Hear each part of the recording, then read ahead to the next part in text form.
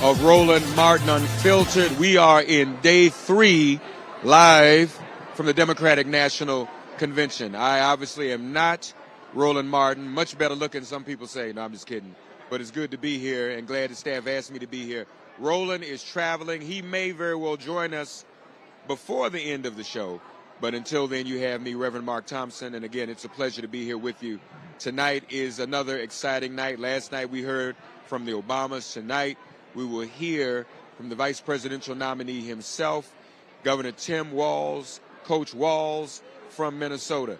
First of all, though, we have some very special guests with us here in studio. I'm going to introduce them all, and they'll give you, from their perspective, their insight about this nomination, about this race, about this atmosphere of excitement here at the Democratic National Convention in the United Center. Right behind us, you see Michael Jordan's statue. This is where Michael Jordan made his living off of all the other teams in the NBA right here in the United Center. First of all, the Attorney General from Nevada is here with us. Attorney General Aaron Ford. My brother, good to see you. Great to see you. Welcome to Roland Martin Unfiltered. And by the way, you do look better than Roland. Tell him I said that. That's what I'm saying, 100 miles an hour. What they say in the movie, I'm the captain now. The EPA Administrator, Michael Regan. How are you, brother? I'm doing well. Good to see you. And, of course, one of you have an emeritus title now, too, right? Are you Democratic Leader Emeritus or? No, I'm just. Whip, Emeritus Whip. Yeah. Majority and Minority Whip Emeritus, James Claiborne. How are you, sir? I'm great. Thank you very much for having me. Without whom we wouldn't even really be here, because he's responsible for Joe Biden in South Carolina and ultimately responsible for Joe Biden's pledge to appoint a black woman to the Supreme Court that made all the difference in the world. So it was no surprise to you when Joe Biden, you all saw Patrick Mahomes do that behind-the-back pass? That's what he did to Kamala, did he not? That was no surprise to you, was it? Absolutely. No, it was no surprise did you expect that when it happened? When he endorsed her? Oh, yeah, when he passed handed off. Joe Biden called me before he issued his statement, and we talked about it. He read the statement to me and asked me what I thought. I told him there was something missing, and I told him what I thought it was, that he could not, or at least should not, leave the scene without endorsing her. And he told me at that time that he was going to issue a second statement within the hour, and that would be an endorsement. Mm-hmm. And 30 minutes later, he did. Mm-hmm. So, no, I was not surprised. A lot of people missed this. But when you were involved, when those young men and that one white woman down in Tennessee were treated so unfairly, you saw the vice president spontaneously get on an airplane, flew down to Nashville, stood with them, and the speech he gave that night, I was sitting with a few other people. I turned to them, I said, she has arrived. Mm-hmm. And then not long after that, Dobbs came. She went around the country with that issue. And I saw how she was connecting to women of all shades, all colors, all backgrounds. And then on the international scene, the president sent her to France when we got sideways with the French government over that submarine deal down in Australia. She went to France, came back with a tremendous settlement. Right. So you saw her acting internationally and nationally. So I knew she was prepared for this. And so within, I guess, less than 3 hours after Joe Biden made his endorsement, we wrapped it up with what was needed for her to be the nominee. And that was over and above, frankly, the objections of some of your colleagues in the House and the party. Because they wanted, man, I heard last night they wanted to have 7 regional primaries.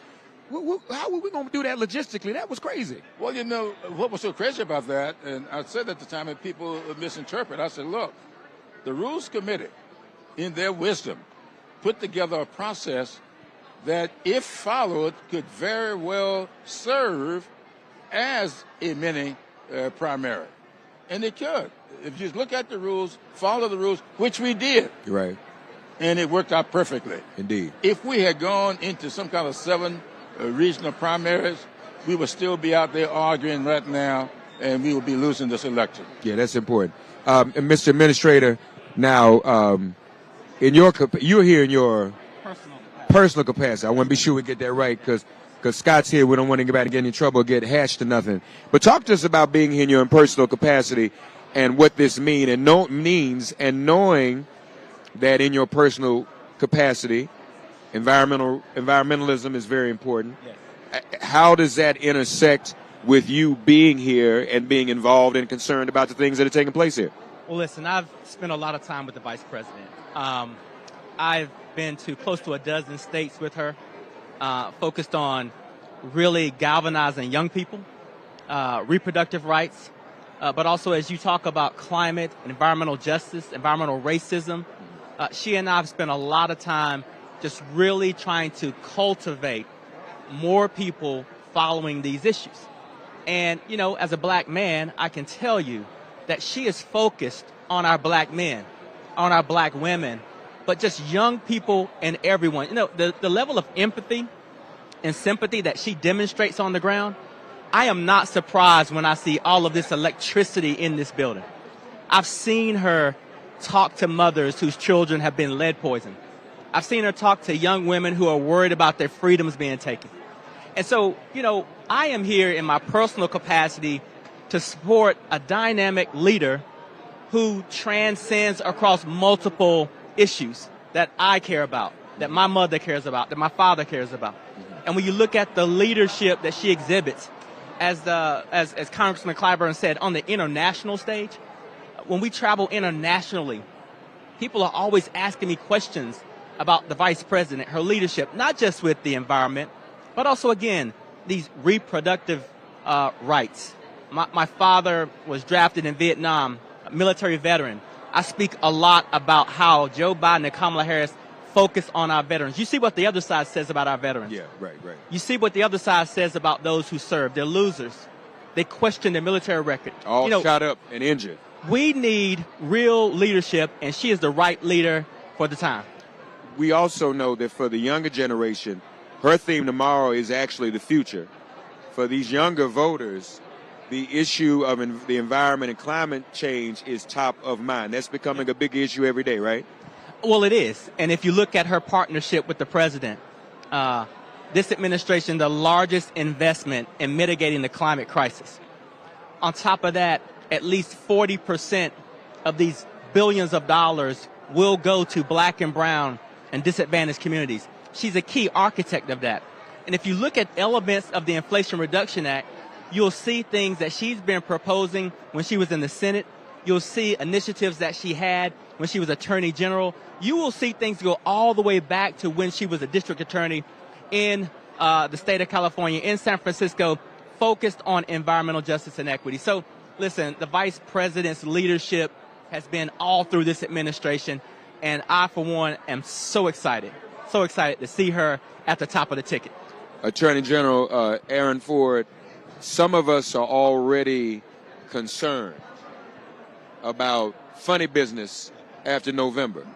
Are you and other attorneys general getting ready, getting prepared to deal with that? We know they're going to try something with the electors, try to maybe throw it into the House or even take it to the Supreme Court. Have you all already started dotting I's and crossing T's? Well, absolutely. Look, in my office, we have a saying. You've heard it before. We don't get ready. We stay ready so we don't have to get ready. Right. We have indeed prepared ourselves. We've anticipated. We've always viewed 2020, what they did then, as a test run for 2024. To their disadvantage, the Republicans and those of the cronies of Trump who filed those lawsuits, they did it a little bit late.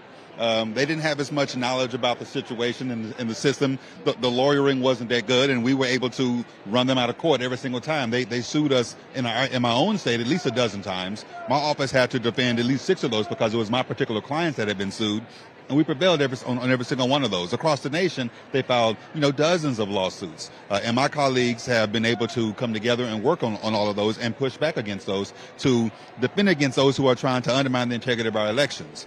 And so, yes, we are absolutely staying ready, so we don't have to get ready. We continue to have conversation, to meet the Democratic Attorneys General Association. I'm the co-chair of it. My other co-chair is Kathy Jennings in Delaware. We and the other 22 Attorneys General of Democratic AGs, we meet at least every other week. At least via Zoom. We meet in person quarterly, and oftentimes in between to ensure that we have the ability to continue to coordinate, to have conversations around what we can anticipate. And we will be ready. We know that the attacks are coming. They started early in my own state, having sued us already several times. We prevailed on all of those lawsuits because my office is a smart lawyering office. And at the end of the day, I'm confident in our elections. We're going to continue to protect those, and we'll prevail against these frivolous lawsuits. But you all are getting ready, and you'll be prepared for when that moment comes. Absolutely. Well, I guess we are. Trump ain't doing much campaigning at all, which kind of hints to me that he feels confident about the little trick he has in place. He probably has something up his sleeve that makes him feel that he doesn't have to campaign. And obviously, one of those things might very well be forcing this into the House. Are you concerned about that? Are you all prepared to deal with that if that happens? I don't know if we're prepared to deal with it, but we're prepared to deal with the process that could lead to that. And I want people to know, I know exactly what was going on January 6, 2021. If anybody questions that, I will say to them, take out your device, Google presidential election 1876. You look at that presidential election, and you will see exactly what was happening on January 6th, trying to force the election into the House of Representatives. It happened in 1876, and they succeeded in bringing an end to Reconstruction. That's how we ended Reconstruction with that election. And it happened by one vote. 185 to 184 in the Electoral College ended Reconstruction. And there were 3 states at the time with dual sets of electors. They tried 5 states back then in order to get those challenged, and the election was going into the House of Representatives. So that concerns me. But now I'm going to tell you what I'm not concerned about. I'm not concerned about any kind of insurrection, because they're going to find out exactly who and what Joe Biden is. Remember when Forbes sent the National Guard out to try to stop the Little Rock Nine? Eisenhower deputized the entire National Guard, and they became federal troops. But Joe Biden is ready to deal with this. So he got away with it when he was in charge. He ain't going to be in charge in this one. Right. And Joe Biden will teach them a lesson in what being the real commander-in-chief is all about. A lesson that they won't forget. Mr. Administrator, I know you've got to run.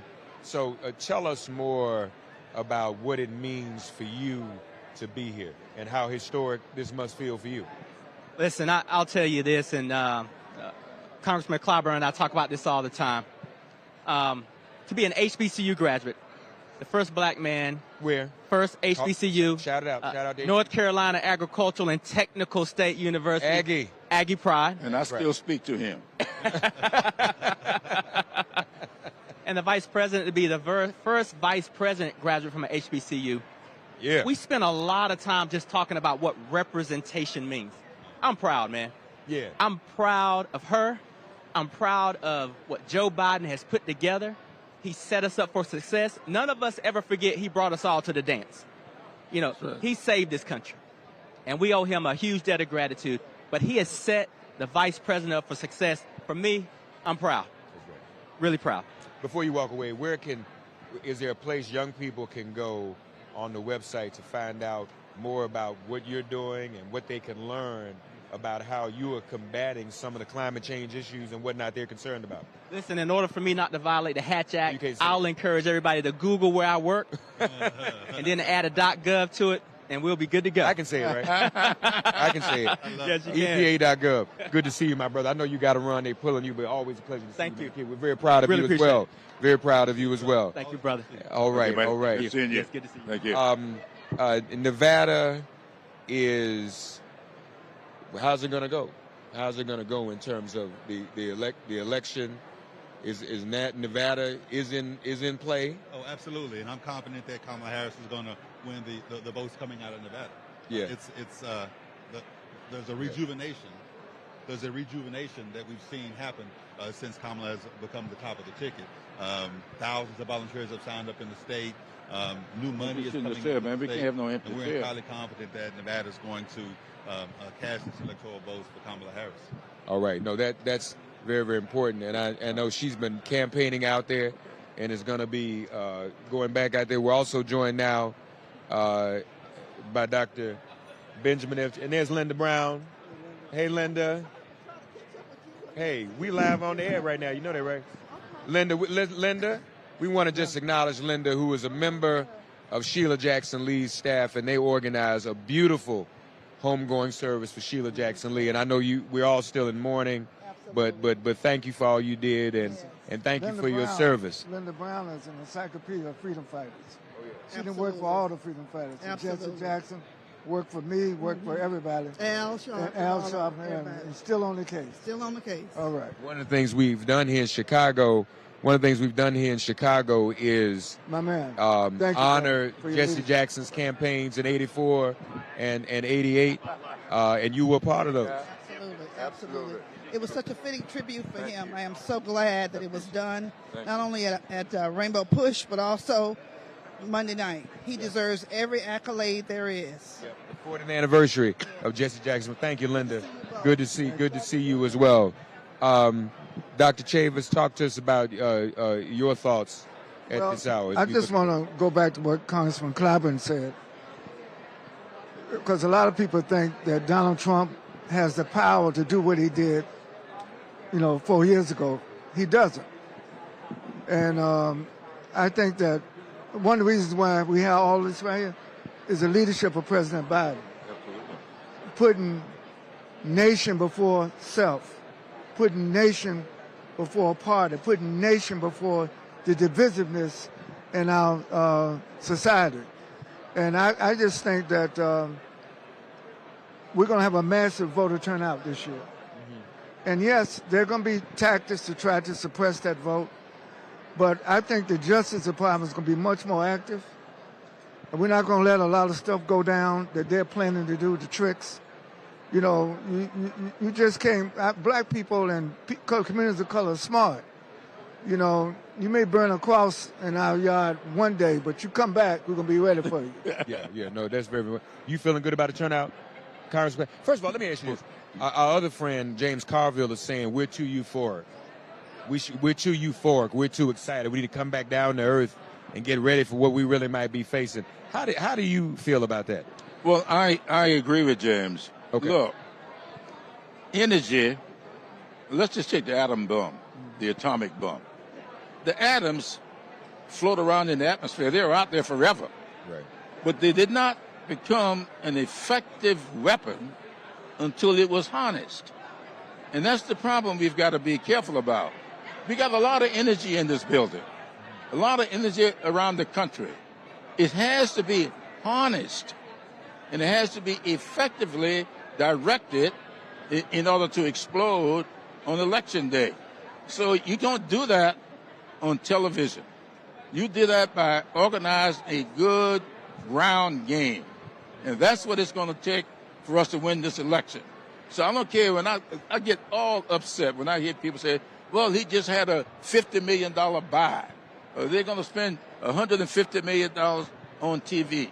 That ain't going to turn out the vote. You better spend $50 million on the ground, organizing people, harnessing this energy, directing it to the polls on election day. Because though I don't worry about what's going to happen after the election, I do worry about what will be happen during the election. Just look at what's going on in Georgia right now with that little committee they got down there, giving them the authority to validate votes before they are counted, validating the process. That's the kind of stuff that I worry about. So in order to overcome that, you got to have an overwhelming vote on election day. And then once that's done, I ain't worried about them trying to reverse anything up at the national level, because, you know, that's done in a joint session of the House and Senate, presided over by who? The vice president. The same woman whose presidency will be on the line. Yeah. And so that is what we are looking at different now. So let's get real.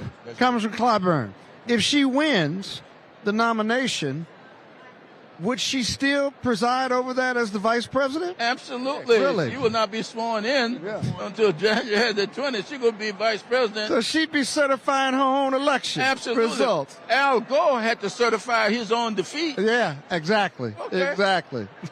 Two sides of the coin. So one thing I like about Jim, you're a good lawyer. I know, man. He's a good historian.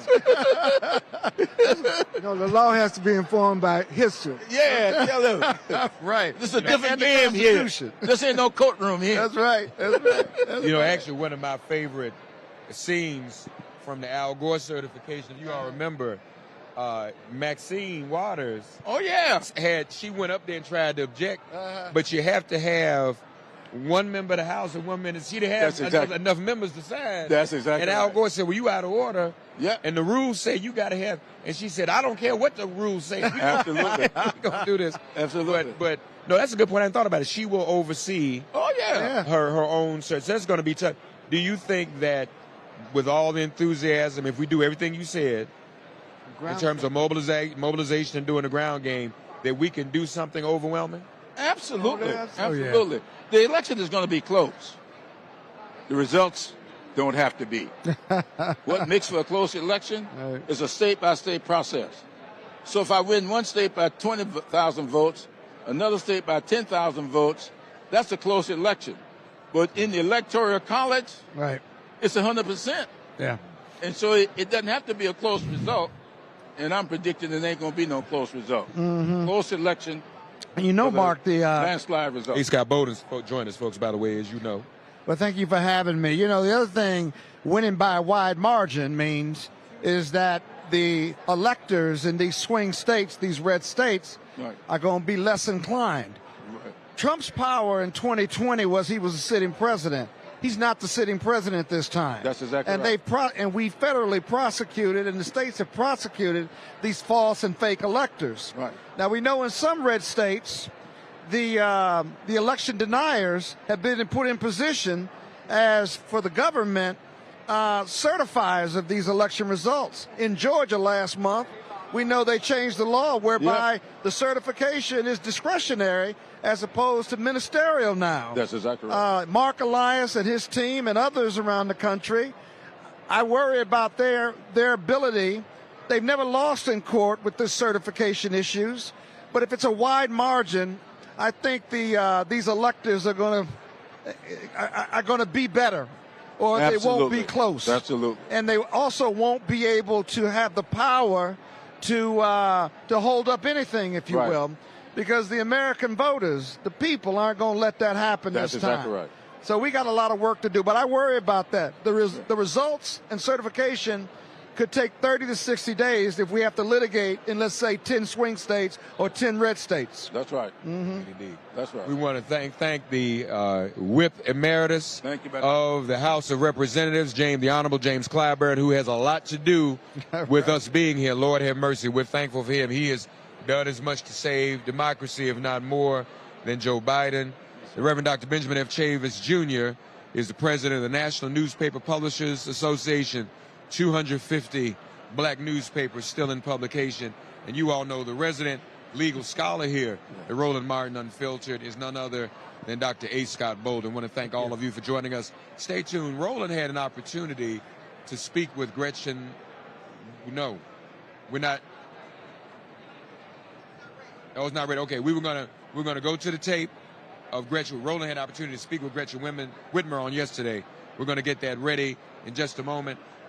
We know some of the proceedings have already begun on the floor. And as I said earlier, we've got a significant lineup tonight, including Tim Walz, Governor Tim Walz.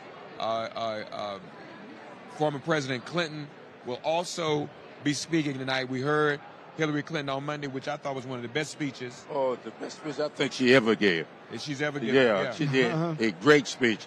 Look, the women are doing this thing. That's right. I mean, you know, Michelle Obama last night. Great. And Michelle last night. I felt so sorry for Barack when he got up there after her. I don't know what's going to happen tonight, but so far the women are winning. Women are Hey, carrying it. well, you know what my former client Marion Barry used to say? What's The that? best job for a man is being done by a woman. That's right, he did say that. Marion did say that. All right, speaking of women, Governor Gretchen Whitmer of Michigan, who at one time was in the mix herself to be a vice presidential running mate, spoke with Roland Martin yesterday, I believe. Let's go to the tape. Thank you. Governor, how you doing? I'm great. How you doing? Oh, good. Bringing, I know you don't necessarily want to bring Michigan into Illinois, that whole Big Ten thing going on, but talk about this convention in Chicago and literally the level of energy that preceded this, but also what you were seeing and feeling here. Hey, it's real. And, we should bring Michigan into Illinois because we are all a part of the blue wall, right? It's great to see so many people feeling optimistic, determined. We got a candidate who everyone's unified behind, who is ready to take this on, and it's exciting to be a part of. I love that Tim Walz is on the ticket, too, a fellow Midwesterner. I mean, this is, I think, a really great moment in America, and it's still going to be hard. We still got to do a lot of work, but the enthusiasm's high. So everybody was talking about, obviously, the rallies they had in Arizona and Nevada, but the rally at the airport in Michigan was crazy, and it actually drove Donald Trump crazy by him claiming it was AI, the massive crowd that was there. Well, I can tell you, I was there, and it was not AI. It was off the hook. It was so fun, and I really think that as we come out of this week, people are going to see a party that is joyful, is determined, has great leaders. I mean, the wealth and depth of the bench right now on the Democratic side of the aisle is real, and it's inspiring. But we're also, very sober about how much work we have to do. We leave here on Friday, and it's 75 days to Election Day, and we can't make any assumptions. We got to do the work. Obviously, your state is critical. Look at the last election. It was major. You've got a significant Muslim population there as well. How do you see your role working with this campaign to really establish those bridges and get folks to understand that you should be demanding issues from folks you vote for, but you also have to win if you actually want policy to be changed? Right. I think, as the governor of a state that has benefited from this rich diversity, we're the most diverse swing state in the country. Michigan's a place that people came to for a job on the line. And so we've got this rich diversity, and it's a wonderful thing. Right now, though, obviously our Jewish community, our Arab and Muslim and Palestinian communities are all hurting. The loss of life, the hostages that still haven't been returned, the innocents who've been killed, everyone's hurting. And so I know everyone wants the violence to cease, the hostages to be returned, and I've stayed close to both communities. I think it's very important.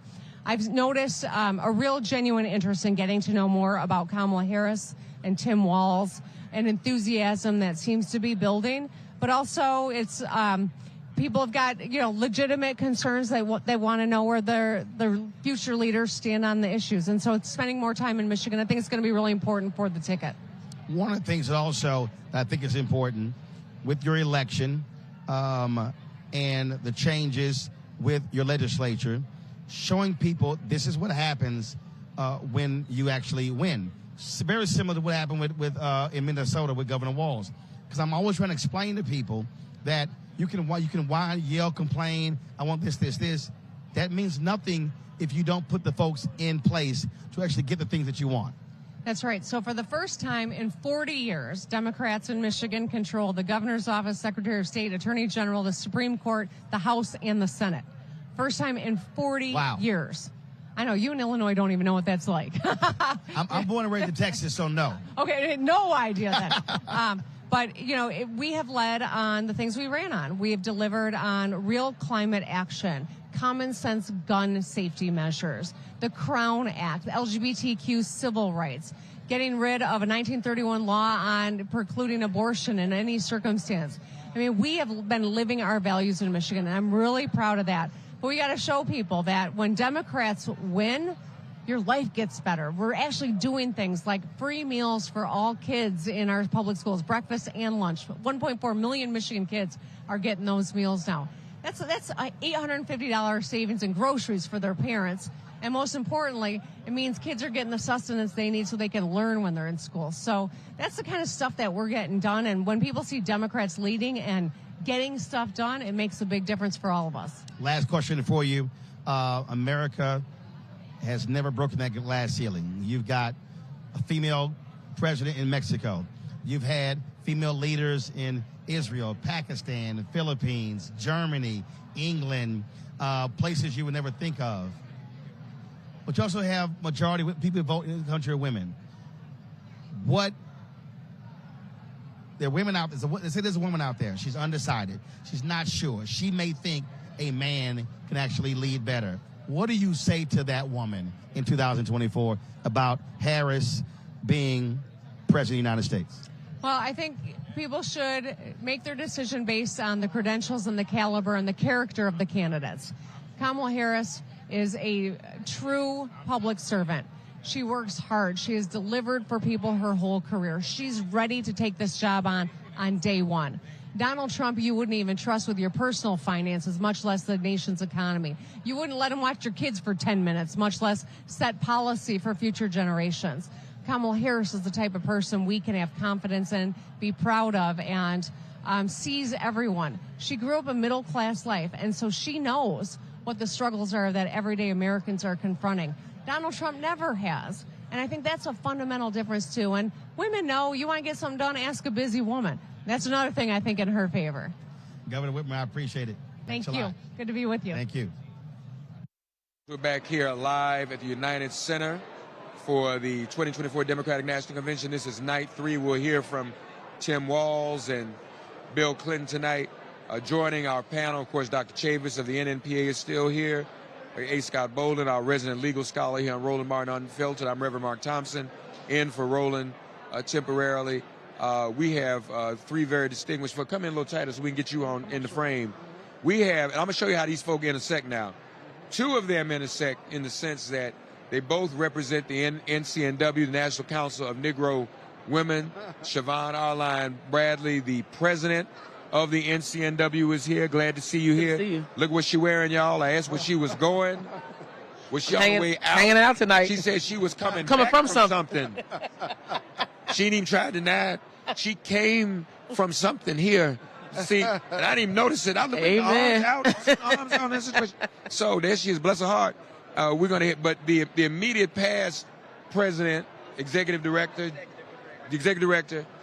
general counsel. That's right. Current general counsel. Watch what I do here. Janice Mathis, we love her. Jonathan Jackson, the son of Reverend Jackson. Hey, brother. Wonderful. Great to see you, Brother Mark. Thank you, sir. That's right. For those you don't know, we're going to do a little history because we celebrated Reverend Jackson's 40th anniversary of 84 and 36th anniversary of 88. Janice was in that. Janice was a child whose father was his father's football coach in high school. That's how long she been knowing Reverend Jackson, right? All of his life. Yeah, that's a fact. You know, there's tremendous amount of legacy around here, and I can't thank Ms. Janice Mathis too much. Her father was an inspiration for my father.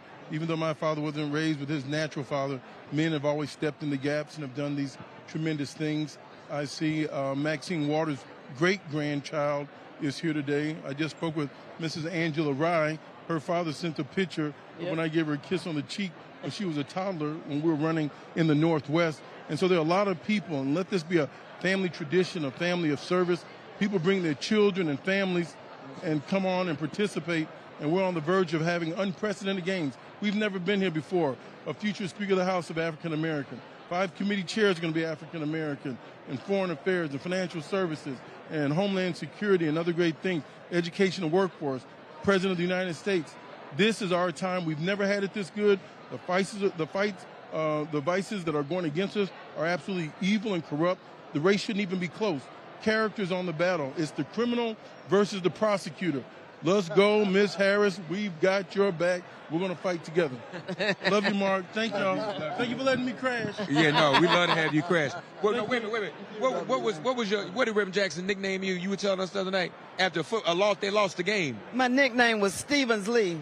That was the high school that they played and won the night that I was born. Is that right? Oh my gosh. He called me Stevens Lee. Yeah, Stevens Lee. Well, talk to us about what this means for a black woman to accept the nomination and to be about to be president. That's not that big of a deal for the National Council of Negro Women, is it? I'm kidding. Well, you know, first of all, what would Dr. Haidt say? Dr. Haidt and Dr. Bethune. Yeah. I mean, Dr. Bethune founded NCNW, and I think people have to understand the history of the organization. Bethune gathered 22 national black women's organizations to talk about socio, political, and economic opportunities for black women. It's 2024. She did that in 1935 in the middle of the Depression. You think about Dr. Haidt standing as the only woman in the middle of the Big Six, the architect behind a massive number of pieces of legislation, to fast forward to 2024, a black woman who happens to be a member of NCNW. Kamala Harris is a member of our organization. She's a member of 2 of our national affiliates. I believe they both are rejoicing because their work was not done in vain. And we now have a combination of the activism of a Chisholm, a Jordan, Rosa Parks, Coretta, now on the stage representing what black women can be, and actually should have been a long time ago. That's very important. So what is the NCNW doing in terms, because I'm a life member, but I don't always I get folk in trouble. How much can the NCNW do? Is there a C4 component? We are a C3. We're a 501c3. Okay. However, we are politically astute. We have now an 8-state, all-state strategy. We're asking high schools, seniors across the country to work with NCNW to help them all get registered prior to our voter registration deadline. We're also going to be activating local school boards and engaging them with poll workers, something called Turnout Sunday. We're trying to bring preachers to the polls, right? We're trying to engage women clergy as well. Here's the last thing. We are going to be canvassing, y'all. We're going back to the old school. That's right. We're getting out in the streets, and we're asking our folks to get down in these states. Florida, Georgia, North Carolina, South Carolina, Pennsylvania, Virginia, Michigan, Ohio, Wisconsin, Nevada, and Arizona. And we're going to be going door to door with the van system, finding those voters, knocking on doors and say, listen, we can't tell you who to vote for, but you got to get out here and vote. Yeah, no, that's very, very important. Yeah. And absolutely necessary. You know, I'll tell you a story about Dr. Haidt, too. I think we were doing the Million Man March, or maybe it was something before that. And back then, y'all, we still didn't have a lot of cell phones. We still had some pagers. Pagers, you had beepers. And one night I get a page. I recognize the number. Well, I didn't recognize the number. So I called and said, yeah, always, because y'all, when the page came, you'd stop and return the call. And it's Dr. Haidt. And I said, Dr. Haidt, you know how to page?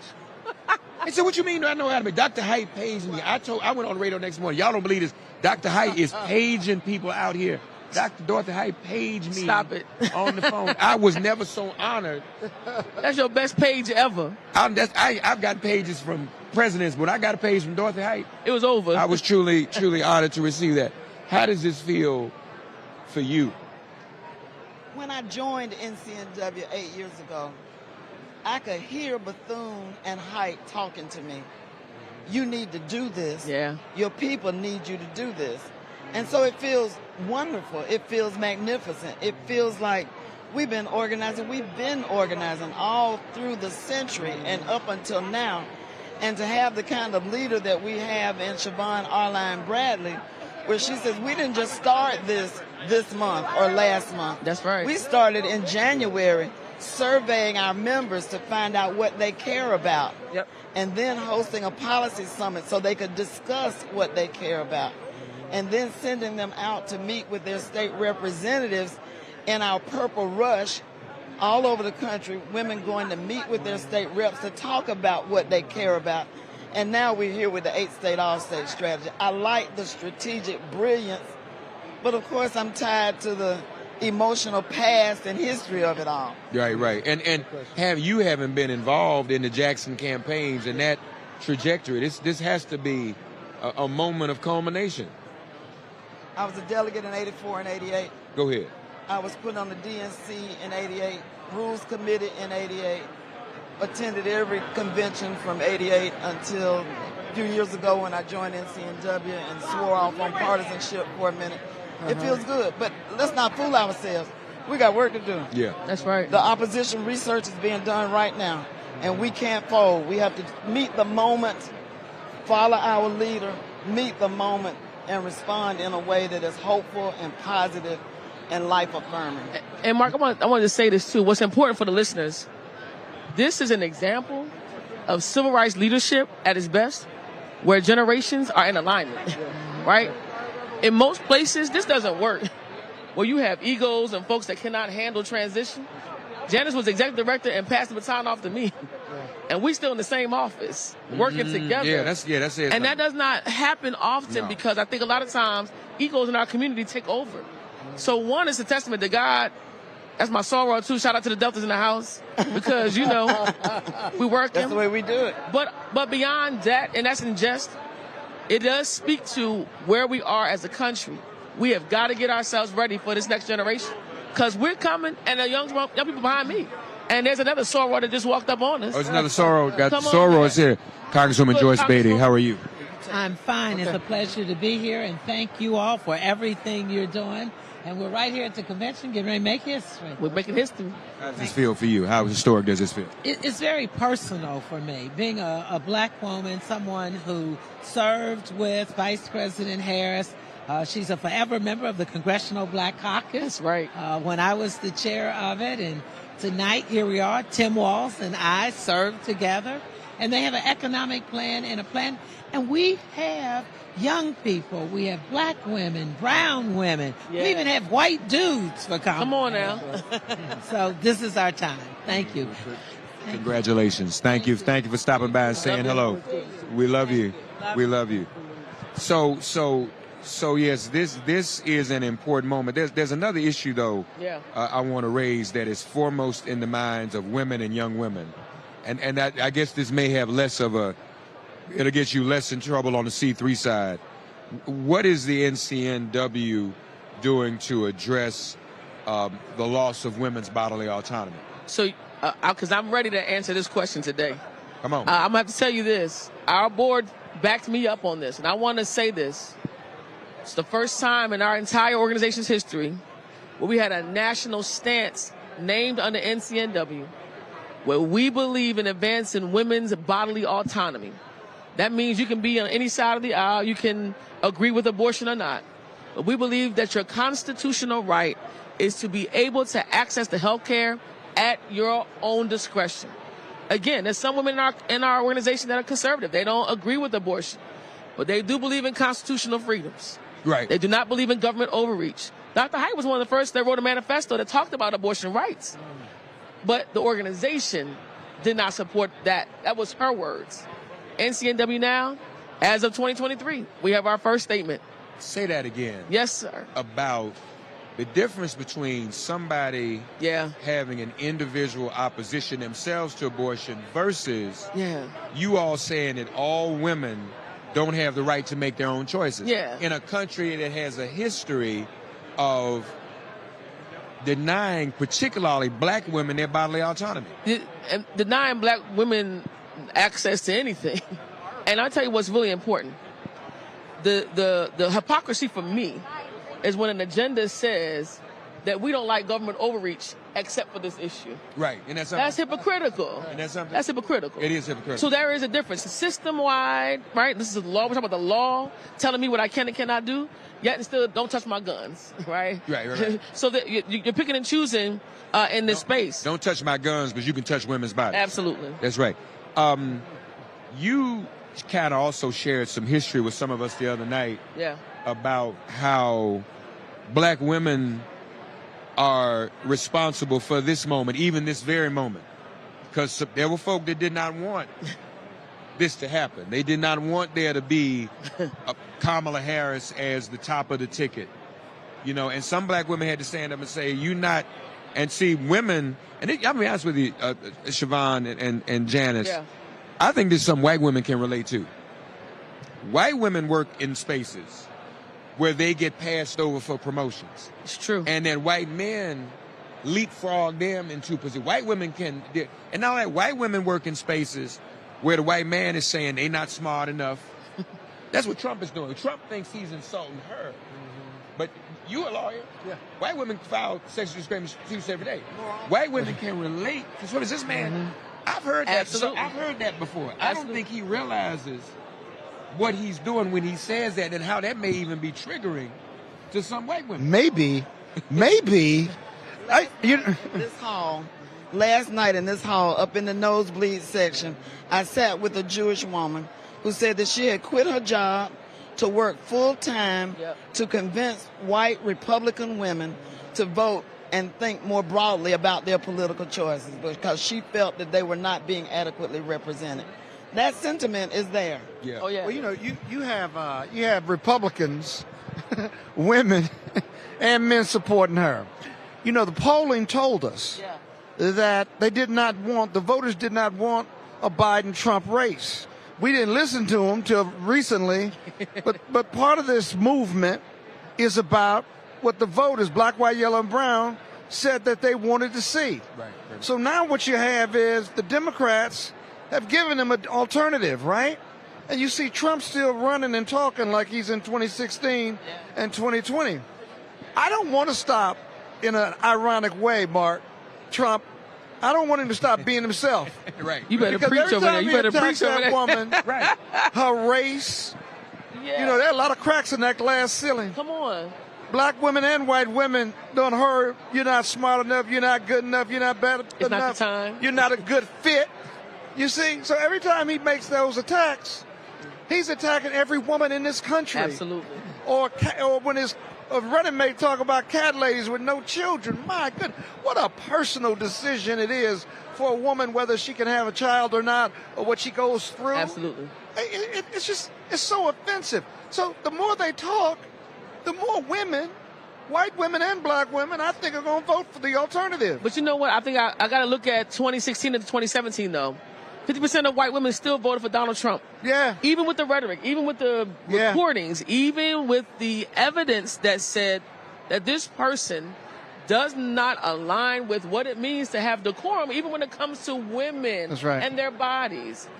So I say, we've seen some of that movie before. Yeah, but 2024, I think you're going to see some movement on that. I think we have some evolution. I do. I agree with you. Because when she cracks that ceiling, she's not just cracking it for black women. It's for everybody. And black people, for everyone, especially white women and brown women and Indian women and Latinas. They just do. So, you know, I've been involved in the civil rights movement a long time. So I want to say on the public record, we wouldn't have a civil rights movement had it been for black women. Wow. Yeah. And today, we would not be here in this convention with this level of enthusiasm if it wasn't for black women. And I think that as a black man, I'm so proud of the National Council of Negro Women. I can see Dr. Bethune, Dr. Hyde, and all the long legacy of sisters who sacrificed to get us to where we are. And I think that what you said about mobilizing at the ground level is so very important. We got to take this enthusiasm from the convention back to our homes, back to our communities, back to our churches, back to our synagogues, our mosques, to make sure that we have an overwhelming voter turnout. That's right. That's right. You know, we have the opportunity of history in our hands, but we got to exercise it. And we got to let no brothers and sisters fall asleep. Come on. Between now and November. That's right. That's right. We got to stay active. How can people find and join? Like me, I'm a life member. And look, brothers can join. Come to ncnw.org. Follow us on social media as well. We're on Facebook. They kicked me off of X. Cool. But we've got opportunities on LinkedIn, Instagram, and also we have brothers that are joining us as associates. Support us, and please give to our Get Out the Vote Fund. We are building on the ground. 17 to 24-year-olds, that's our priority. We need 4 million voters to change this election. I'm joining. I'm not a member. I'm a life member. Come on, man. I'm going to be a life member. And black men, send me the information. Black men, God bless you. You do not, let me tell you something. Some men think supporting black women is against it. You a real man if you support these sisters. Exactly. All right? Exactly. Thank you, Janice Mathis, General Counsel. Siobhan Arline Bradley, who is the president of the National Council of Negro Women. Y'all probably hear words she said. You distracted by the outfit. And he's trying to compliment you on your dress. Is that what he's trying to. You probably hear you looking at the top and the earrings. And you say you're not going nowhere after this? you know, back in the day we had nice clothes. We couldn't waste the good clothes. We had at least go to 2 or 3 of them, right? Can't waste this good clothes. You got to go somewhere else. You got to look the part. You're gonna be able to talk this talk now. You got to go somewhere else tonight. Thank you. Love you. Love you. Love y'all. Keisha Lance Bottoms also spoke with Roland Martin. We're going to hear their conversation right now here on Roland Martin Unfiltered. All right, y'all. Former mayor of Atlanta, Keisha Lance Bottoms, coming here dressed like an AKA. That's because we look good in every color. So what happened? You and the congresswoman, y'all got together and said make it a pink night on Tuesday? Well, I mean, I'm trying to honor the moment, but you know, Deltas have been a part of making history for a very long time. So the least I could do is, you know, give a little love to the AKAs. Let's talk about this campaign. 77 days. A lot of work to do. How do you see leaving here this campaign unfurling, if you will, and going to the next level? This is great momentum, and I'm so excited about the momentum. That's a period on that sentence. At the end of the day, if we don't get out and vote, then we would have just had a great time this week. So it's going to be important for every single person here, every community that's represented here, for us to go out and magnify the energy that we are feeling in its place, because the energy is real, but we have so many people getting information not through traditional news. I mean, your great show is a prime example of that. People getting their information in so many different ways. We got to do it the old-fashioned way. We got to knock on doors. We got to call people. We got to talk to them in the barbershop, the hair salon.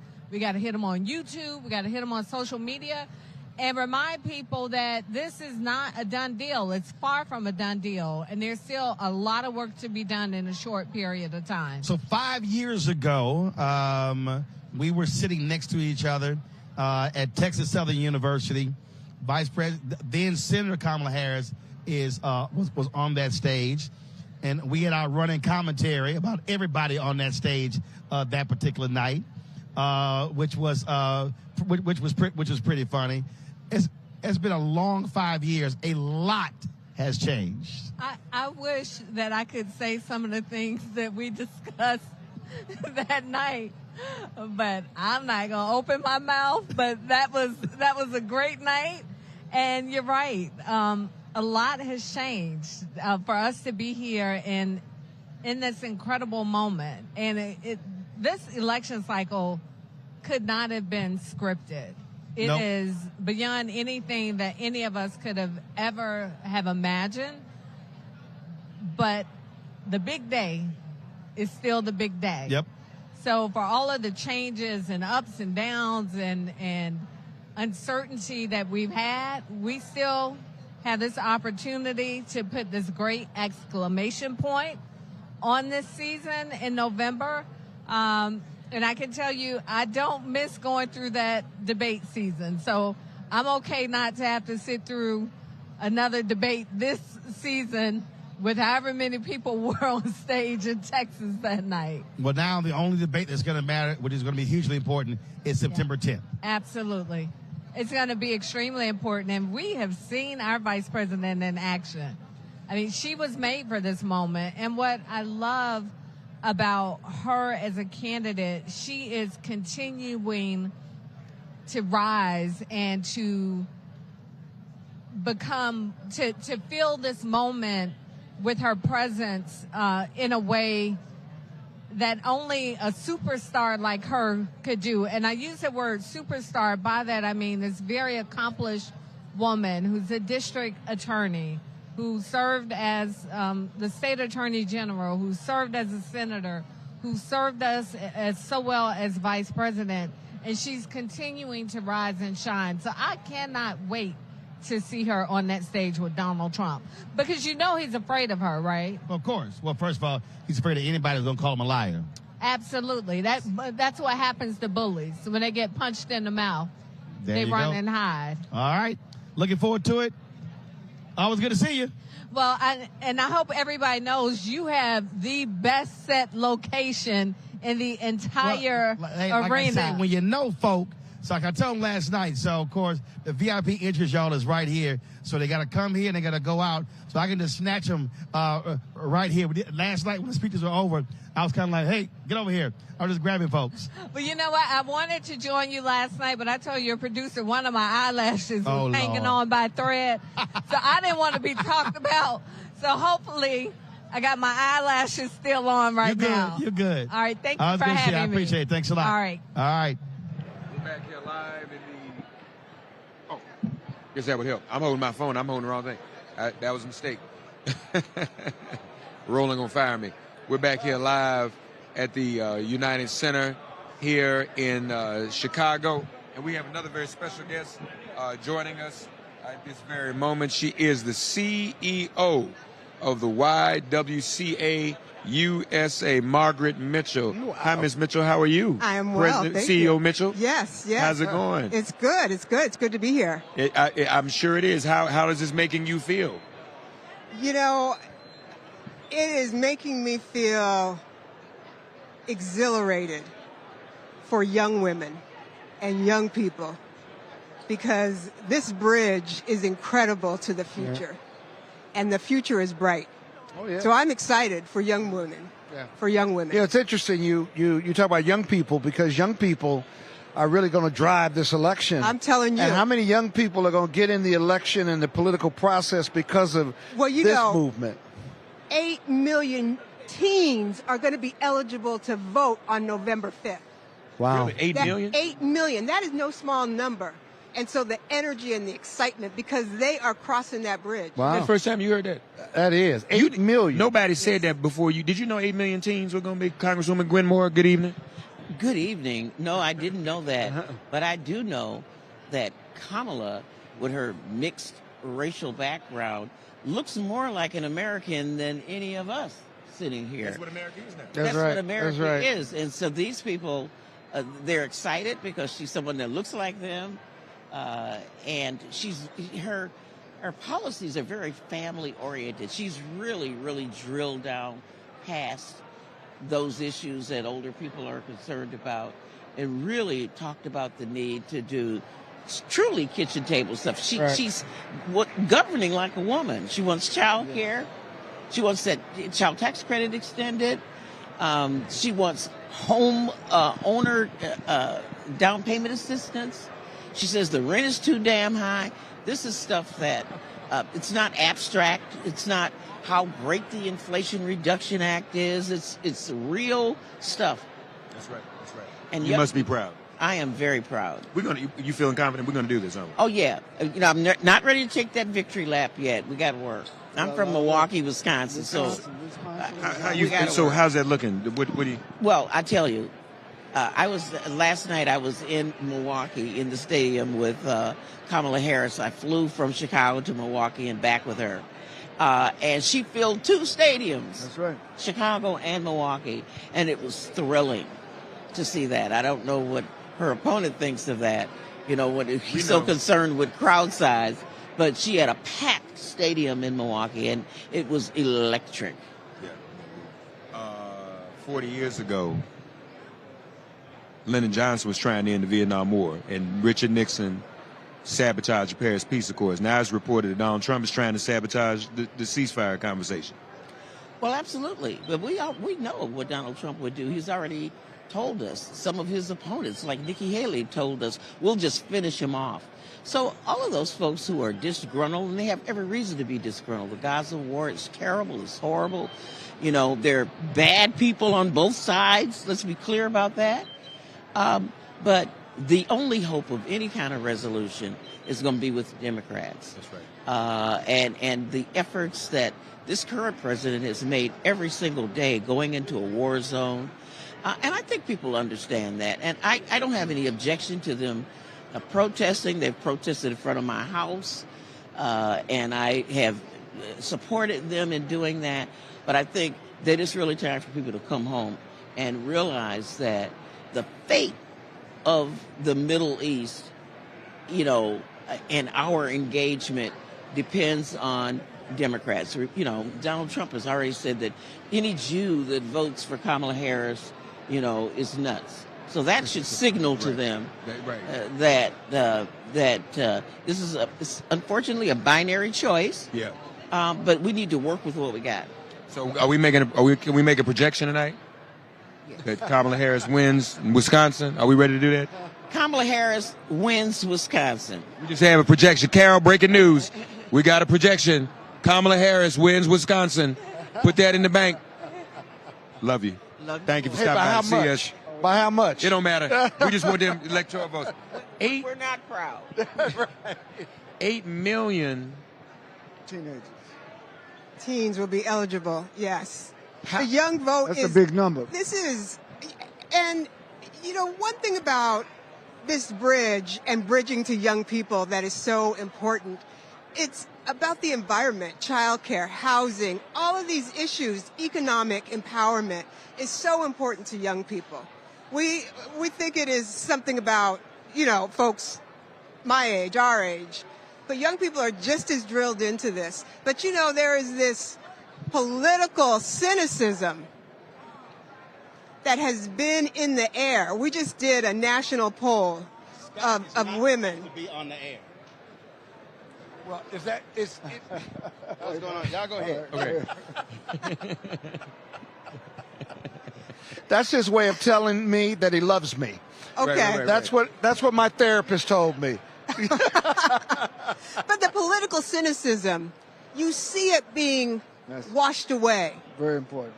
And the engagement in voting, the excitement about being involved is really driving just such a level of excitement. How many of those young people does the YWCA touch?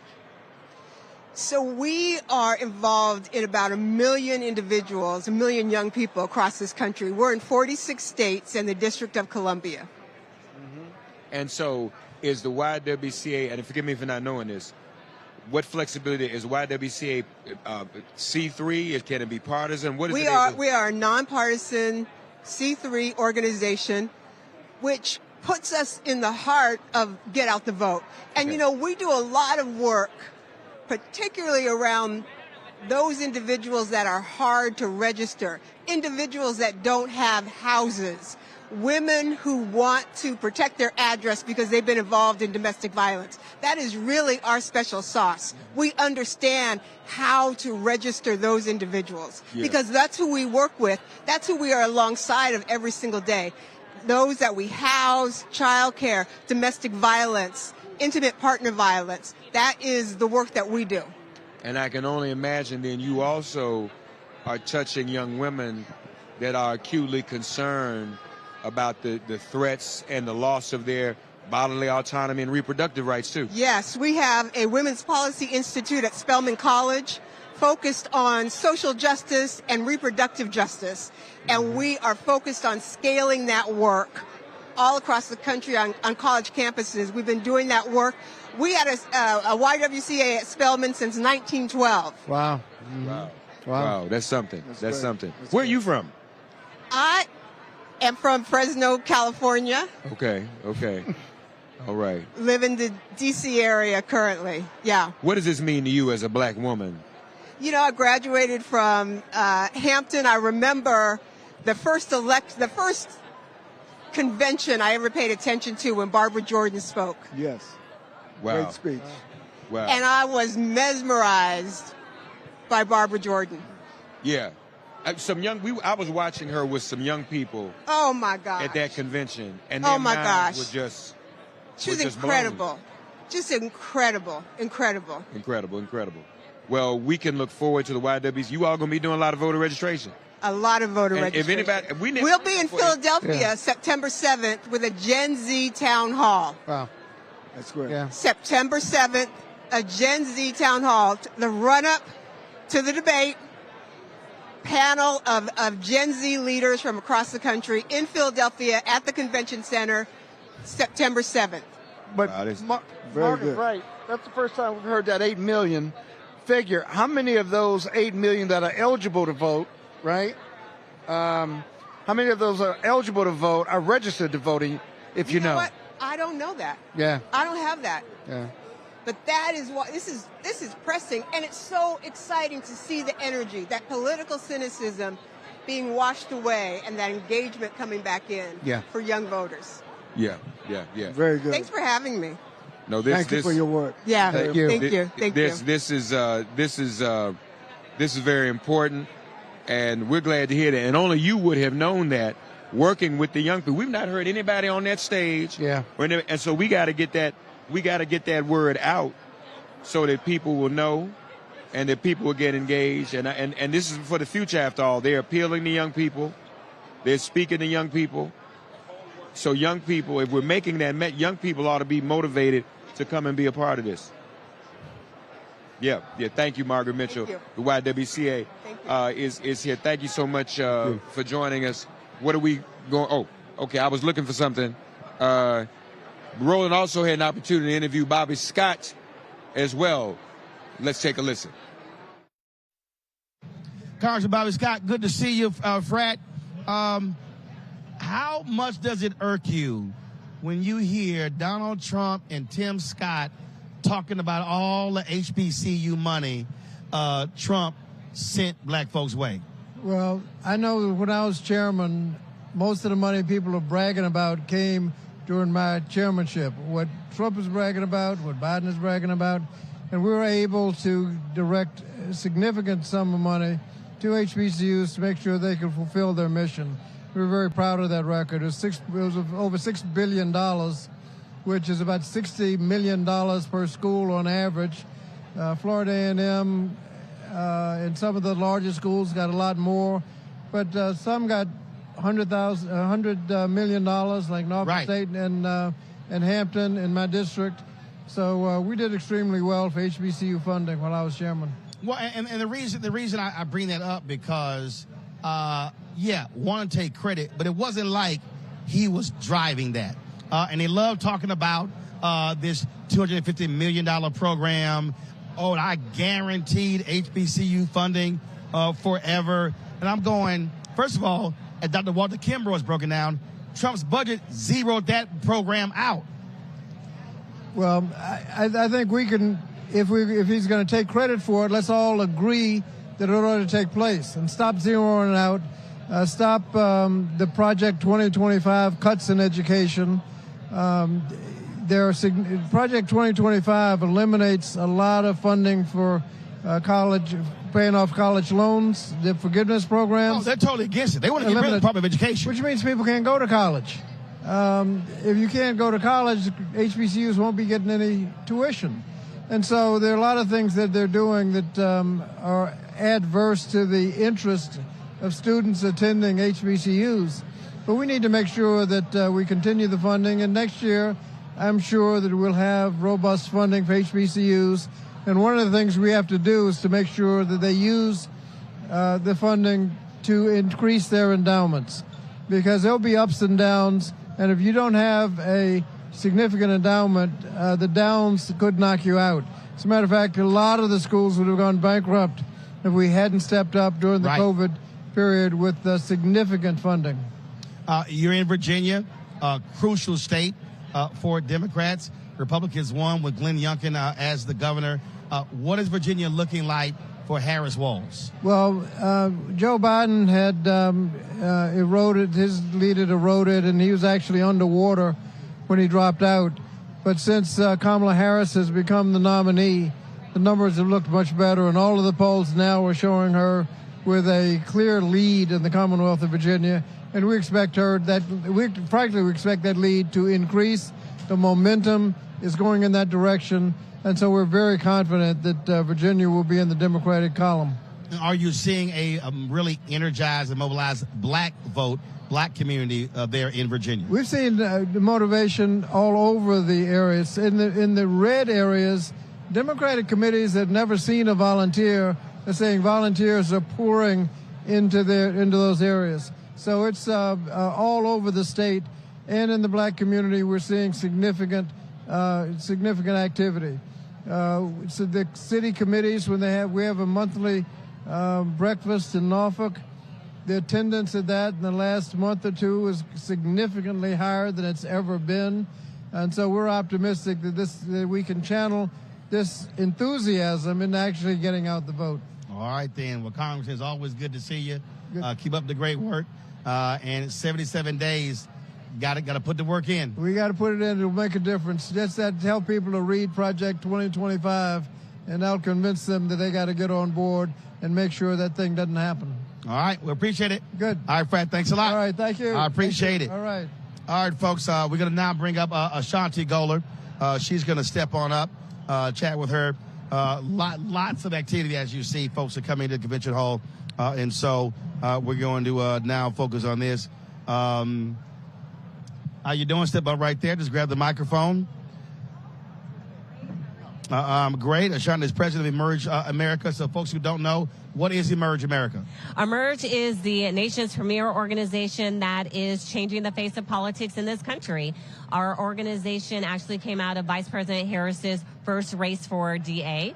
Our co-founders were friends with her, and they looked around and realized there wasn't a great organization to teach women how to run for office, and thus we emerged. So you're focused women running for office? On women running for office. We do that in-depth candidate training, and we demystify what it takes, but we also give them an ongoing network of support.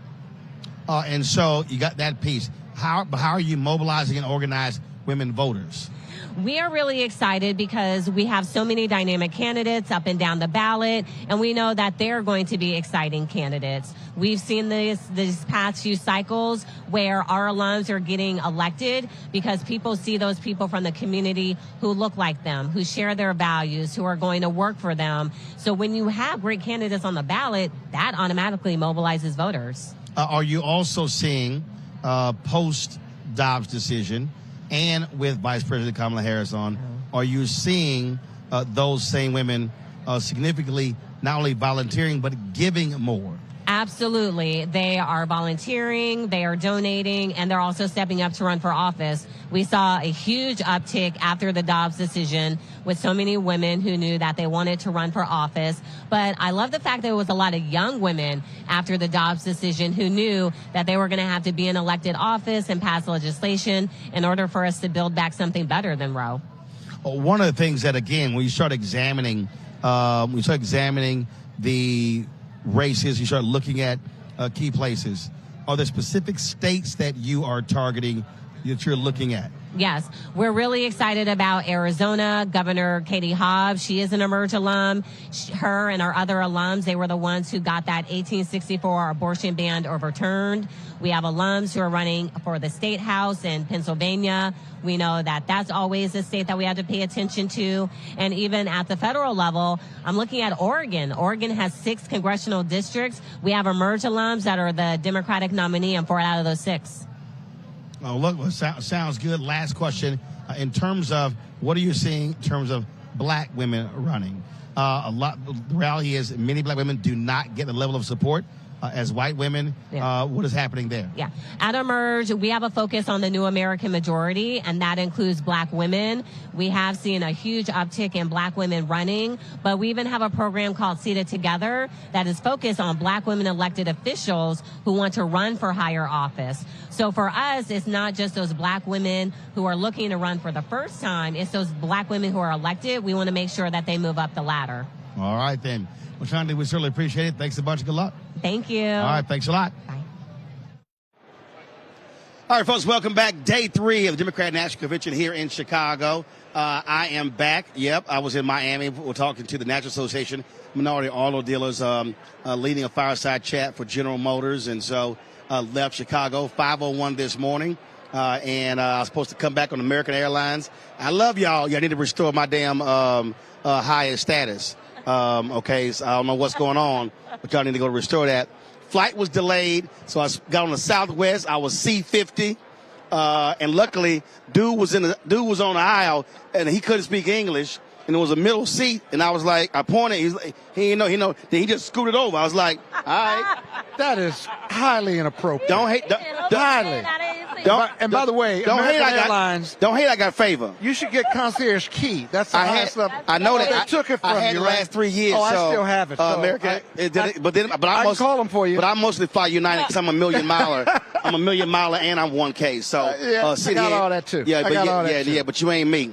Okay, so. That's how it works. So y'all, we gonna do this right here. Yeah. We gonna do this. The game don't change. Since I had Lil Cap or Kwame Jackson on, so y'all cappers rarely get any airtime. But we ain't trying to talk about you. Joining us right now, y'all, is my Congresswoman, Congresswoman Jasmine Crockett. She been running around here. I think she been busier than Jamie Harrison at the convention. Every time I see her, she like, ooh, child. That's the feeling. So this has been your first convention as a member of Congress? It's my first convention ever. Ever? Yes. My first convention ever, and I came as a member of Congress, and I also delivered a speech. Yeah. So you riding high? I don't know about that. It's more overwhelming than anything. Right. You know, like, I'm really a Netflix and chill girl. So to have to come and deal with the big crowd all the time is a lot. But listen, I love the people. I love the work. I love the energy. And so I am looking forward to us being victorious in November, because I really believe that what people will find out from this convention is, number one, our bench is deep, but number two, that we can do this if we pull together. And number three, that there's still work to be done. You can't just rest on your laurels of excitement. You've got to decide that you're going to transfer that excitement and make sure that we actually get this done. When you look at the ratings, ratings came out, and this is just television ratings. Day 2, 20.572 million. Night 2 of the Republican National Convention was 14.8 million. And so Dems beat them on night 1, beat them on night 2. Tonight, and it's going down tonight. Tonight is going to be lit. Yes. Of course, you got Minnesota Governor Tim Walz, but you got the queen, longtime queen of Chicago, Oprah. You got John Legend, Sheila E. doing a Prince tribute. You got Stevie Wonder, and then you got the closer, President Bill Clinton. Yeah, we've got him. We've got Governor Wes Moore. Let's make sure we give him his flowers. For those that don't know who Wes Moore is, they're about to find out. Yeah, he reminds me of that Governor Wes Moore is like it. If anybody thought I did a halfway decent speech, just wait until he gets up and delivers. He is a powerful speaker, as well as he is a powerful leader. So I think that's going to be great. You've got Hakeem Jeffries. We know that Hakeem Jeffries, when he takes the stage, he knows how to slay a good Republican. And you know he going to reference Biggie. If you going to do some alliteration, he going to drop some Biggie. He going to drop some rap lines. He's a real lyricist, like, for real. I mean, he actually went to high school with a bunch of those guys. I don't know if it was Vic, but he went to the same high school as a bunch of, like, New York rappers. Like, he's for real lyricist. And if y'all Google, y'all can actually find him on YouTube, like, randomly freestyling at some random party. Like, he for real. So Hakeem, like, he's legit. Like, I am not. He's a cipher? He's a good Kappa man, too. a good Kappa man. Listen, so yeah. Hakeem will Well, be great. I'm gonna check to see. I'm gonna check to see if he's financial. Go ahead. I'm sure you gotta be. But no, Hakeem will be great. So it will be a high energy night all around, from the speakers to the music.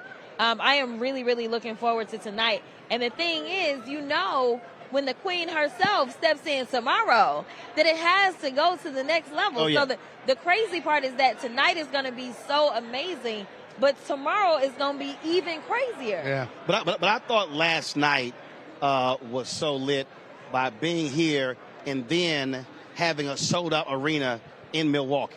Yeah.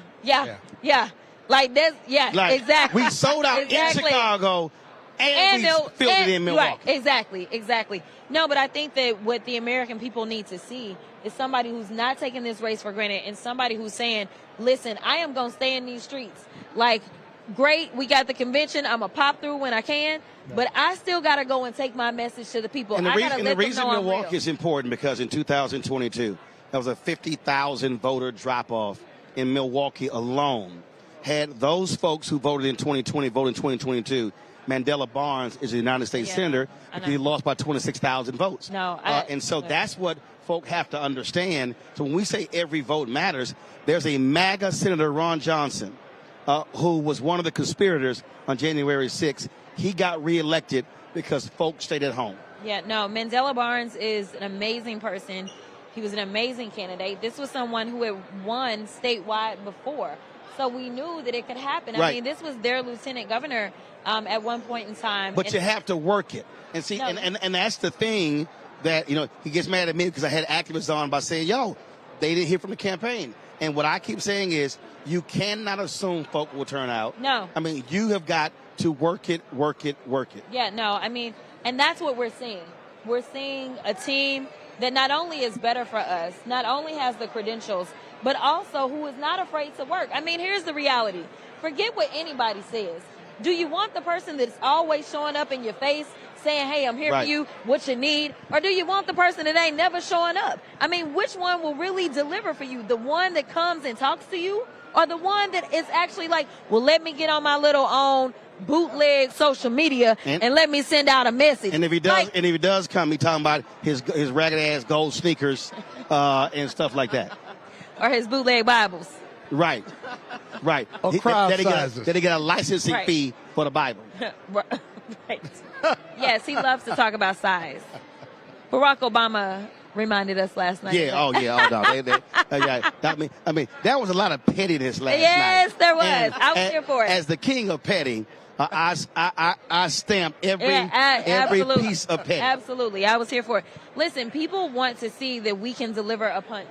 And listen, these are great punching bags. I mean, they give us a lot of material. From J.D. Vance to Trump, we've got a lot of things that we can hit them on. But I want you to hit them. I want you to hold it right there, because that's one of the reasons that so many people have responded to you, is because in these settings, the problem I've always said about Democrats want to play by a set of rules, want to be nice, want to be cordial, want to be, my colleague, or whatever, all the phrases they use. So when you punch back, folks are like, damn, that's what I'm saying. Somebody who's not going to sit there and play nice, and stuff goes viral. And so is that what you hear from people when you're traveling around the country? They're like, thank you for swinging on folks? Yeah. They absolutely love that I'm hitting back. They absolutely feel like, it's almost a release, especially when I went off on Marjorie, because she deserved to be dragged a long time ago. No. Right? She extra ignorant. Absolutely. And it's like she continuously rises and raises money and does all this stuff, and it's all on bullying other people. And people really like the person that is supposed to be the victim coming back and punching a bully out. And so that's what they saw. But I think they also see in me someone that is not going to let them trample on who they are. When they try to come after us and act like we not anything because we're diverse, because we black, because we women, and I stand up for myself and say, no, let me tell you something. You are the one that got here by virtue of whoever your mama or daddy, or just the fact that you had money. I'm the one that had to work to get here. I had to work 10 times as hard to get here because that is the story of being black in America. And so what you won't do is act like I'm lazy. What you won't do is act like I'm unqualified. Because if we're really going to look at the resumes, I can always tell you that my resume will look so much better and stand so much stronger than yours any day of the week. What do you say to that person who's watching, who's listening, or there's someone who's watching and listening who will vote, but they got folk in their family, they got friends who are really looking at the couch? What do you say specifically to them? Well, if you're looking to vote and you've decided that you're going to, then you need to tell your story. You need to talk to your family, your friends, explain, this is the reason that I'm going to vote. I'm going to tell you this. When I go out and I talk to people on the trail, I'm still talking about Project 2025. Now, they don't want you to talk about it no more. They done run scared away from it because it's just that bad. But what I tell people all the time is this. I say, I'm not asking you to read 1,000 pages. What I'm asking you to do is use the Google, use whatever. But what you need to do is figure out what is the one issue that matters most to you, whether it's the economy, whether it's housing, whether it's voting rights, whether it's jobs, whether it's the climate. Find just whatever your one issue is. Google that issue plus Project 2025. And if Project 2025 got something in there that you think is nice, then you know what to do. If you think it's terrible, then that is your reason to vote. Real quick, I'm going to take a question from Rebecca, then Scott. You got 45 seconds, question and answer, because she got to go, because you know, she be popularity around here. You know, she the belle of the ball. Y'all, it is terrible being his representative. I just want to put that out there. It's absolutely great. Because with me, I bring people with me. I bring workers with me. Mama and Daddy are watching, and they are workers. I do love his parents. Him. Well, they made me. Right. Does he ask you for a lot of stuff as part of his your constituency? But I will tell you. Now, y'all know Roland talk a lot of shit all the time. Now, y'all know this because you watch him, okay? Considering that, listen, when you're his representative and you're a me, he gonna talk his shit to me. So if he got an issue, he knows exactly how to reach me, and he gonna text me and tell me about his issues. And I'm just like, oh my God, I'm a freshman, but it don't matter. He like, you a card-carrying member of Congress. I'm about to lay this out for you. And so I get lots of complaints. The rest of y'all need to find y'all members' telephone number and start hitting them up. Because, listen, it ain't no difference. His vote count just like everybody else's vote. So y'all need to start finding them and wearing the shit out of them too. And y'all, it ain't personal. Because Eddie Bernice Johnson got the same treat. Oh, gosh. Okay, so I work with about 4.6 million students across 10 battleground states. What is your message to them? Why should they vote? Listen, first of all, I'm relying on y'all to save this country. I'm going to be honest. Because what I find from young people is that they are empathetic. You actually care about the environment. You care about gun safety because you are growing up in a generation where when you go to school, you've had to do active shooter drills. That's some stuff that none of us sitting up here ever had to do. We did tornado drills and we had fire drills. And that's really we did nuclear bomb drills. I'm like, what the hell was that? Okay, I did not do that. Go in the hallway, put your head down. Oh, that was going to stop it. But the point is, actually when I first swore into Congress and we went through an orientation, they took us to Harvard, and one of the guys that presented to us talked to us about the mindset of Gen Z. And I never really realized how much trauma your generation is struggling with, because everything you've lived through, I've lived through it too. The difference is it's been the totality of your existence. And so I want you to understand that as someone who served on a mental health board, had to give it up to run for office, that we also need to make those investments. And I am here to do that for you as well. And so, there's only one team that cares about whether or not you will have access over your body and be able to make decisions. There's only one team that cares about gun safety, only one team that cares about climate, only one team that cares about making sure that you can actually buy a home, only one team that cares about making sure you can afford that college degree, and if you don't want to go to college, making sure that you have all the tools that you need to go to that trade school. So, I mean, it's very clear. There's only one team that's fighting for you. We are doing best amongst young folk, to be honest. And so that's why we need y'all to show up more than anybody. Before I go to Scott, Max Siegel, y'all record breaking. First of all, CEO, U.S. Track and Field. Y'all killed it at the Olympics. It was awesome. Well, thank you. And Texas represented. Texas did represent. Texas 30 but, specifically. Hey, Roland, let me know how we can improve. Lewis, let you know how you can improve. Man, it's so good to be here. Good to see you. I just want to give you a shout out for what y'all did at the Olympics in Paris. Yes, so, brother, good to see you. And I was there, and it was amazing to see it in person. I was there Friday and Saturday for the gold medal rounds. Listen, that team was incredible. So we're excited about it. So thank you guys for the support. Glad to be here. Absolutely. And so I need to be hooked up with some credentials for L.A. We got you. Okay, cool. Ooh, I ain't afraid to he done ask. got him on tape, too. I ain't afraid to ask. Scott, go. Appreciate it, Max. Appreciate it. Congresswoman, I don't think the results are going to be determined on November 5th or whatever general election day is. I also think that the 70-plus electors that are election deniers in swing states and red states are going to act up, if you will. As someone who chairs the NBA PAC, like myself, lawyers are writing checks to our PAC, but they're also asking what else they can do.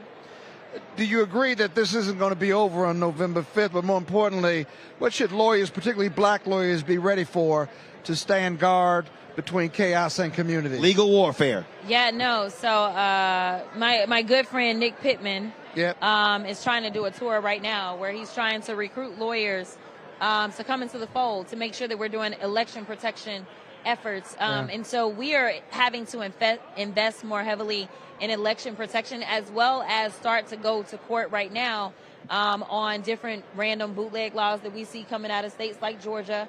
Ahead of it, so hopefully, I absolutely believe we can get election results on November 5th. But I think that it's one of the reasons we're stressing that we have to overperform. We have to stretch ourselves. We can't just be on the fringes. We got to beat the dog shit out of these motherfuckers. I'm just saying. The show unfiltered. I'm just saying. I mean, that's what it's got to be, because it's just that deep, because that's how they are trying to beat us with their policies. You know, you only get maybe whatever viral moments and things like that. What y'all don't get is all the stuff that we kill. What y'all don't get is all the stuff that they are bringing. And for anybody that is concerned about the war, I just want to be clear. I would actually question your humanity if you weren't concerned about the war. Anybody that is human should actually feel something every time somebody dies, whether it is abroad or here on our streets at home. But let me be clear. These Republicans have the audacity to go on the House floor and say things such as, just nuke them, talking about Gaza. So as I know that this decision is rough, I don't know exactly how the former First Lady characterized it yesterday, but we are not looking for perfection. We are looking for someone who is seeking perfection, because we have no perfection walking on this earth. So stop looking for the perfect candidate, because I got news for you. There will never be a perfect candidate. And as many people love me, I promise you, I got plenty of them that hate me. There is no such thing as perfection. But we got to stand together and say, you know what? At least we check this box, this box, this box, and that one. And we got to show up and show them who's boss and who the power belongs to. And the power has always belonged to the people. It's just that we act like we want to recede and cede that power to them. And that's on us. So let's make it about us and show up. So if you need the Cliff Note version, we got to beat the dog shit out these motherfuckers. Is that what I just heard? Not from me. We got it on tape. Appreciate it. Thanks so much. Always good to see you. Thank you. All right. And the folks in the congressional district, y'all vote. Cedar Hill, Lancaster, Duncanville, all the places there. Congresswoman Crocker, we appreciate it. We're going to do this here. We got another interview coming up, but I want to do this first. Yesterday, my man Common and Jonathan McReynolds performed here. It was earlier. We missed that, so I want to be able to share that with y'all. And so here's their performance yesterday at the Democratic National Convention in Chicago. Hailing from the south side of Chicago, please welcome Oscar and Grammy Award-winning artist, author, and longtime activist, Common, featuring Grammy Award-winning gospel singer, Jonathan McReynolds.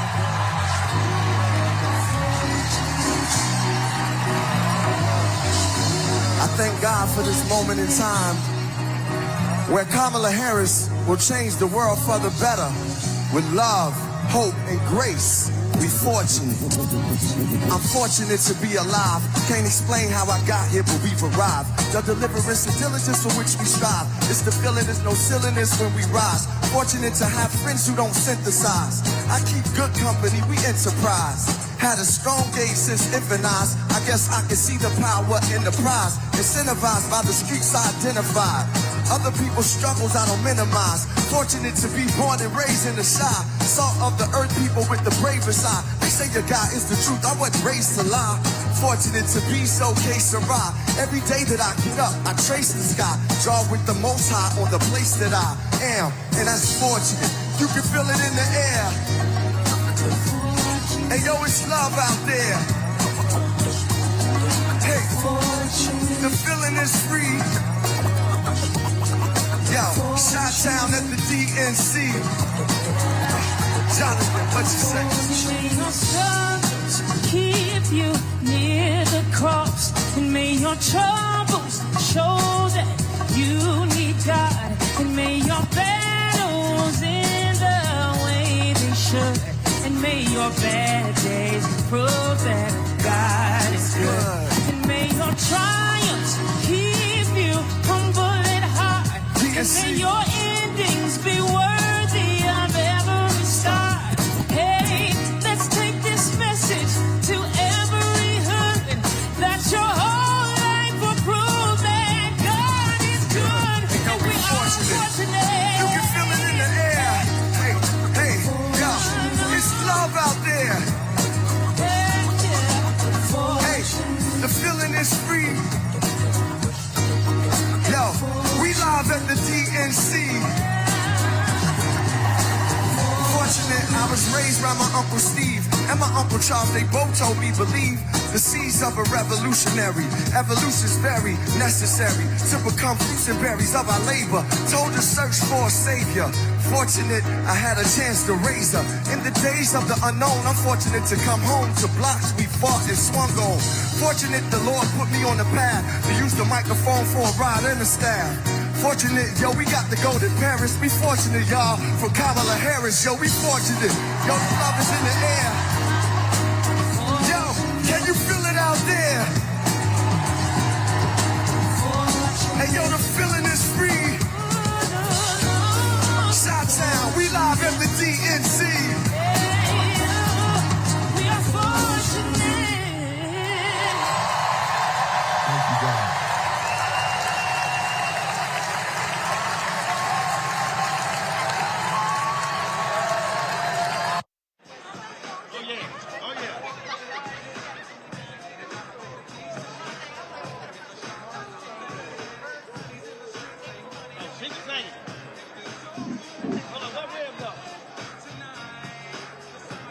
Tell him come back and say hey.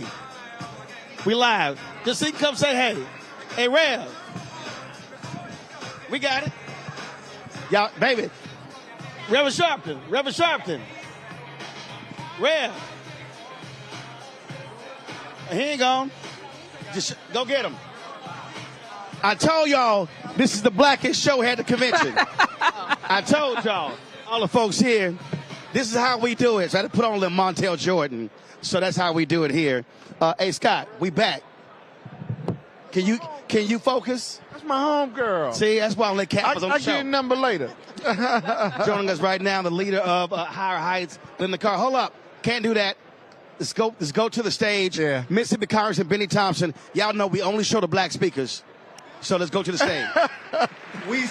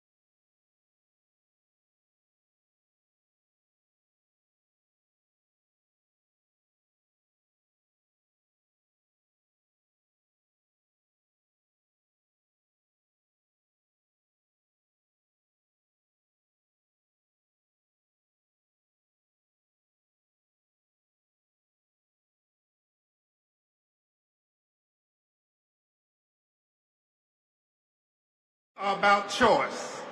Choose democracy, not political violence. Choose the America we always... Coming to the stage, I want to make sure we got that straight. Okay. Glenda Carter runs Higher Heights. She joins us right now. What's happening? I don't know. We're about to make some history. Absolutely. Absolutely. Y'all were created to help black women get elected. This election come November is the ultimate of your goal. Well, this was when we started this in a Brooklyn cafe in 2011. This was our North Star. And very early on in our organizing, we believed that Kamala Harris was the shooting star. And the thing here, obviously, so many things transpired to get to this point. But I keep making this point to everybody who's watching. It was black folk who held the line for 23 days after the June 27th debate. Because a lot of folk were trying to skip over Vice President Kamala Harris. It was a Congressional Black Caucus. It was that letter written by 1,400 plus black women. It was the black sisters and the brothers in the DNC who understood the rules. And that was a line.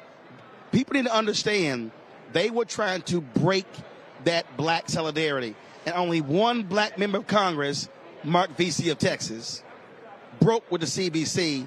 And if it was not for that black solidarity, we wouldn't be sitting here talking about Vice President Kamala Harris as a nominee. You would have a bunch of angry black women at this convention. Right. And brothers. But you have to actually go back to the organizing efforts from 2017. So if you remember, black women wrote a letter to the then chair of the Democratic National Convention, Tom Perez. I sat in a cafe and helped to pin that. That turned into a series of conversations and meetings. We now have more black vendors in the DNC. I know Roland's going to be like, but we need more. But always need more. But the progress we've made, that in this moment where there was an opportunity to elevate Kamala Harris, you had the co-chair of the Rules Committee was a black woman, the chair of the convention was a black woman, the chair of the Brooklyn of the Black Caucus is a black woman, the chair of the Women's Caucus is a black woman. Black women, the political director at the DNC is a black woman. Black women were in formation along with our brothers, Jamie Harrison, to actually usher this in. In 2014, there was only 31 black women serving in the Congressional Black Caucus. We now have, sorry, I did that wrong.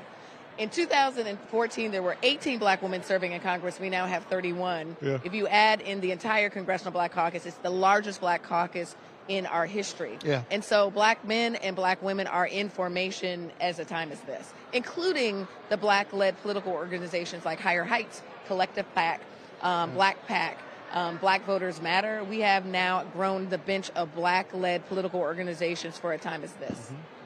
Rebecca. Thank you so much for being here. Can you talk more what it means to have the financial early investment in black candidates, not just black women, but black candidates across the board? What does that look like? How is it helpful? How does it get the national party's attention? Yep. The work that we've done over the last 10 years has grown the number of black women running for office. Over the last 2 cycles, we've actually seen black candidates be competitive in fundraising. Kamala Harris has raised $300 million in less than 30 days. And that money has actually come from black communities. Now, the question is, beyond this election cycle, us taking our economic might and turning it into political economic stewardship.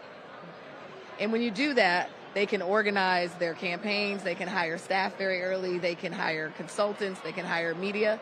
And so we're in a next phase of our political power and our political leadership, and it is using our financial resources to back candidates that we inspire. Scott? I think I'm a former party chair for the D.C., and I'm shocked that the party coalesced as quickly as they did. Not only were black men and women in line in formation, but the DNC got in formation. They weren't in formation. They got in formation.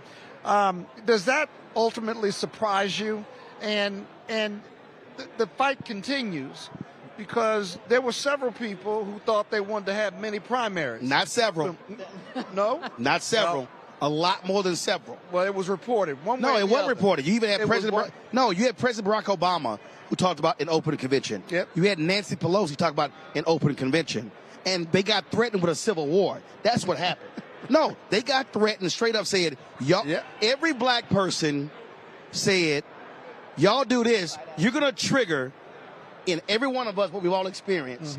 When you experience and somebody white jump over you. Yeah, they weren't going to take us for granted this time, and they weren't going to skip over her. So what does that tell us about the Democratic Party, though, and the work ahead of us, notwithstanding where we are right now with the movement and the energy? Well, the 3 tweets that changed this election cycle, right? Part of the magic of this moment, Joe Biden, I had been having quiet meetings about preparing for a Kamala Harris presidency before 2028. Little did we know that it was going to be this immediate. People didn't believe that America would coalesce around one of the most qualified black women, right? She has run and won on every level of government. And so I think Joe Biden's legacy was always going to be elevating her to be president. Yeah. And so when he made that quiet decision, which is part of it, right, is that tweet came out of nowhere for most people. So people couldn't organize because it was tweet 1, I'm out. Tweet, then we were, black women were like, okay, you just said you out. Yeah. And then that second tweet that said, I'm putting her in. That's right. And then everyone's waiting, okay, well, we got a hold because she ain't said anything. They couldn't organize against her because it was so quick. Right. And then you have a call with 42,000 black women that night. Like the roll call moved so quick they couldn't do anything. Let me hold tight 1 second. Folks, we're going to go to the stage. We got the audio straight? Good. Here's Mr. Stevie Wonder. Ladies and gentlemen, American icon Stevie Wonder.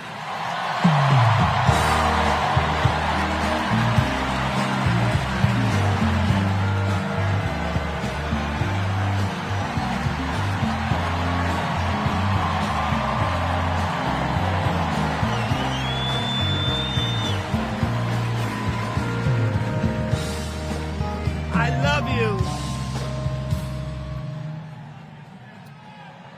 I just want to say I love you. I love you. And every song that I've sang, every song that I've written, is because of my love for you right here. But this year I've prayed very hard for peace to come to our world's nations, but also to each one of our hearts. Even though our hearts have been beaten and broken, beyond prayer, I know the importance of action, and now is the time to understand where we are and what it will take to win. Win the broken hearts, win the disenchanted, win the angry spirits. Now is the time.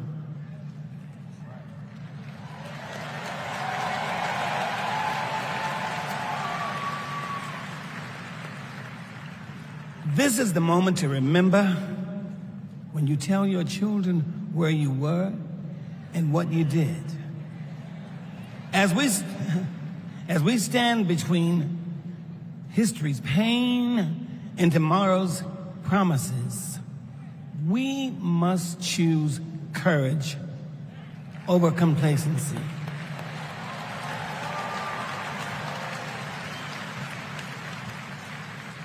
It is time to get up and go vote.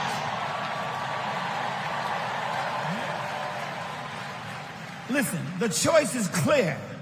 Clearer than anyone else is saying. Did you hear me? Clearer than anyone else is saying.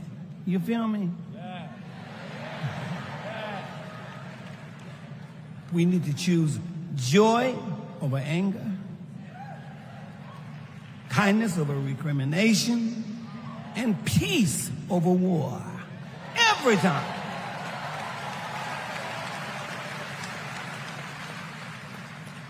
We must choose to be above the ugly words, the hateful anger, and the division those words and anger create.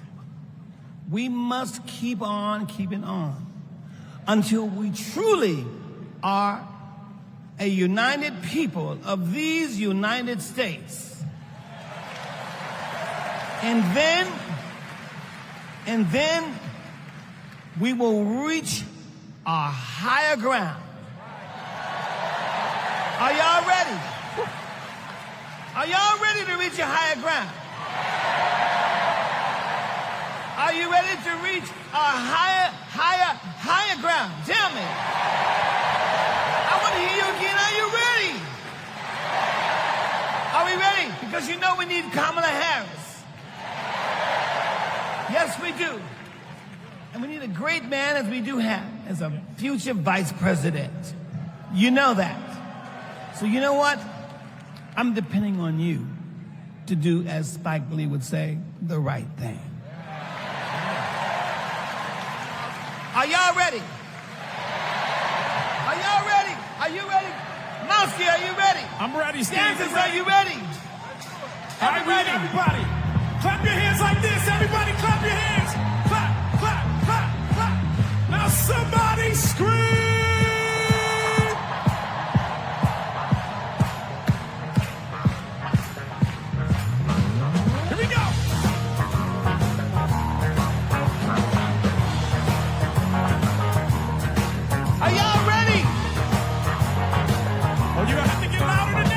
Y'all to sing it with me, come on. People, you sing. Keep on learning. Soldiers, y'all say keep on one. Yeah. Whoa. Keep on turning. 'Cause it won't be so long. Are y'all with me?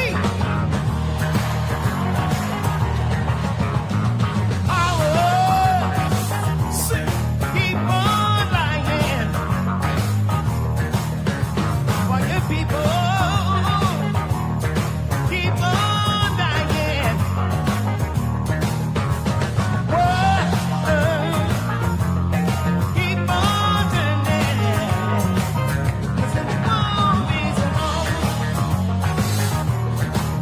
Oh yeah. So tired running, let me try it again. It's the last time I've ever let my whole world. So glad that I know my man.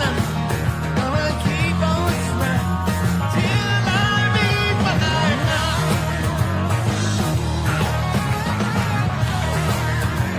Till I meet my life now.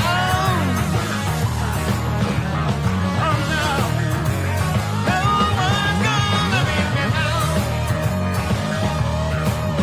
All right, till I meet my highest ground.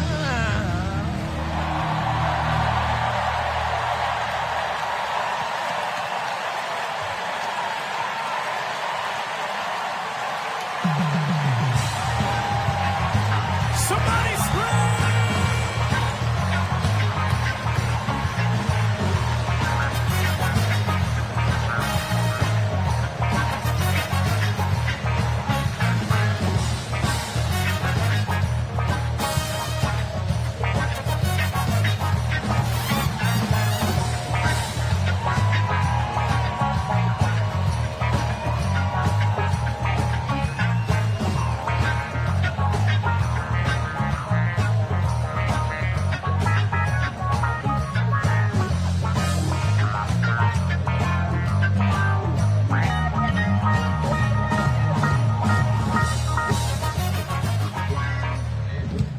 Wow. Wow. Wow. I couldn't see the rest of y'all, but from back, Nebraska was getting down. Stevie's song is powerful, but so was his words. He said courage over complacency. He gave us a call in his remarks. But now I got to tell you, the party is going to keep going. We're just getting started, y'all. And this is a segment that I am very, very excited about, because it might be Wednesday night and we might be in Chicago, but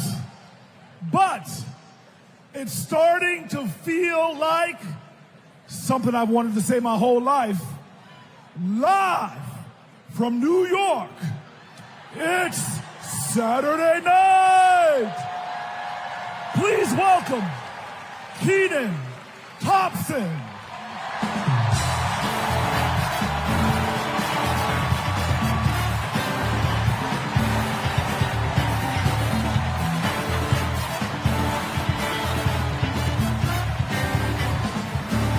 All right. What's up, DNC? All right. Y'all remember this big old book from before? When Colorado Governor Jerry Polis ripped a page out of it? This is Project 2025, the Republican blueprint for a second Trump term. It is boo. It is a real document that you can read for yourself at KamalaHarris.com/Project 2025. You ever seen a document that could kill a small animal and democracy at the same time? Here it is. You know how when you download an app and there are hundreds of pages there that you don't read, it's just the terms and conditions, and you just click agree, right? Well, these are the terms and conditions of a second Trump presidency. You vote for him, you vote for all of this. Let's take a look. All right, do we got Matt here with us tonight? Is Matt here? Hey, there he is. Matt, how are you, sir? All right, Matt. Now, Matt, I understand that you work as an AV tech in Nevada, and you make a decent hourly wage. Is that right? Oh, I don't know if we can hear Matt. Can we hear Matt? So who's going to fix it? Keep speaking, Matt, so we can hear you. Okay, that's good. I guess we're going to move on from Matt. And this is Becky. Becky, can we hear you? Hi, Kenan. It's great to be here. Thank you. All right, good. Now, Becky, you're married, correct? I am. Me and my wife have been together for about 8 years. Oh, that's amazing. Very, very cute. Thanks. But I have got some bad news for you. I hate that. On page 584, Project 2025 calls for the elimination of protections for LGBTQ plus Americans.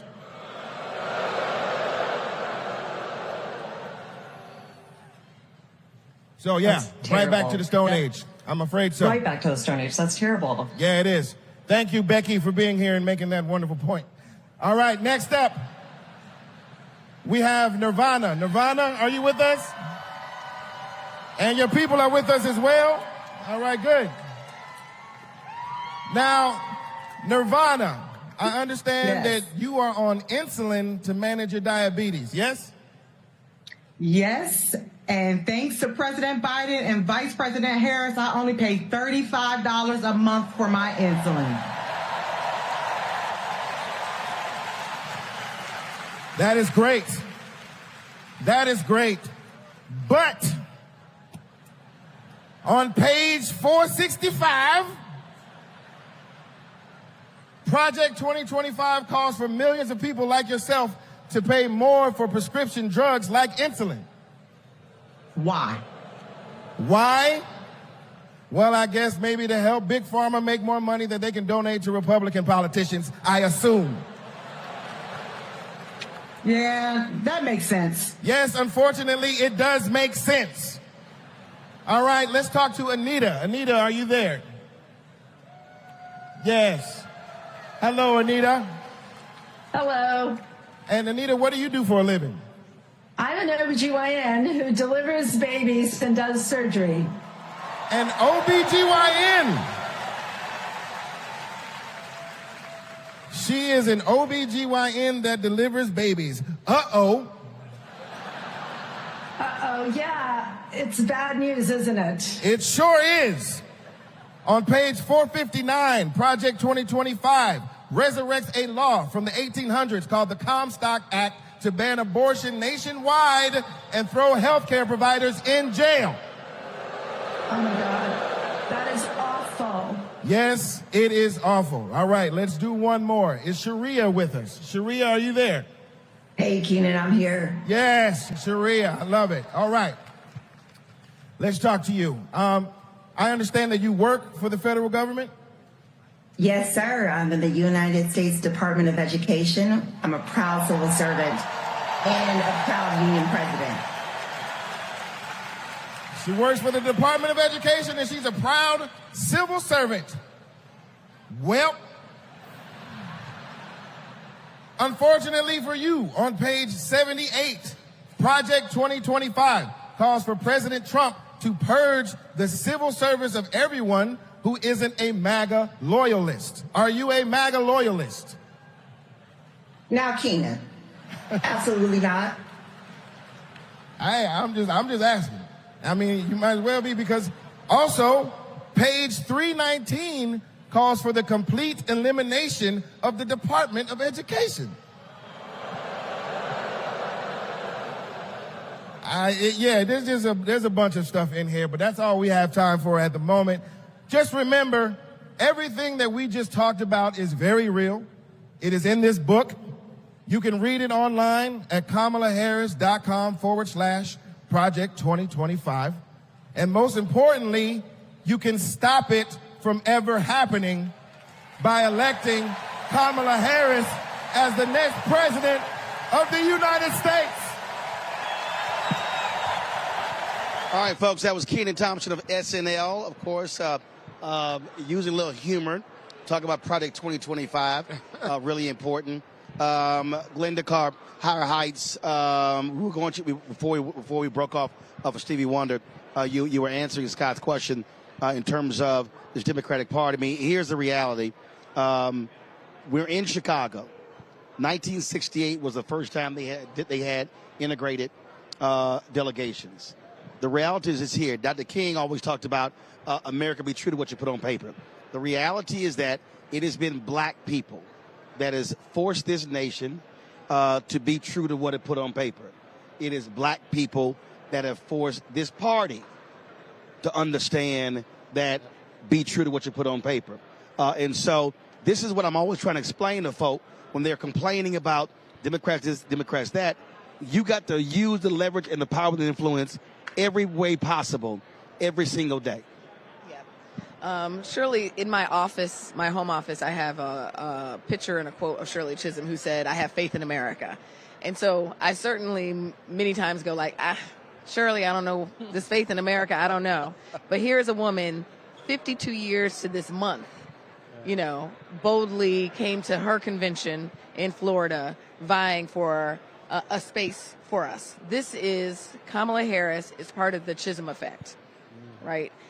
The architecture of this moment is based on the Fannie Lou Hamers who held the party accountable, the Shirley Chisholms who pushed the party to think big. And then when Kamala Harris steps off the stage tomorrow, we are going to be talking about the Kamala Harris effect. You will see more women, more black women, more candidates of color running in 2025. She's only going to be as strong as the candidates that we helped get elected for there to be a House of Representatives and a U.S. Senate and state legislatures across this country. So black people, we need to be engaged from the top of the ticket all the way down. We also got to remember, 72, there were black men that would not support Shirley Chisholm. When they had the black political convention in Gary, that they didn't support her.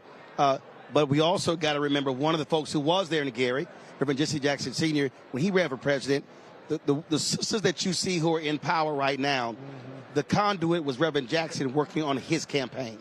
And so that's important because you have black men who understood as well use their leverage and power. And so whether you're Mignon, whether you're Donna, whether you're Leah, and the list goes on, they reverend position them. They pay the way for the next generation of sisters. And if you are a middle-aged or younger African-American brother or sister in the party, you damn well owe it to them to make sure you are creating spaces for the next folks. Absolutely. They've created spaces for us. Lottie Shackelford, who is the chair of the Women's Caucus.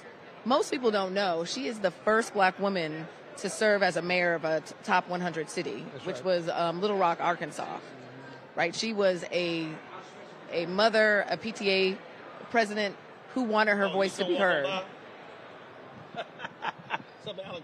Yeah, that was former Congressman Harold Ford walking in with his Fox News crew. Go ahead. And so black women have been the architects of this modern day democracy. Absolutely. Well, Glenda, we appreciate it. We got 76 days left? 76 days, a lot of work. This is such a short runway. Most presidential candidates are running for more than a year and a half to 2 years. So we have 76 days to pull this together. So yes, the party will have operations. Her campaign will have an operation. It is actually about the organizing power of black women.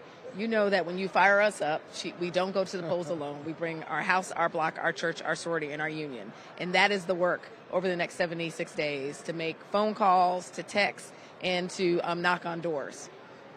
And get out the vote. It's time to get to work. Linda, we appreciate it. Thanks a lot. Thank you. All right, folks. Right now, I'm going to go back to the stage. Coming up to address this audience at the United Center, leader of the Democrats in the House.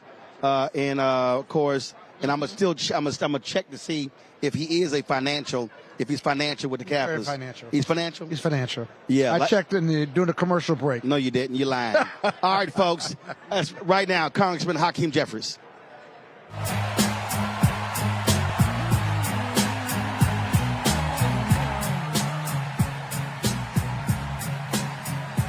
Good evening, Democrats. It's a high honor and a distinct privilege as a Brooklynite, New Yorker, and as an American to stand before you today and unequivocally express my support for Kamala Harris and Tim Walz to be the next president and vice president of the United States of America. Over the last few years, House Democrats have been hard at work, and we could not have asked for a better leader to partner with than President Joseph Robinette Biden, who will go down as one of the most consequential presidents of all time. Last month, President Biden selflessly passed the torch to Vice President Kamala Harris, who is ready, willing, and able to fight for the people. Kamala Harris is a courageous leader, a compassionate leader, and a common sense leader who will deliver real results for everyday Americans. Kamala Harris is fighting for our freedom. Kamala Harris is fighting for our families. Kamala Harris is fighting for our future. Together, let's make Kamala Harris the 47th President of the United States of America.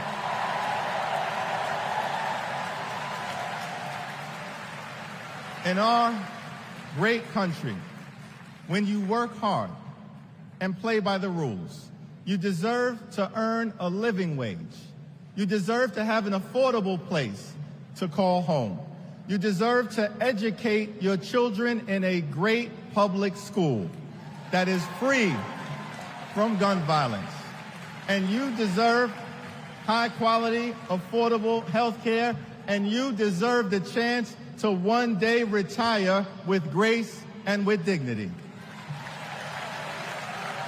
But for far too many people in our great country, they are struggling to live paycheck to paycheck. And as a result, the American dream is out of reach. Here's the thing. Extreme MAGA Republicans don't care about everyday Americans. They only care about themselves. Our approach led by Kamala Harris and Coach Walz, is very different. We care about you, the American people. And we will fight hard to make sure that the American dream is alive and well in every single community. Now, the road ahead will not be easy, which brings me to you-know-who. Donald Trump is like an old boyfriend who you broke up with, but he just won't go away. He has spent the last 4 years spinning the block, trying to get back into a relationship with the American people. Bro, we broke up with you for a reason.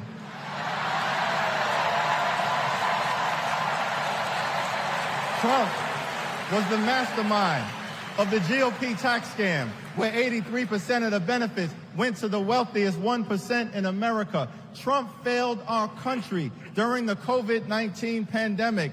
Trump is a chaos agent who is focused on himself, not the American people. Trump tried to destroy our democracy by lying about the election and inciting a violent mob to attack the Capitol. Trump put 3 extreme justices on the Supreme Court who destroyed Roe v. Wade. We broke up with you for a reason. Donald Trump can spin the block all he wants, but there's no reason for us to ever get back together.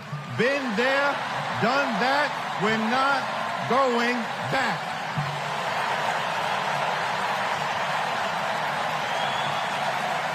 Kamala Harris and House Democrats will always put people over politics. Kamala Harris and House Democrats will lower costs and grow the middle class. Kamala Harris and House Democrats will fix our broken immigration system and secure the border.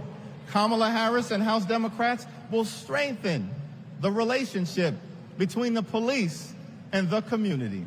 Kamala Harris and House Democrats will continue to combat the climate crisis with the fierce urgency of now. Kamala Harris and House Democrats will protect Social Security, protect Medicare, protect Medicaid, protect the Affordable Care Act, protect working families, protect small businesses, protect the middle class, protect free enterprise, protect our children, protect our seniors, protect our veterans, protect our unions, protect our dreamers, and always protect a woman's freedom to make her own reproductive health care decisions.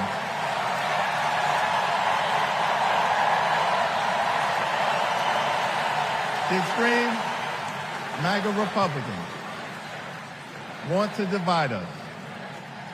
But the Constitution promises equal protection under the law. We are one nation, under God, indivisible, with liberty and justice for all. Together, let's build a brighter future for our children and our grandchildren. In the Old Testament, book of Psalms, the scripture tells us that weeping may endure during the long night, but joy will come in the morning. Here's how we do it. Strategize on Sunday. Meet the moment on Monday. Take it to them on Tuesday. Work it out on Wednesday. Thank the Lord on Thursday. Fight the power on Friday. Set it off on Saturday. Get a few hours of sleep, wake up the next day, and do it all over again until joy comes in the morning.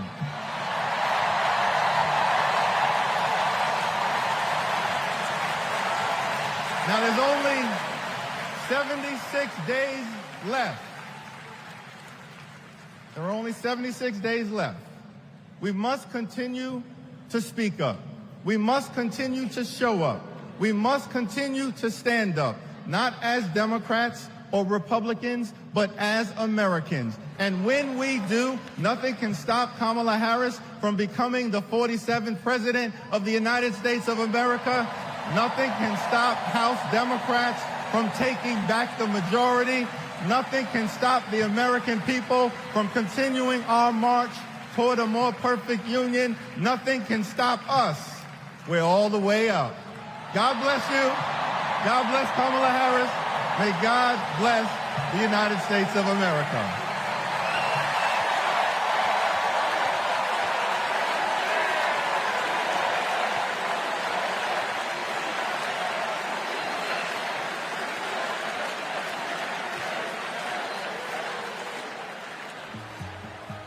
You want to go outside today?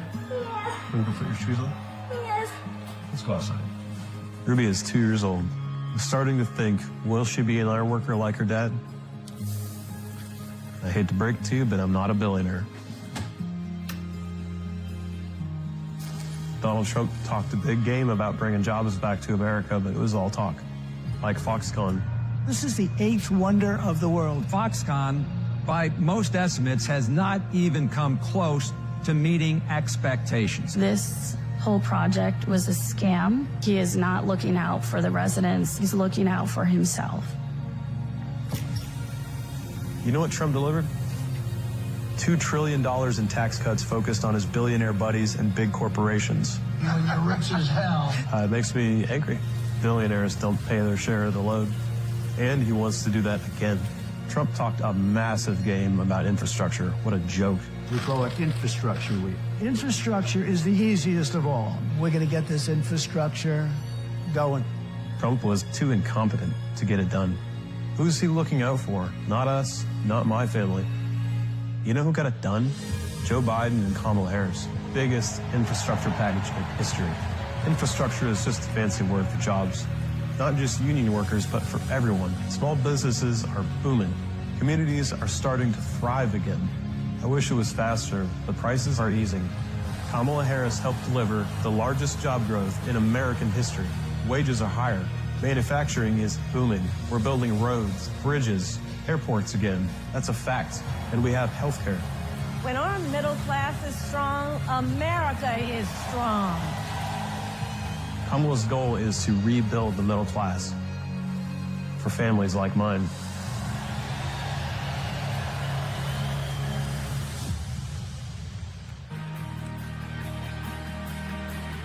Please welcome the 42nd President of the United States, Bill Clinton.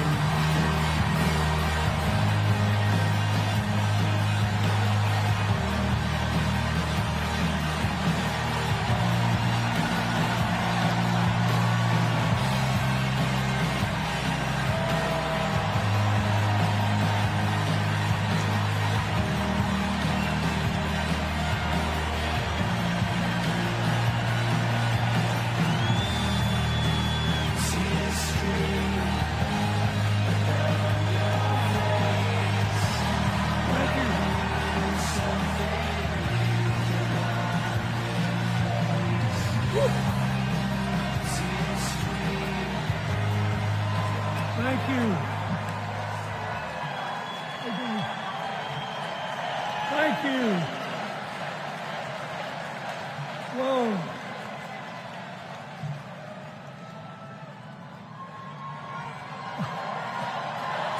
Let me ask you something.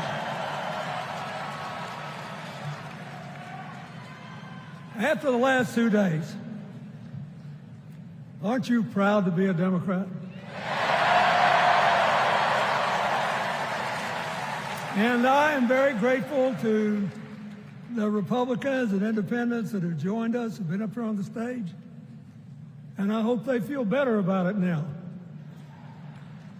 Because I've seen all these things that even I have to be reminded of from time to time when I get my spirits down. I love seeing the Obamas here. I love seeing President Biden. And I thought Hillary gave a great speech, too. And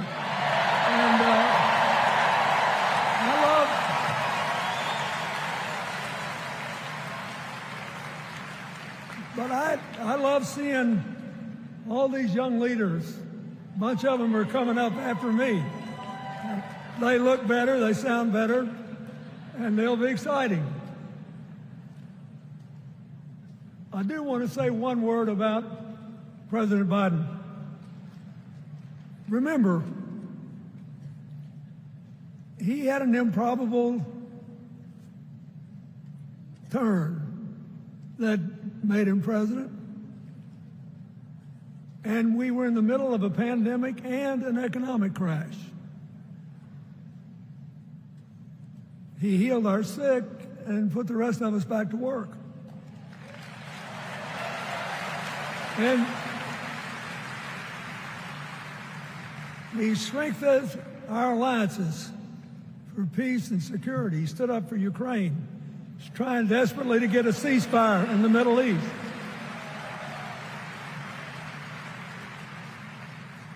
And then he did something that's really hard for a politician to do.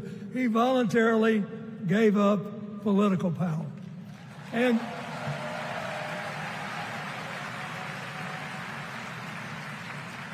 George Washington knew that, and he did it. And he set the standard for us serving 2 terms before it was mandatory. It helped his legacy, and it will enhance Joe Biden's legacy. And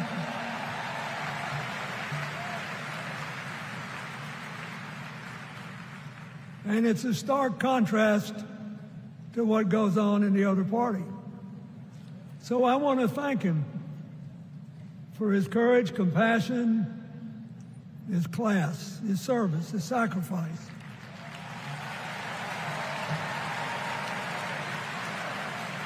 Joe Biden, thank you. And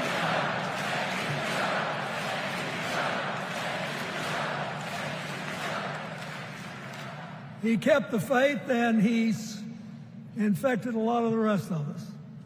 Now let's cut to the chase. I am too old to gild the lily.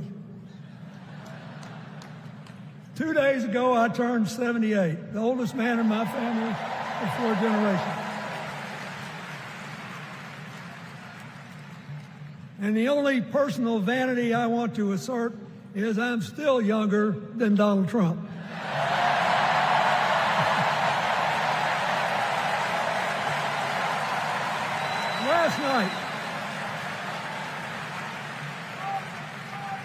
Last night, in what I thought was a very moving series of episodes, we nominated Kamala Harris and Tim Walz. And just think about that. 2 leaders with all-American but still improbable life stories. It could only happen here. Their careers, after all, started in community courtrooms and classrooms.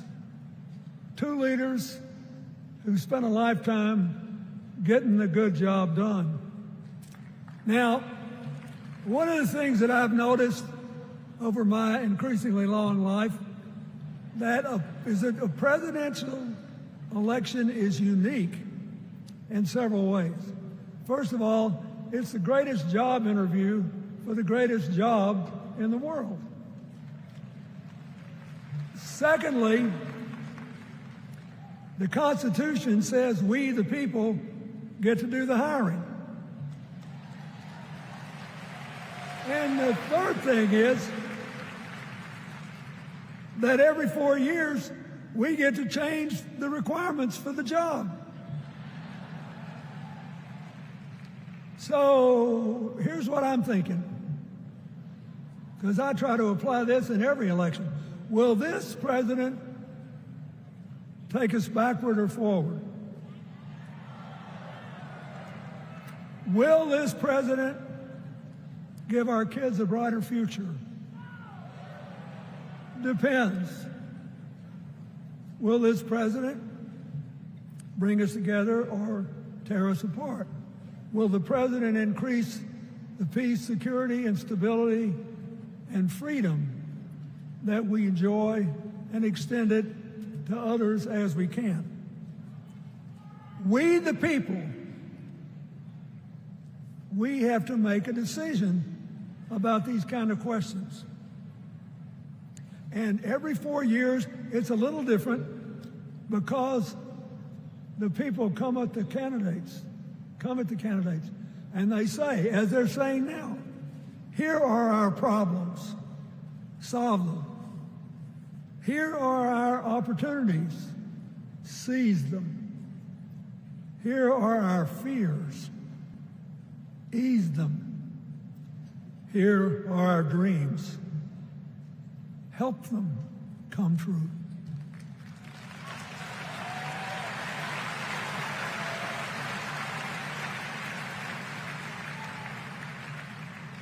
A president can answer that call by saying, I'll do my part, but you have to help me. We have to work together. Or you can dodge what needs to be done by dividing, distracting, and diverting us. So in 2024, we got a pretty clear choice, it seems to me. Kamala Harris for the people,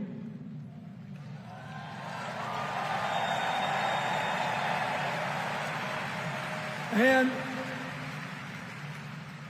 the other guy who's proved even more than the first go-around that he's about me, myself, and I. I know which one I like better for our country.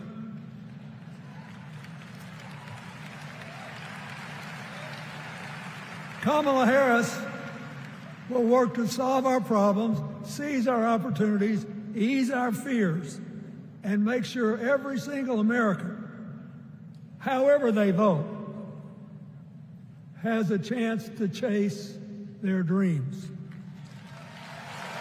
You know, when she was young, she worked at McDonald's. And she greeted every person with that 1,000-watt smile and said, how can I help you? Now she's at the pinnacle of power and she's still asking, how can I help you? I'll be so happy when she actually enters the White House as president, because she will break my record as the president who spent the most time at McDonald's.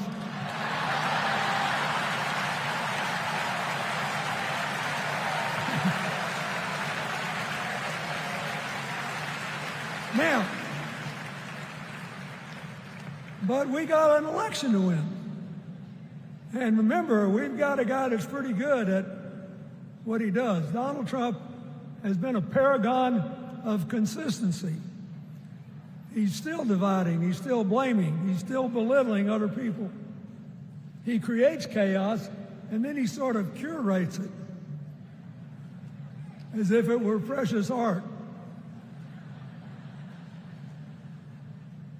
Let me say, not a single day goes by, even though I've been gone for well over 23 years from the White House, not a day goes by that I don't thank the Lord for the chance I had to serve and what it meant. And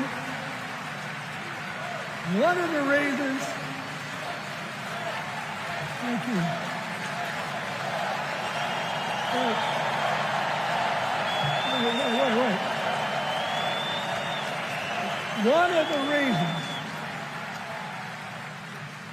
One of the reasons I love the job so much is that in the toughest times, even on the darkest days, if you tried hard enough, there was always something good you could do for somebody else. Now, some days that's not easy to do. You've got to deal with all these emergencies, or there's something going on here, there, or yonder. But Kamala Harris is the only candidate in this race who has the vision, the experience, the temperament, the will, and yes, the sheer joy to get something done.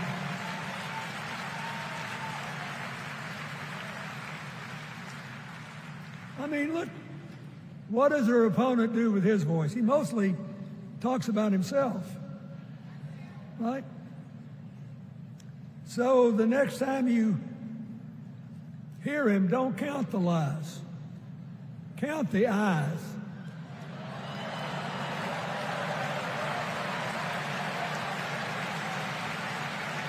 Count the eyes. His vendettas, his vengeance, his complaints, his conspiracies. He's like one of those tenors opening up before he walks out on stage, like I did, trying to get his lungs open by singing me, me, me, me, me, me.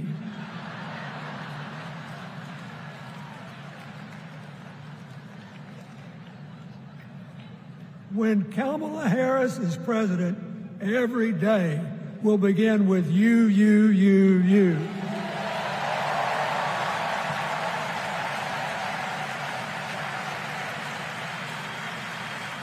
So,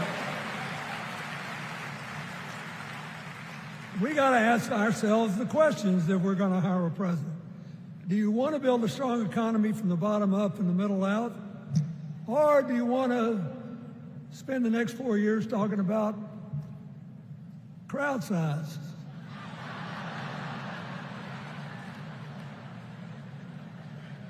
You're going to have a hard time believing this, but so help me, I triple-checked it.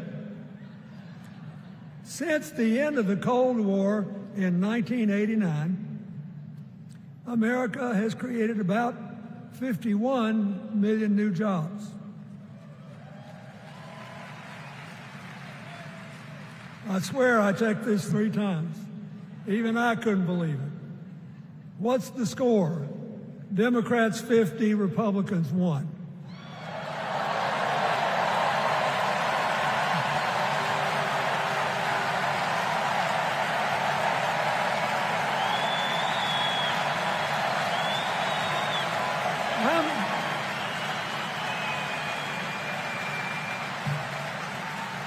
I'm glad that we've got a championship-winning coach on our team.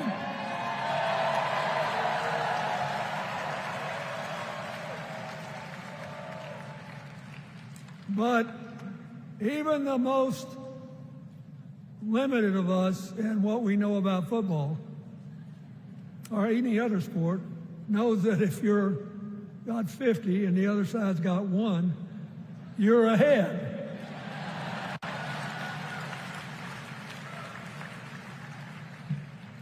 What about affordable housing? It's a terrible problem in America now. We need more. And affordable health care. That's why the Democrats put a limit on monthly payments for insulin and a $2,000 a year out-of-pocket limit, and are trying to cover more drugs by bargaining for prices. We need more financing for small businesses. We need still to strengthen our alliances. I almost croaked in the first debate of this election season when President Trump said nobody respected America anymore like they did when he was president. Wait. And with a straight face. Look, you got to give him. He's a good actor. With a straight face, he cited as evidence of the respect that existed for us when he was there the presidents of North Korea and Russia.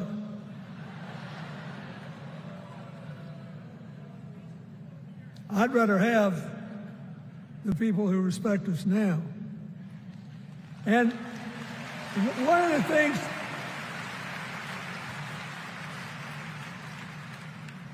is when you send a signal to the other countries, you want them to know whether they agree with you or not, at least that you're on the level. Here's where you are and what you believe. What are they supposed to make to these endless tributes to the late, great Hannibal Lecter?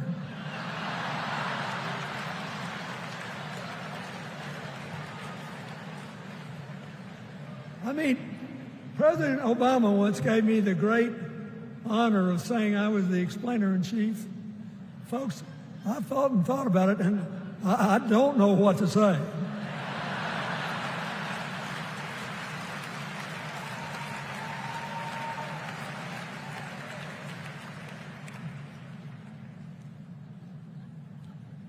Like Hakeem Jeffries, I too want an America that's more joyful, more inclusive, more future-focused.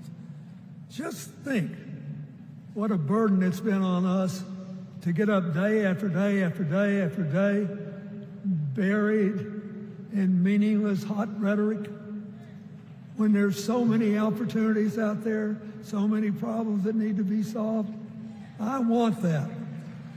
And that's the America Kamala Harris will lead.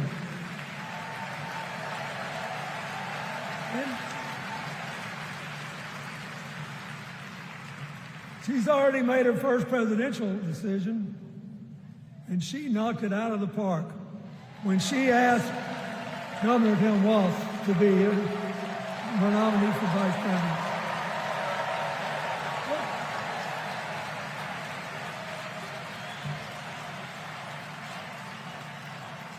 As they used to say when I was a young man growing up in Arkansas, you do not have to be all broke out with brilliance.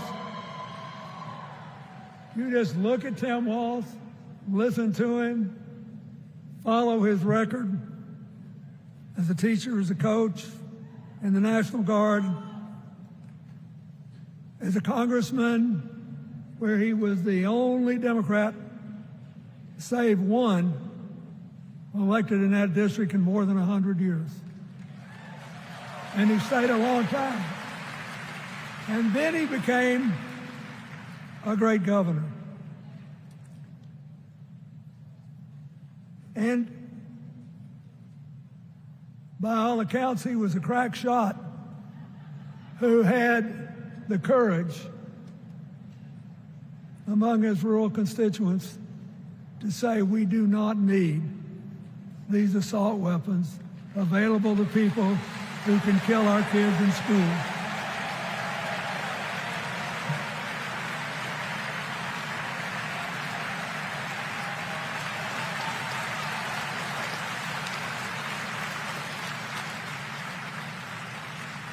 So, armed with her first decision, Kamala Harris confronts an interesting dilemma. We're going to walk out of here feeling pretty good, I think. We've got energy, we are happy, we feel like a load's off our shoulders. And we know we're just being asked to fight the same fight that the forces of progress have had to fight for 250 years.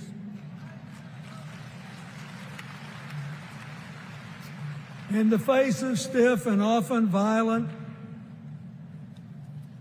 opposition, we have to find a way to go forward together, where we the people make our union more perfect. So, that's a good thing.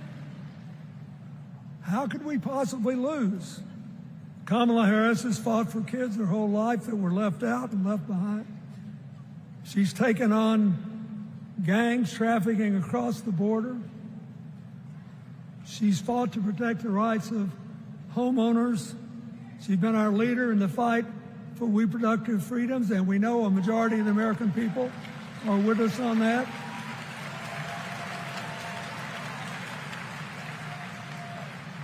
And she's gained an invaluable amount of experience as vice president, advancing our values and interests around the world. She's already said she's going to work really hard to make sure that no American working full-time lives in poverty or has to worry about their children living in poverty. He says that we got to make home ownership an achievable dream for everyone, not just a privilege.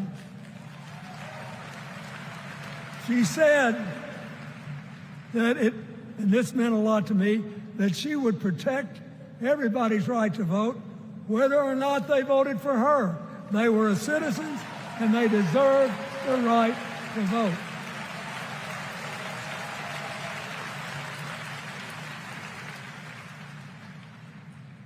The other day, her opponent implied that as his people voted one more time, they'd be able to rig it from now on and they wouldn't have to vote again.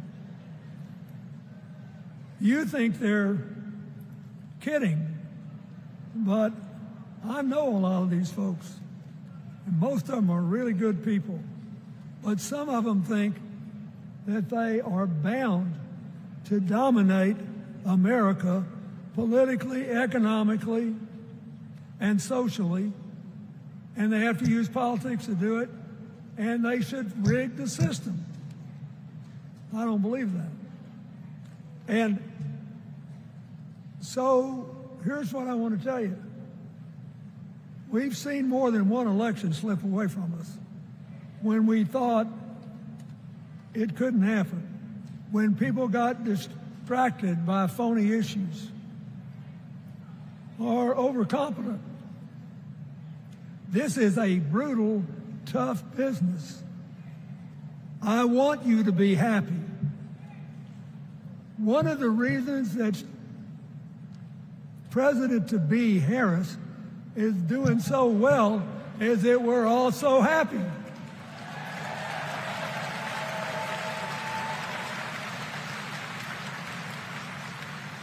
But you should never underestimate your adversary. And these people are really good at distracting us, at triggering doubt, at triggering buyer's remorse. As the Obama said so eloquently last night, they are human, you know. They're bound to make a mistake now and then. We got to be tough. And so, as somebody who spends a lot of time in small towns and rural areas in New York and Arkansas and other places, I urge you to talk to all your neighbors.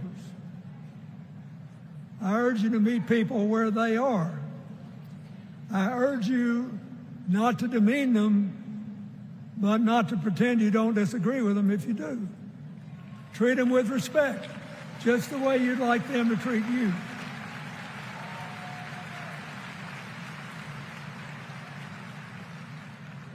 Ask for their help and then follow our leader, Kamala, and ask them, how can I help you? We Democrats right now have a lot of hay in the barn.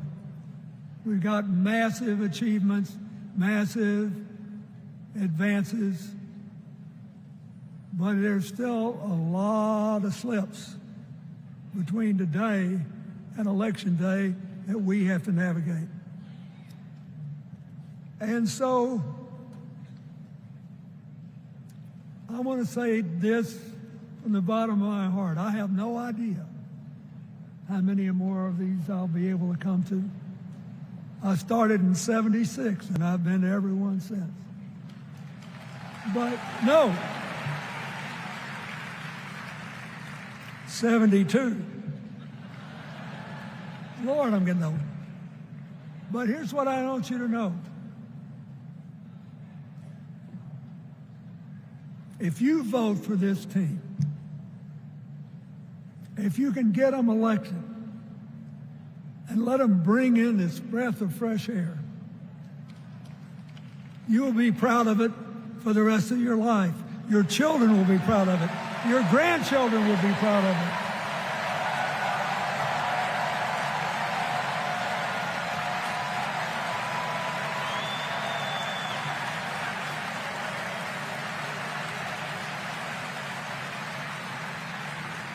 Take it from a man who once had the honor to be called in this convention the man from hope. We need Kamala Harris, the president of joy, to lead us. So,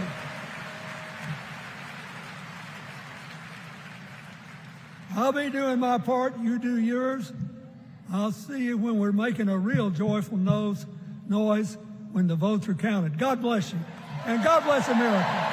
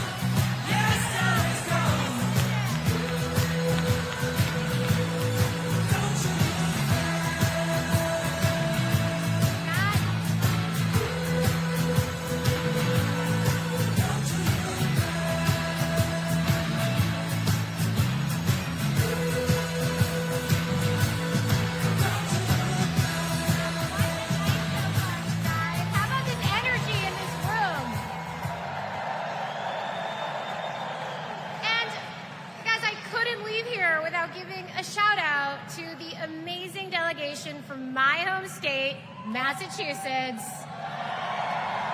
I love you, Massachusetts. Everyone is always hating on us, but they just don't get it. Go Sox. Go Jason Tatum. Ben Affleck, hang in there. Dunkin' Donuts is the best coffee in the world. Okay.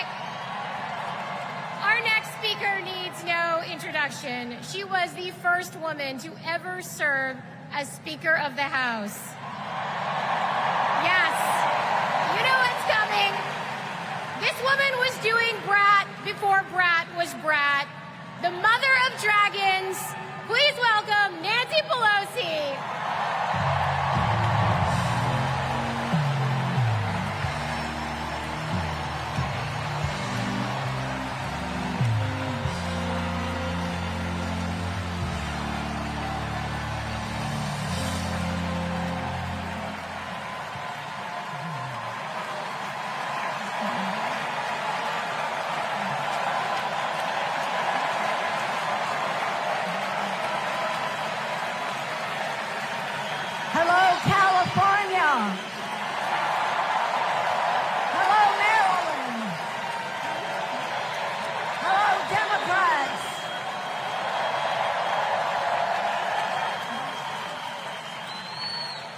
January 20th, 2021, with the inauguration of Joe Biden and Kamala Harris, we established one of the most successful presidencies of modern times.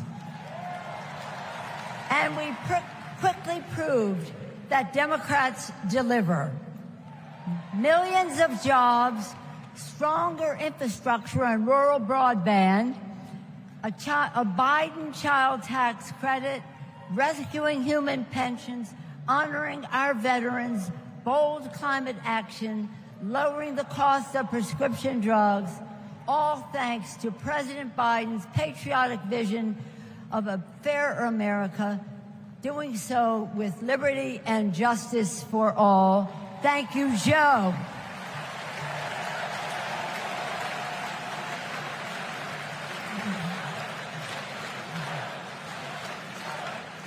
And I know that Vice President Harris is ready to take us to new heights. I've known Kamala Harris. All right, folks, welcome back to our Black Star Network live coverage from the Democratic National Convention here in Chicago. Y'all know I'm real transparent. We just covered President Bill Clinton's speech. He and Hillary Clinton, they immediately endorsed Vice President Kamala Harris on the day President Joe Biden announced that he was not going to seek re-election.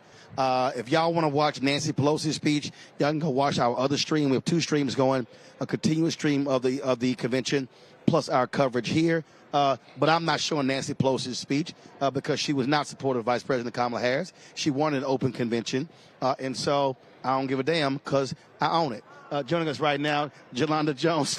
Look, I'm just being straight up, okay? She was not supportive, and she was one of the people who was trying to kneecap her, and that's just straight up. So she ain't getting no love here. Jolanda Jones, state representative in Texas. Jones is right now also attorney there in Houston. My man Ellie Mistel, justice correspondent with The Nation. Rebecca Carruthers, Fair Election Center. I'm glad to have all 3 of you here. And I'm going to go ahead and just stay on that point. Oh, no. No, I'm going to say that because here's the deal. Rebecca, I'm going to start with you. It's a fact. There were individuals like Nancy Pelosi who were talking about an open convention, was trying to skip over Vice President Kamala Harris. It was abundantly clear, and it was black people who said, no, y'all are not going to sit here and do that white game that black people have experienced all of our lives when we got skipped over by a less qualified white person.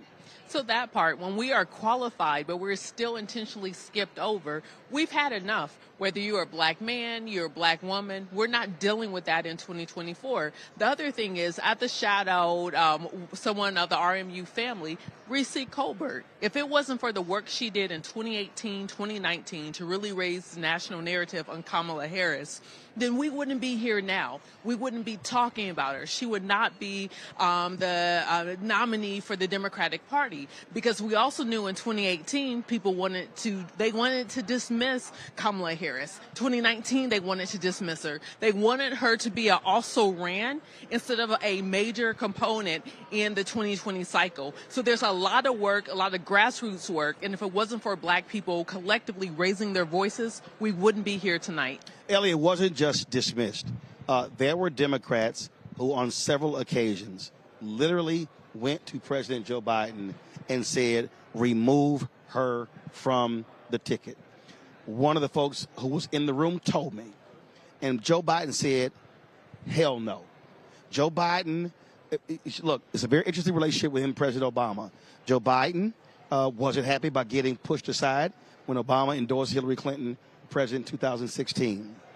But here's the other thing that if people need to understand the dynamics here, that Joe Biden was the only person who was standing in the way for, one, her being on the ticket or off, and then also her being in this position. Because if he doesn't endorse, and then if he doesn't make phone calls on her behalf, then she doesn't lock up the nomination that quickly. Well, there are 2 things in play here, right? And the first is, if we're just going to talk as adults here, the people who pushed Joe Biden out were not black people, were not progressive people.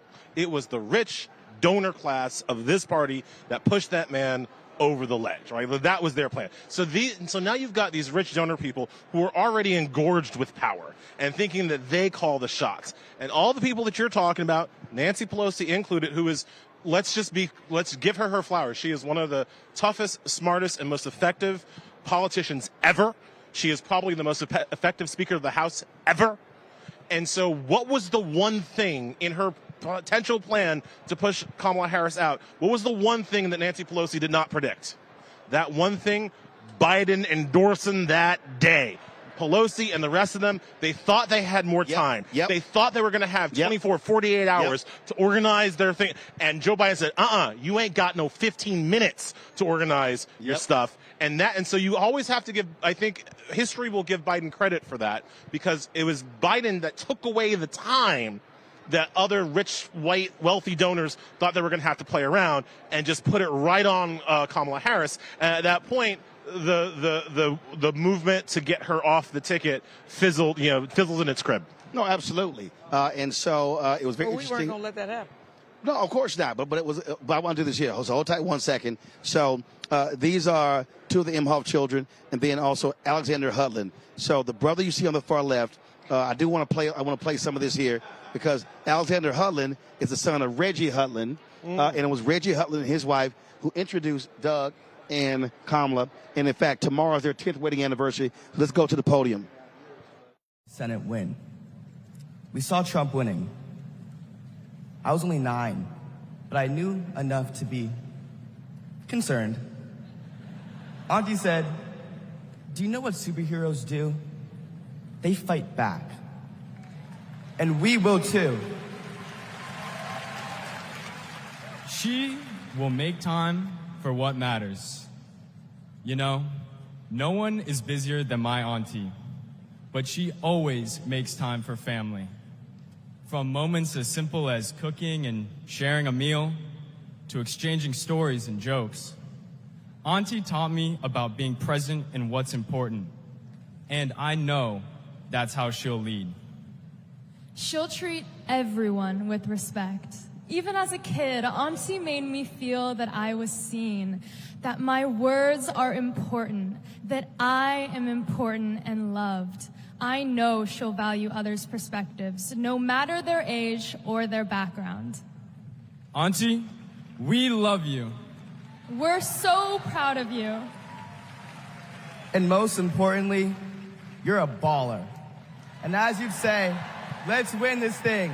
Let's win this thing.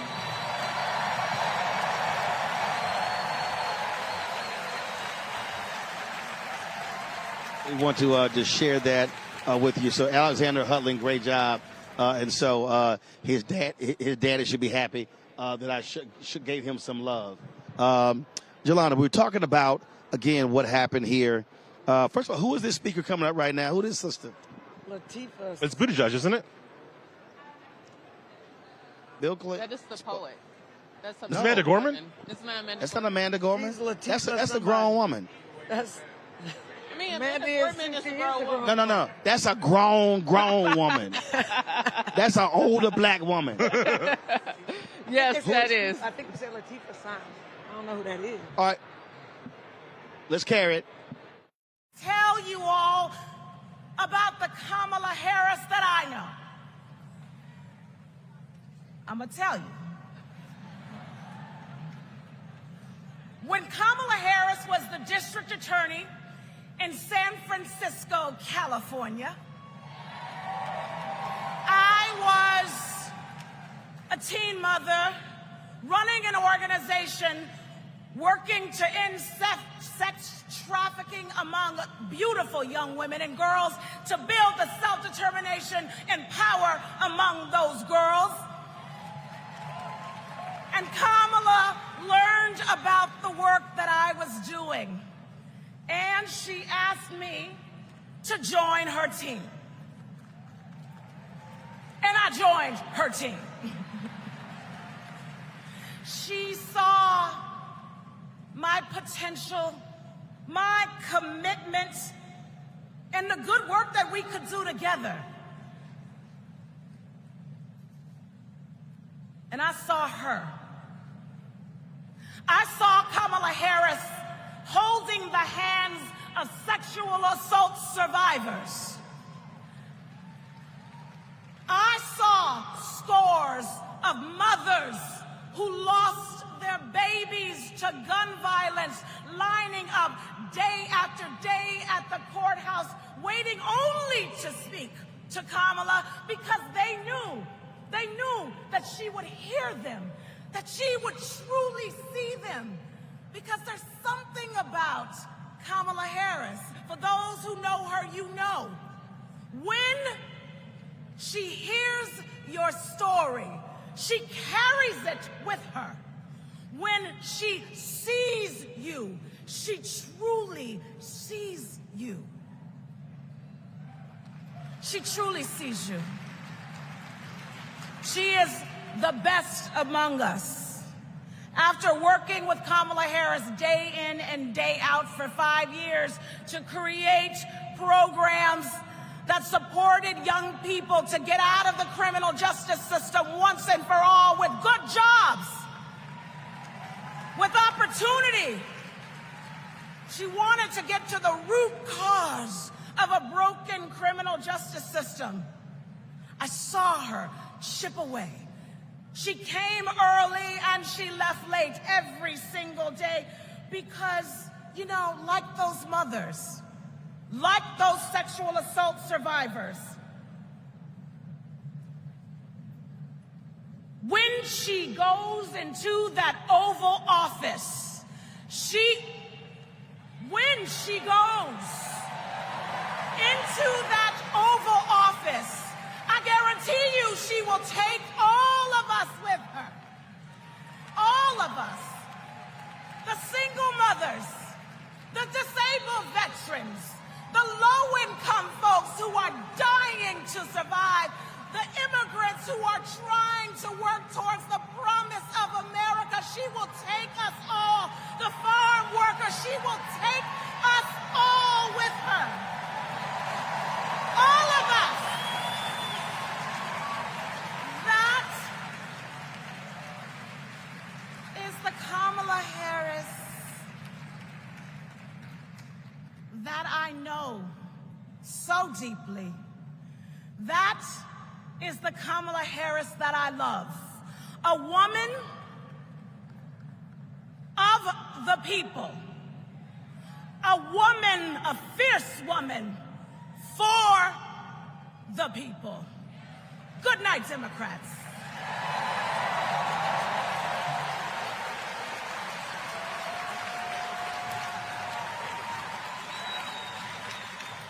Please welcome former U.S. Associate Attorney General of the United States and the Vice President's brother-in-law, Tony West.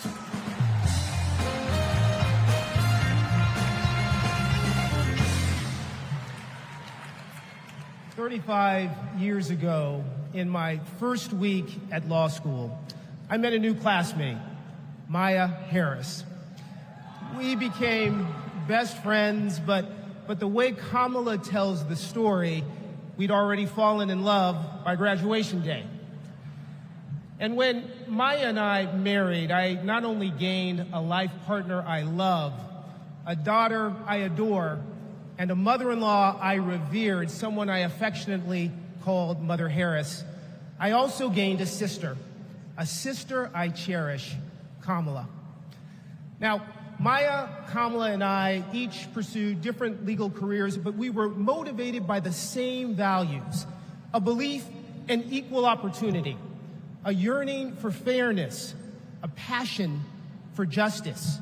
Values Mother Harris taught those two little girls, values that powered Kamala's public service from the very beginning.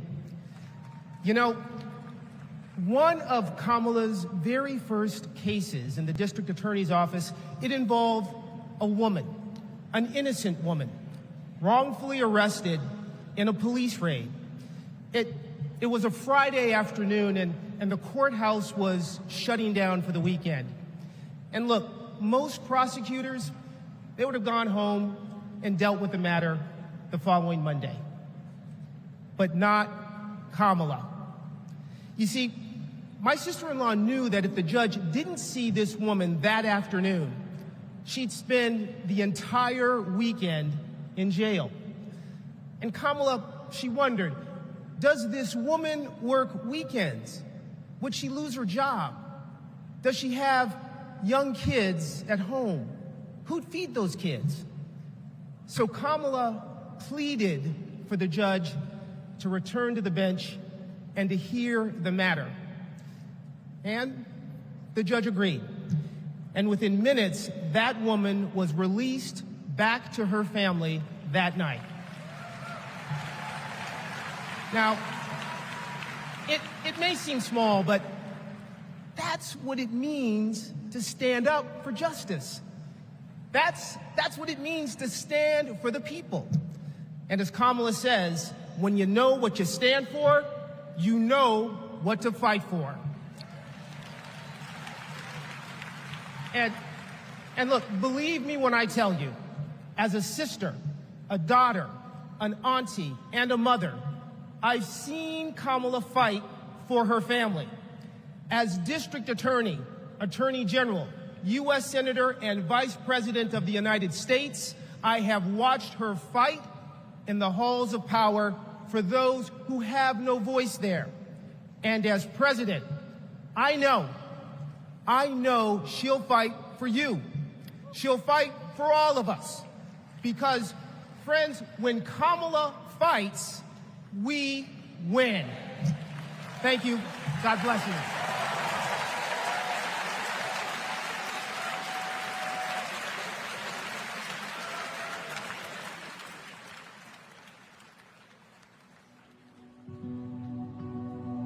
A crime against any one of us is a crime against all of us. The work that she did as Attorney General was taking on issues to help people who were trying to make a life for themselves and their families. When Kamala Harris came into office in 2011, the most urgent economic crisis facing communities throughout California was the foreclosure crisis. For too many Californians, hopes for lasting homeownership have been dashed. Victims have fallen prey to a series of mortgage scams, fraud, and unfair business practices. In order to get meaningful relief, we had to sue the banks and see through a lengthy litigation process. When Kamala was sitting at the table negotiating, it wasn't just about the money, it was about real people. I vividly remember her thinking about Mommy, who could finally afford to buy her first home, and how proud Mommy was. So Kamala knew what was at stake for families and even whole communities. We are very proud to announce a tremendous victory for California. She truly believes that every single person, every American is worthy of the promise and the prosperity of this country. And every time Kamala has run for a bigger office, it's because she believes that she can have a bigger impact. We are making a commitment tonight with this celebration of this Senate race to bring our country together. In the Senate, to get a position on the Intelligence Committee is very coveted because it is about protecting our nation's security. And Kamala hit the ground running. She would not let a witness off easily. Did you have any communications with Russian officials for any reason during the campaign that have not been disclosed? I don't recall it. I need to be correct as best I can. I do want you to be honest. I'm not able to be rushed this fast. It makes me nervous. The questioning of Attorney General Sessions was historic, and she earned the respect of colleagues on both sides of the aisle. Kamala, as a senator, was a truth teller. She was there to expose what some of these guys were and what they intended to do. Can you think of any laws that give government the power to make decisions about the male body?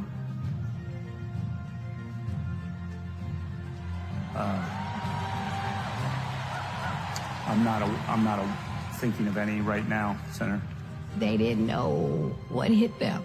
And in those moments, so many people saw her for the first time and saw how tough she was. Would you accept them recommending a charging decision to you if they had not reviewed the evidence? Well, that's a question for Bob Mueller. He's the U.S. attorney. I think you've made it clear, sir, that you've not looked at the evidence, and we can move on. When she's on a mission, she is determined and relentless. When our fundamental values are being attacked, do we retreat or do we fight? I say we fight. If you want to go forward in this country, not go backward, then there is only one choice. All right, folks. All right, folks, welcome back here. So, a lot of influencers here. All around, some 200 influencers the Democrats have brought in here. I see this brother's video. He came over, he wanted a photo. And I saw it earlier. He was jamming up Mike Lindell. Actually, he's been kicking butt all over the place. Noah, what's your last name? Noah, on social media, Noah's taken. Where you from? I'm from Georgia. Where in Georgia? Atlanta. Atlanta. So how long you been doing media stuff? I've been doing media since 2022. Stacey Abrams running. Okay. And where does your stuff run? My stuff's run all over Twitter, Instagram, and TikTok. Got it. And what kind of work you been doing here? I've been doing some interviews. I interviewed Dean Phillips. I interviewed racist Charlie Kirk. I interviewed Mike Lindell earlier. My man! I interviewed Mike Lindell earlier. It's been great. Gotcha. So the Mike Lindell video, he was trying to get in your face, and you were giving it back to him. He was trying to get all up in my face. I had to push him back a little. I see you, little man. So what inspired you to do this media work? It's mainly because of the importance of the election, and I appreciate you for all you do, fact-checking folks and stuff. And it's the importance of electing Kamala Harris. In this election, you get a 2-in-1 deal. You get to defeat Donald Trump, and you get a good policymaker. Absolutely. All right. See? Oh, no. All right. I've been checking out his videos, and you've been killing the game. Thank you. I appreciate that. How old are you? I'm 12. Okay. Yes, ma'am. So where do you find the time in between school and your media work? So I'm homeschooled, so I get a little bit more time. So usually when I'm on the Zoom, I'll get the work done fine, and then I'll do my tweets and do what I do. Gotcha. What else? So what's the next step? What do you want to do? What do you want to do next in the media? Yeah, depending on the outcome of the election, how everything goes, I plan to be around for a little while. Right. In terms of what? Do you want to do a show? Do you want to really do? So I'm trying to start a podcast. I just can't find a name. I have the equipment and everything ready. I just can't find the name. Okay. Where's the podcast going to run? Where's the podcast? YouTube. I'm going to have a Patreon set up. I'm going to do lives on Twitter like you do, and Instagram, of course. Gotcha. So, so what, is your man over there shooting? Is he with you? That's my friend there, yeah. That's your friend? Yep. Gotcha. You come over here and shoot. So he's shooting stuff for you? Yeah, yep. He's been. I had Dutch News follow me around the whole stadium. The police had to push him back a little bit, but they were following me around. I was happy to interview them, though. Your parents cool with all this media stuff? They're cool with all the media stuff. They love you, too. Are they here? They're here. Where are they? They want to go get some chicken. Yeah. Now, trust me, I'm going to be sending my guy Deshaun to go get me some as well. That's been my meal for the last 3 days. Right. They got some good chicken over here. Absolutely. So you want to do the podcast, and so how about this here? What if I gave you a show on the Black Star Network? I would be honored. I would love that. I'm serious. Seriously, I would be honored. I would accept. No, I own the network. I understand. Ro doesn't play. And I would be honored. I would love that. All right, so what we'll do is we're going to talk about it. Yeah. I'll take you up on that. No, absolutely. All right. Yes. Absolutely. Yes, sir. No, I'm serious. Yeah, me too. Oh, absolutely. the name ain't a problem. We ain't worried about that. Right. Because you came up with your name, and it's pretty brilliant. Yep. Came up, made it easier, and then also the Black Star Network name came from that was a cruise ship of Marcus Garvey, and of course the Black Star Gate that's in Accra, Ghana. Right. Wow, I didn't know that. Yep. Yeah. Yep, that's where it comes from. All right, you're going to answer some questions. Rebecca, you first. Okay. So if you were able to vote in this election, who would you cast your ballot for? Absolutely Kamala Harris. No third party because they have no chance of winning. It would only split my vote. Donald Trump because he's Donald Trump. And so Kamala Harris with the best policy platform. Come on, Noah. Boom. My question. What's your most important policy right now? My most important policy right now is keeping, first of all, the Emmett Till Anti-Lynching Act, which is so critical. And we've seen a lot of pro-black legislation out of the Biden-Harris administration. Right now, I would love to see her raise the minimum wage for our workers. I love that, too. Yeah. So my question to you is, how are young people feeling about being educated on politics based on what they learned from you? Yeah, so they usually have my cousins especially have a better time listening to me than listening to the aunties. But it'll be very helpful if I could get on your show and spread the word for other young people to get the message out how important it is. Well, that's going to happen. So we're going to work on that. And then I can show you all the tricks of the trade and help you advance in what you're doing. Thank you, sir. I'm honored. Thank you. So I've already sent you. Now your phone is dead. So the first rule, always have some backup juice with you because you cannot have your phone die, Noah. That's right. That's right. I know you probably never have a dead phone. No, because I got 5 bricks. I'm always have juice with 2 phones. Right. You're going to have the juice and you're going to have the platform as well. Absolutely. So you're going to do this here, Noah. You're going to put your information in my phone. All right. And then... No, we don't. I ain't got to ask nobody. I own it. So and look, and he's telling the public. You're gonna put your information. You're gonna put your information in.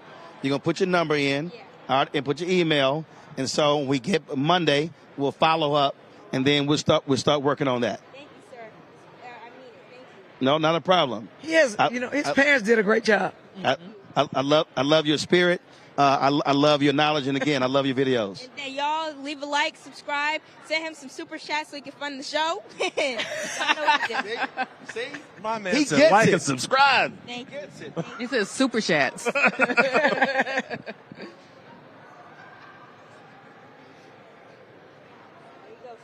There you go. So Noah, we're gonna follow up, and man, we're gonna make this happen. Thanks for stopping by, my brother. I appreciate it. All right. We'll chat soon. All right. Tell your parents I'll be calling. All right, then. Appreciate it. Did he say stay woke in his flip-flop? My man. In his flip-flop. I need him to grow up and take over the New York Times like today. I need Killing it. In his flip-flops. But let me tell you something. People ask me all the time. They say, what? What? You can't hear me? What? Oh, he did? No. He right there. Right there. Your phone. I was trying to charge it. All right, then. By Monday, I'll have a charge. Yeah, by tonight, you're going to have a charge phone. So. They ask you all the time? People ask me all the time. They say, hey, are you creating more Roland Martins? And what I tell them is, the problem is, a lot of folk don't want to do the work. They don't. They don't want to do the work. They want what's easy. They want to come on. They want to basically chill. Don't tweet. Don't post stuff and think I'm gonna do all the work. And I got to remind them, I still tweet. I still post. I still say you have to watch. And what I tell anybody is, you got to want that thing. You got to want it. And so I was familiar with his videos. But listening right there, I was like, oh, absolutely. This is a no-brainer. He's brilliant. It's also like, it's how you build up any expertise, right? Like I get a similar question. A lot of people want to know how I do what I do, how I got into doing what I did. And I always say, like, well, start with reading. Like, I know a lot about the Supreme Court because they published their opinions and I read them. So if you go back 10 years ago, I'd only read the opinions for a few years, right? Now I've read them for 15 years, so I can tell you what happened 15 years ago because I read them all. Right. But it always starts with homework. It always starts with educating yourself and lifting yourself up before you can lift up others. Right. And that's how you get to any position. Right? You also got to work through the difficulty because it's not going to be easy. Yes. Right? It's like Michelle said last night. Ain't nobody going to be having an escalator up for us. Right. Like if we're not going to fail forward. But the other thing is, it's not linear. Sometimes you go down, you go up, you go down, you take 2 steps back, then you propel forward. And a lot of times people think it's just A to B and that's all it is, but it's never linear. Yeah. No, because some people make it look easy, but it's not. Yeah, I mean, and so I get that a lot because I'll be like, okay, that it is easy when you're doing it. But also what I try to remind folk is you have to be in a constant state of learning. I remember I was doing an interview. I was doing an interview in Houston. My man Mad Hatter, and so he was at KTSU, and so we were waiting for his camera crew to come in. So they come in. I was like, "This camera model y'all using?" So I was like, "What light y'all using? How's your audio?" So I started hitting them with that, and they were like, he was like, "How do you know all?" I said, "Dude, you got to stay reading." I said, I don't stop learning. But you did that at Yates. But the point is, at this age, I don't stop learning. Right. That's the point. And you teach it because when you came to Yates with their technology, right, which is your alma mater, yep, and was teaching young kids how to put on shows, and you actually programmed from Yates. That's how we did the show from there. Yeah. We're going to go live to the stage. Amanda Gorman is now speaking.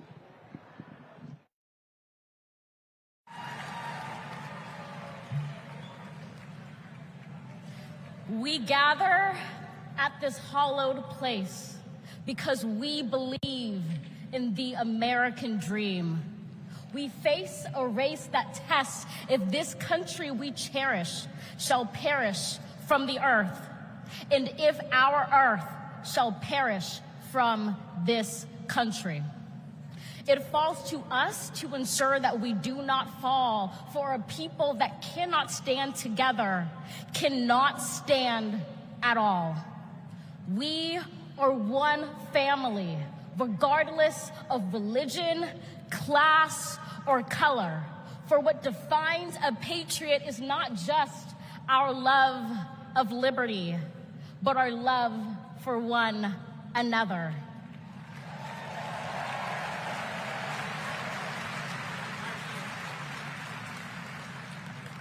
This is loud in our country's call because while we all love freedom, it is love that frees us all.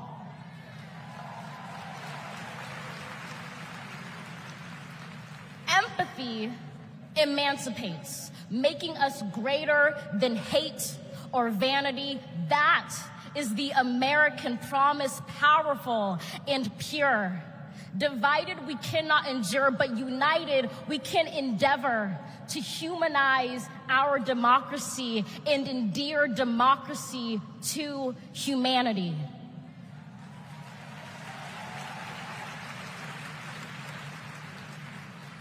And make no mistake, cohering is the hardest task history ever wrote. But tomorrow is not written by our odds of hardship, but by the audacity of our hope, by the vitality of our vote.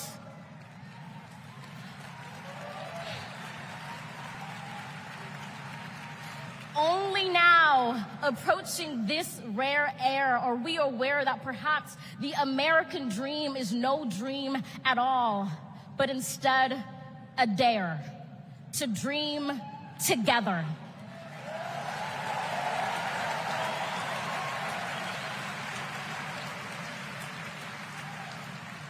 Like a million roots tethered, branching up humbly, making one tree. This is our country from many, one, from battles won, our freedoms sung, our kingdom come has just begun.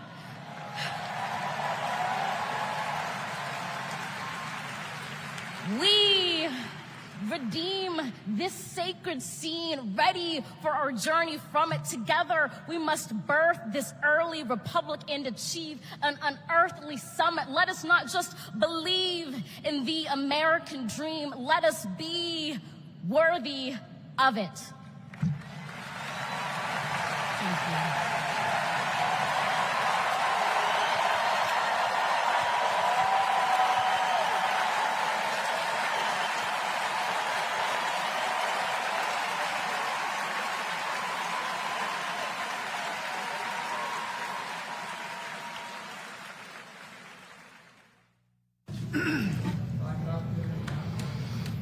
There's a word I heard.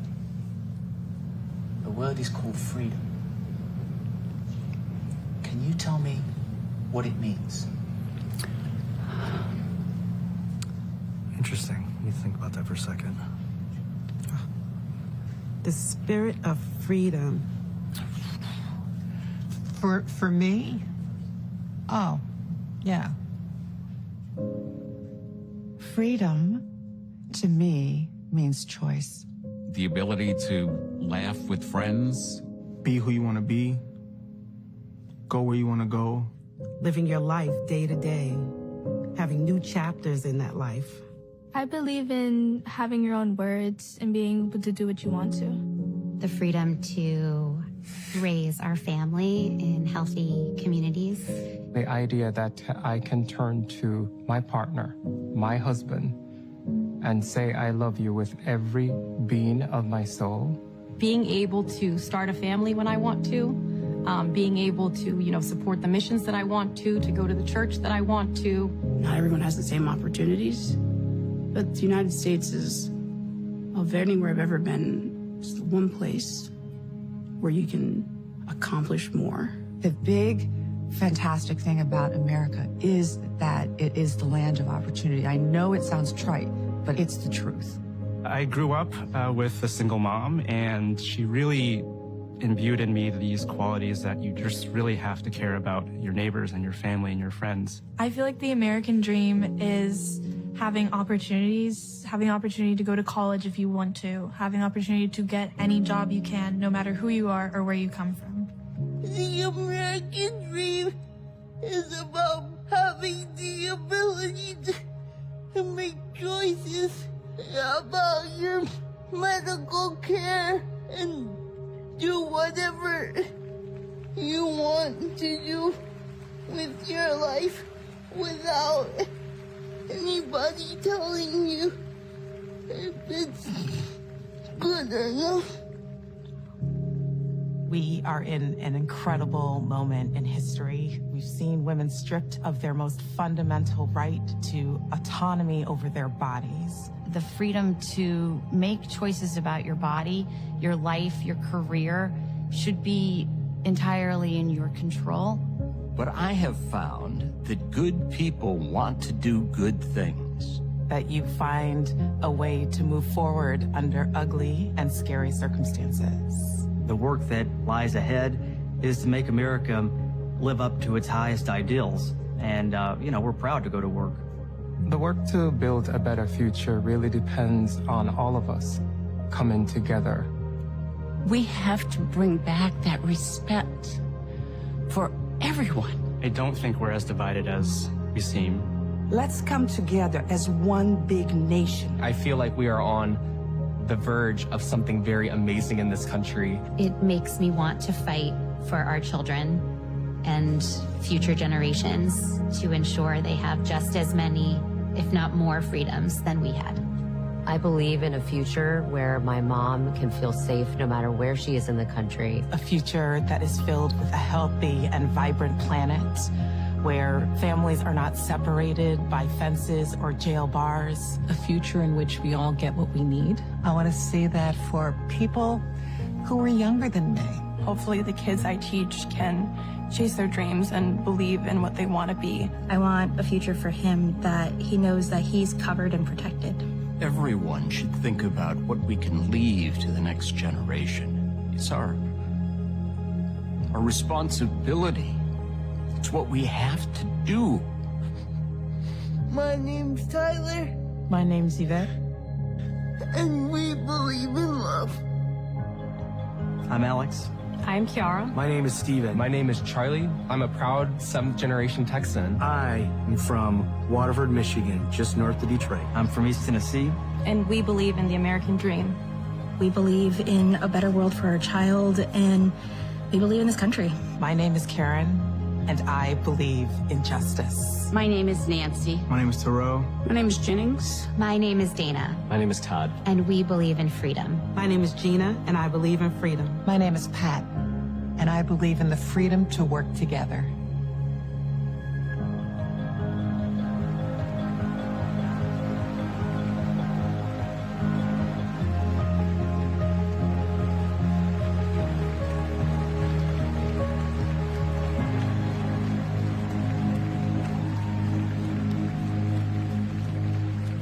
Please welcome Oprah Winfrey.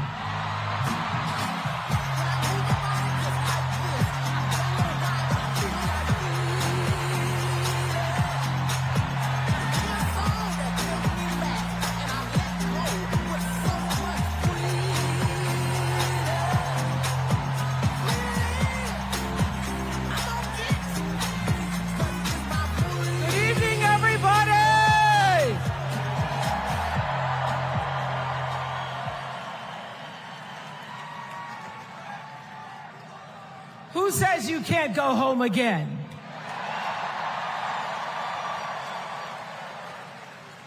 After watching the Obamas last night, that was some epic fire, wasn't it? Some epic fire. We're now so fired up, we can't wait to leave here and do something.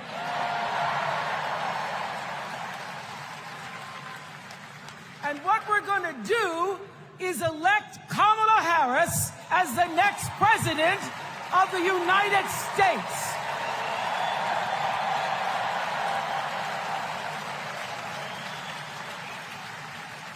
I am so honored to have been asked to speak on tonight's theme about what matters most to me, to you, and all of us Americans: freedom.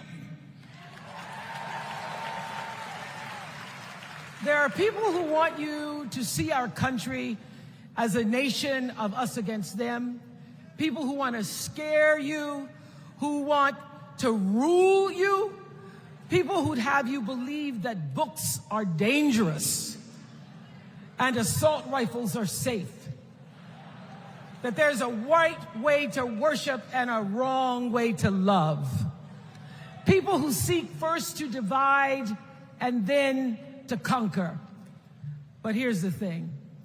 When we stand together, it is impossible to conquer us.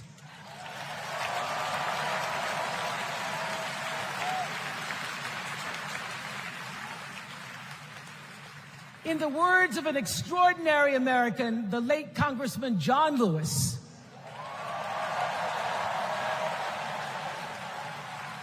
he said, no matter what ship our ancestors arrived on, we are all in the same boat now. Congressman Lewis knew very well how far this country has come because he was one of the brilliant Americans who helped to get us where we are. But he also knew that the work is not done. The work will never be done because freedom isn't free. America is an ongoing project. It requires commitment. It requires being open to the hard work and the heart work of democracy. And every now and then, it requires standing up to life's bullies.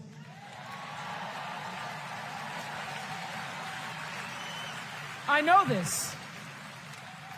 I've lived in Mississippi, in Tennessee, in Wisconsin, Maryland, Indiana, Florida, Hawaii, Colorado, California, and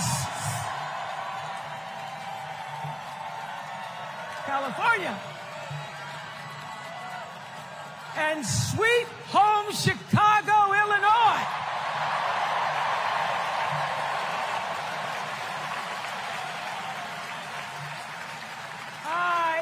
I've actually traveled this country from the redwood forests, love those redwoods, to the Gulf Stream waters. I've seen racism and sexism and income inequality and division. I've not only seen it, at times I've been on the receiving end of it. But more often than not, what I've witnessed and experienced are human beings, both conservative and liberal, who may not agree with each other, but who'd still help you in a heartbeat if you were in trouble. These are the people who make me proud to say that I am an American.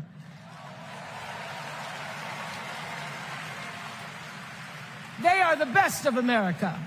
And despite what some would have you think, we are not so different from our neighbors.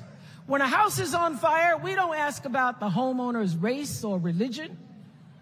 We don't wonder who their partner is or how they voted. No. We just try to do the best we can to save them. And if the place happens to belong to a childless cat lady,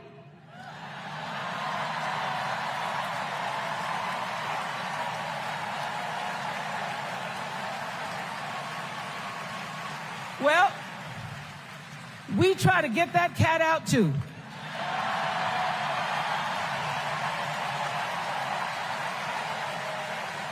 Because we are a country of people who work hard for the money.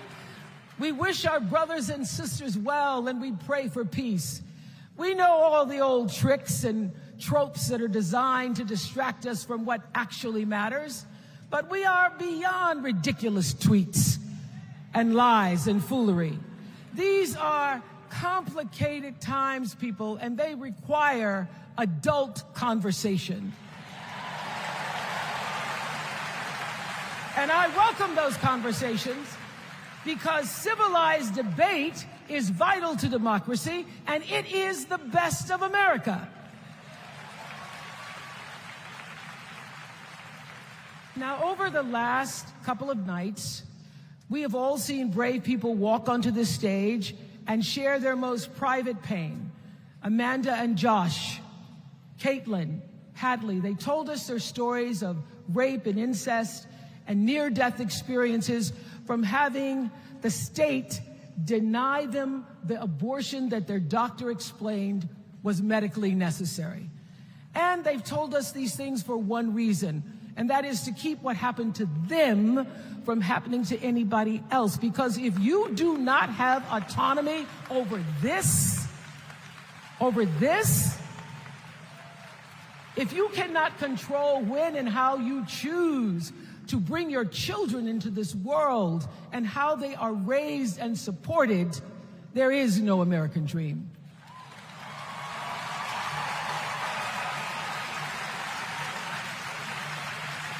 The women and men who are battling to keep us from going back to a time of desperation and shame and stone cold fear, they are the new freedom fighters. And make no mistake, they are the best of America.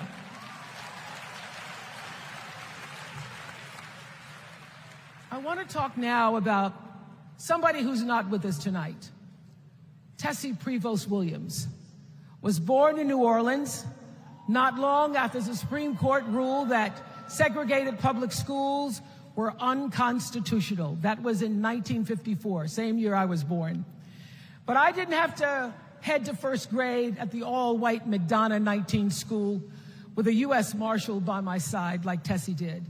And when I got to school, the building wasn't empty like it was for Tessy. You see, rather than allowing McDonough to be integrated, parents pulled their kids out of the school, leaving only Tessy and two other little black girls, Gail Etienne and Leona Tate, to sit in a classroom with the windows papered over to block snipers from attacking their 6-year-old bodies.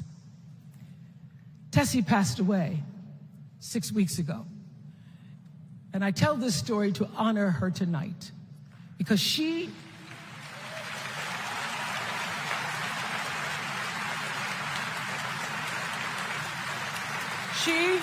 like Ruby Bridges and her friends, Leona and Gail, the New Orleans Four, they were called.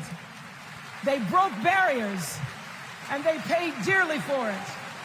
But it was the grace and guts and courage of women like Tessy Pros Williams that paved the way for another young girl who 9 years later became part of the second class to integrate the public schools in Berkeley, California.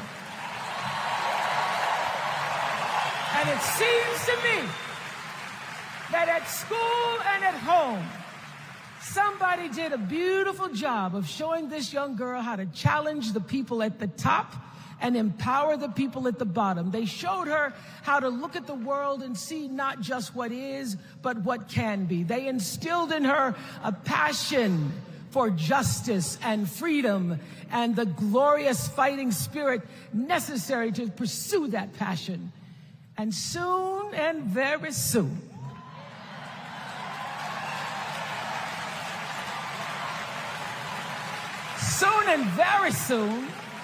we're going to be teaching our daughters and sons about how this child of an Indian mother and a Jamaican father, two idealistic, energetic immigrants,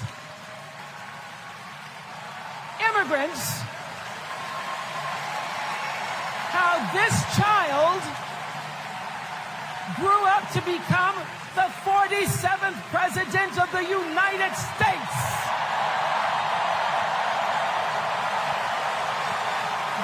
Is the best of America.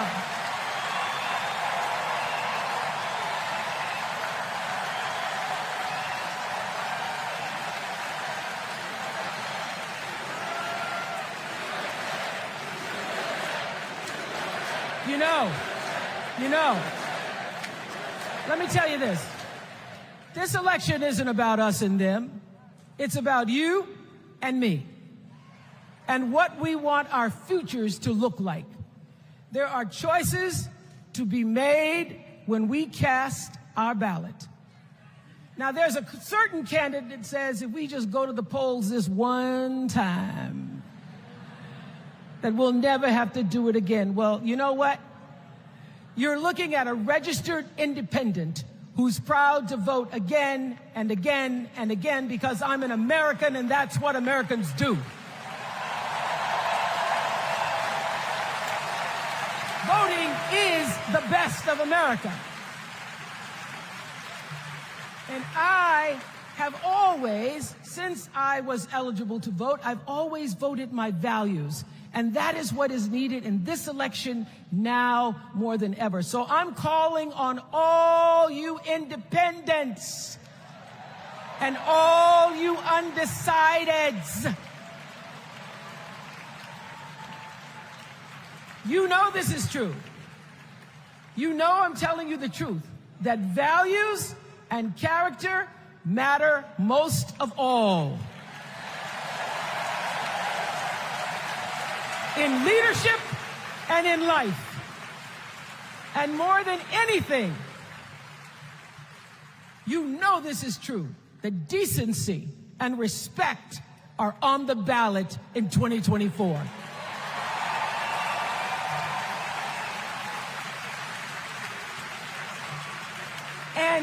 And just plain common sense. Common sense tells you that Kamala Harris and Tim Walz can give us decency and respect. They're the ones that give it to us. So, we are Americans. We are Americans. Let us choose loyalty to the Constitution over loyalty to any individual. Because that's the best of America. And let us choose optimism over cynicism, because that's the best of America. And let us choose inclusion over retribution. Let us choose common sense over nonsense.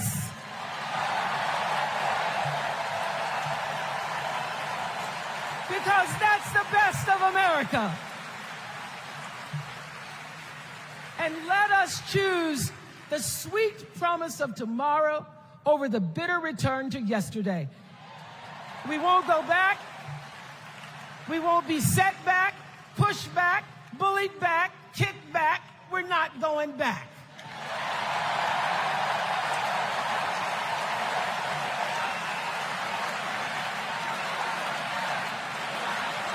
Not going back. We're not going back. So, let us choose. Let us choose truth. Let us choose honor. And let us choose joy.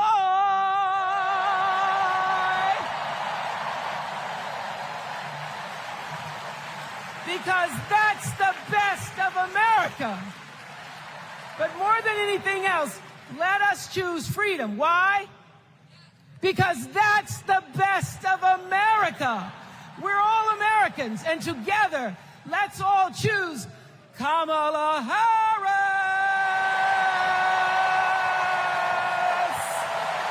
Thank you, Chicago. Thank you, America.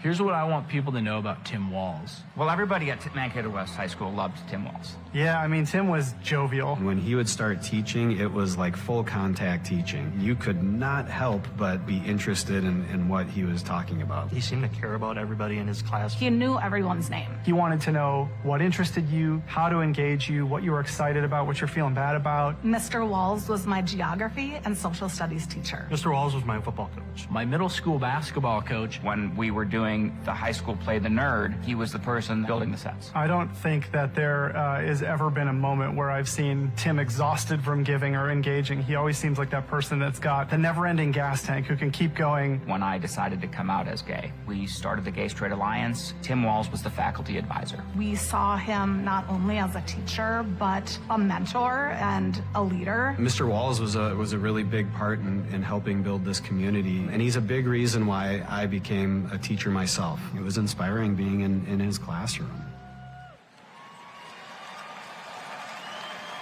Please welcome Maryland Governor Wes Moore.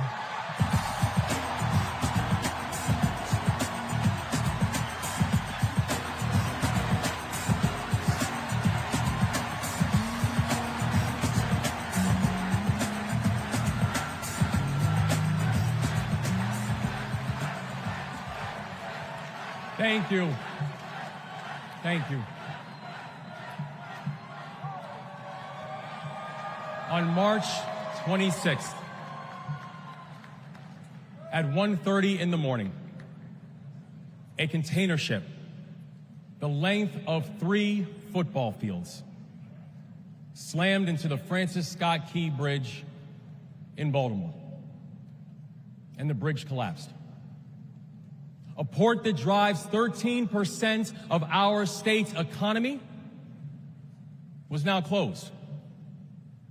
Thousands of workers were hours away from waking up and realizing they no longer had a job. 6 Marylanders who had been on the bridge in the middle of the night fixing potholes lost their lives. And one of the first phone calls that I got that morning started with these 3 words. Dove, it's Kamala. She said, I know you spoke to the president, and I want you to know we are here with you every step of the way.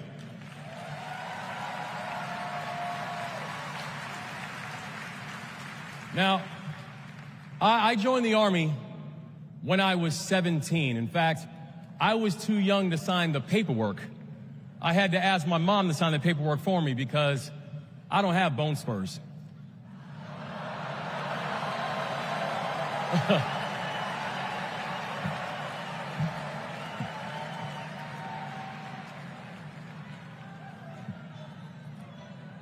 I led soldiers in combat in Afghanistan.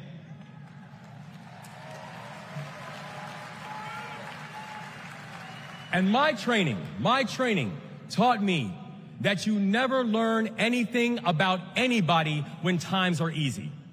You learn everything you need to know about somebody when times are hard and when the temperature gets turned up. And America, I saw that Kamala Harris is the right one to lead in this moment firsthand.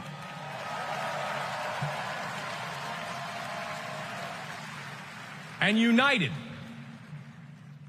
with the Almighty God's grace, we brought closure to the families of the 6 victims. And while many said it could take 11 months to reopen the port of Baltimore, we got it done in 11 weeks.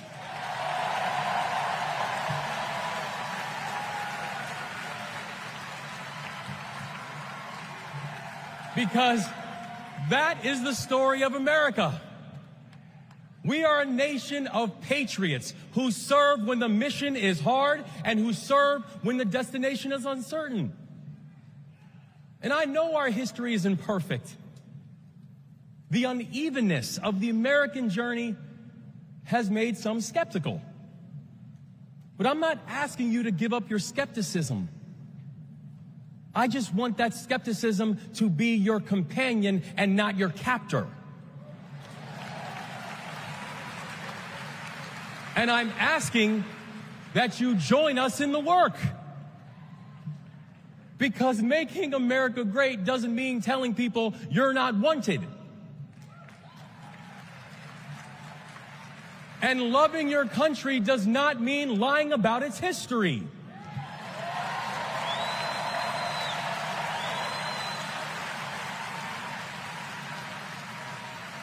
Making America great means saying the ambitions of this country would be incomplete without your help. It's the legacy of those 6 workers who fixed potholes on a bridge while we slept, who were born in a different country, but who knew that America was big enough for them too.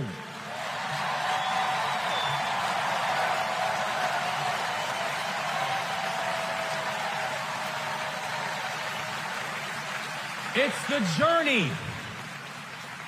It's the journey of a man raised by a remarkable immigrant single mom, a man who felt handcuffs on his wrists at 11 years old, who now stands before you as the 63rd governor of Maryland and the first black governor in the history of our state.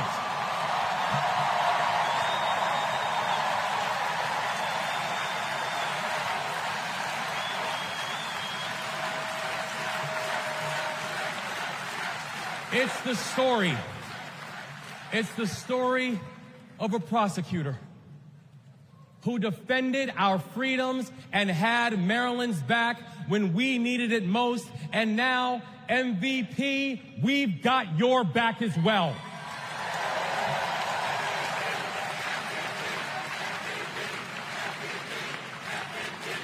That's right. It's my fellow veteran, my brother, and the next Vice President of the United States, Tim Walz. And now, Tim knows that in the military, you count the days towards mission completion.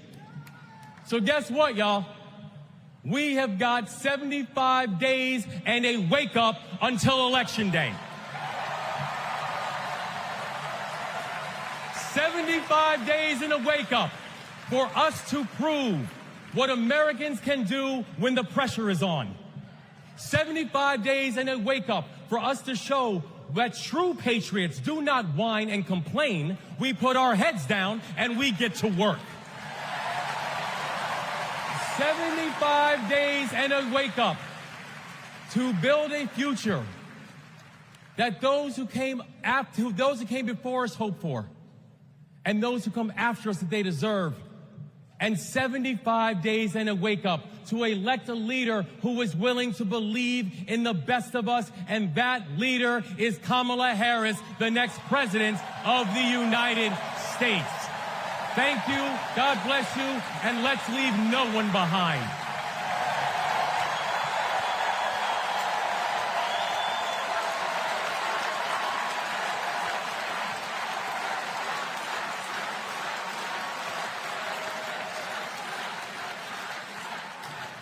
Please welcome former South Bend, Indiana Mayor Pete Buttigieg.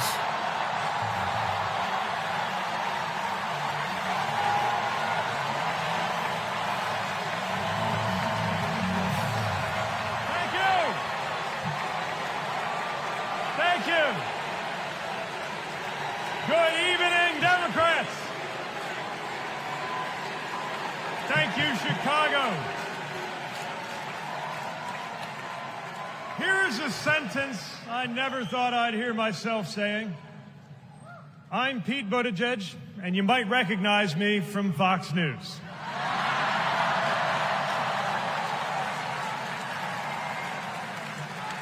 I believe in going anywhere,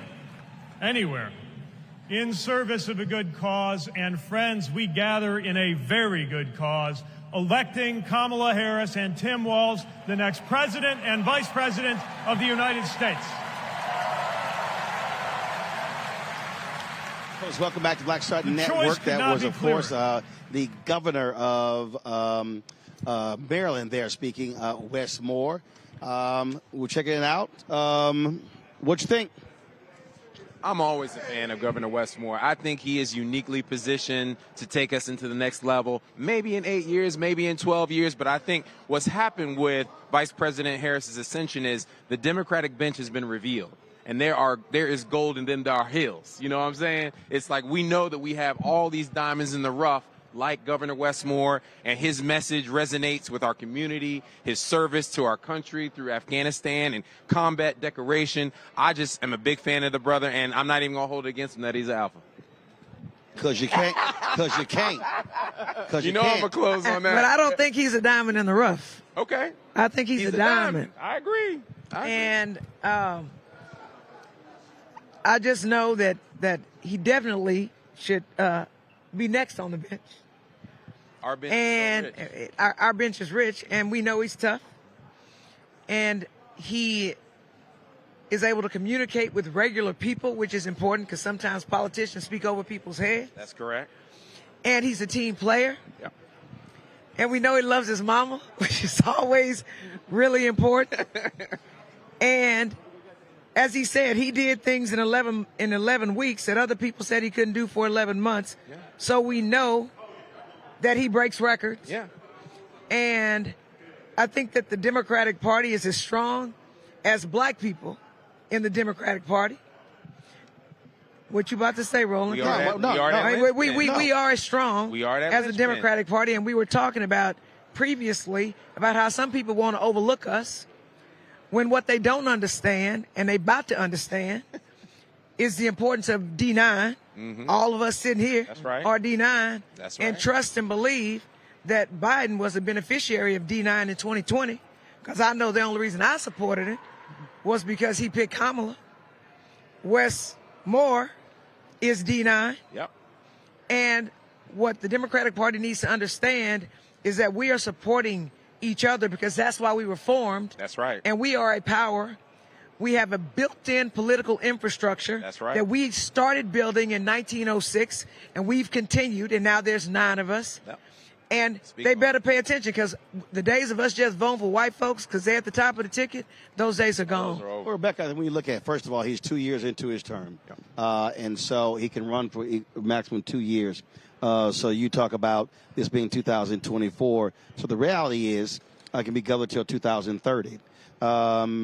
Listen, we don't know what happens in terms of if Vice President Harris gets elected and, of course, run a second time. Other thing is you also have potentially United States Senator. And so you have options there.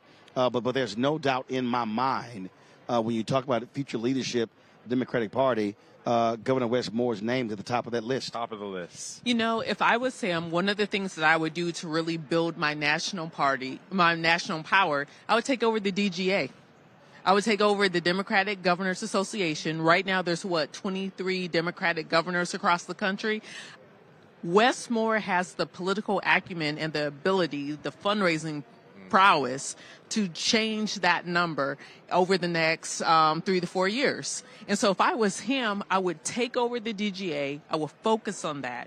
I would develop my own 50-state strategy because that's exactly what he's going to need because I do see him as a future president of the country. Yep. Well, first of all, the current head of the DGA, Tim Walz. I mean, so bottom line is that's what we're talking about. But again, I think that I think one of the greatest mistakes that people make is that they talk about higher office way too soon. Let folk do something in their positions. Right. I mean, listen, we're sitting here watching Pete Buttigieg. The reality is he was the mayor of South Bend, Indiana. He runs for president. I'm sorry. That jump ain't happening. It's not happening. And it didn't. No, right. Too far. And so it's like Wasilla. Huh? It's like Wasilla. No, yeah, but you no. can't do that. No. But she was governor. She was. No, she was governor. That's different. Asterisk. She was governor. So the mistake. Look, I go back to like it drives me crazy when I see these stories and somebody's referred to as a rising star. First of all, you got to become a star. You got to do something. So I don't like the phrase rising star. That means nothing to me. I think I remember when they were calling Arthur Davis a rising star. And we saw how he flamed out. And so to me, that is the mistake. Let folk be able to build, grow. He's only 2 years in. Same thing with Josh Shapiro. Okay, he's only 18 months in. Same thing. He elected at the same time as Wes Moore. And so you allow folks to build a track record because, and I'll say this, and I don't care, what happened with Obama ain't happening again. You're not going to serve a short period as United States Senator, go from a state senator to U.S. Senator, less than 2 years, run for president, and you actually win. And I'm telling you right now, from a black standpoint, that ain't happening again because folks are not going to extend you that kind of runway. You're going to have to build that credibility in order to be able to go to the higher office. And so that's what I tell people. Pump the brakes.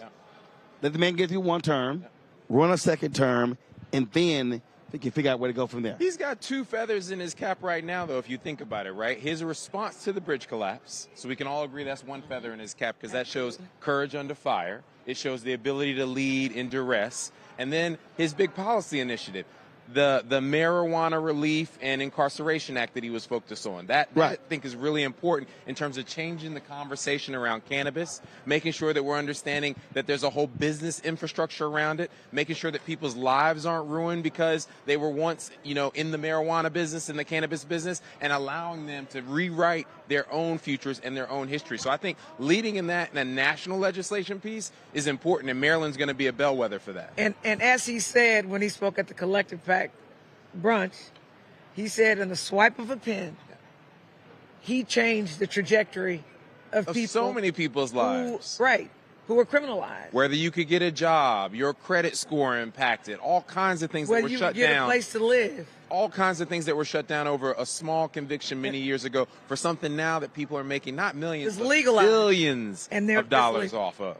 And he also reminded us that he has the lowest unemployment rate for black folks. He's doing his thing. So he did it. Yeah. So, when you grow up and you're struggling and you understand what it's like to be poor, then you can include the drawbacks of poverty in your policy. The problem with some folks that ain't struggle, they don't understand the barriers that are there and they don't understand how it affects you. So he is building the runway, as Roland said, but he's got time because I plan on helping Kamala get elected on November 5th. Me too. So we can celebrate my birthday on November 6th.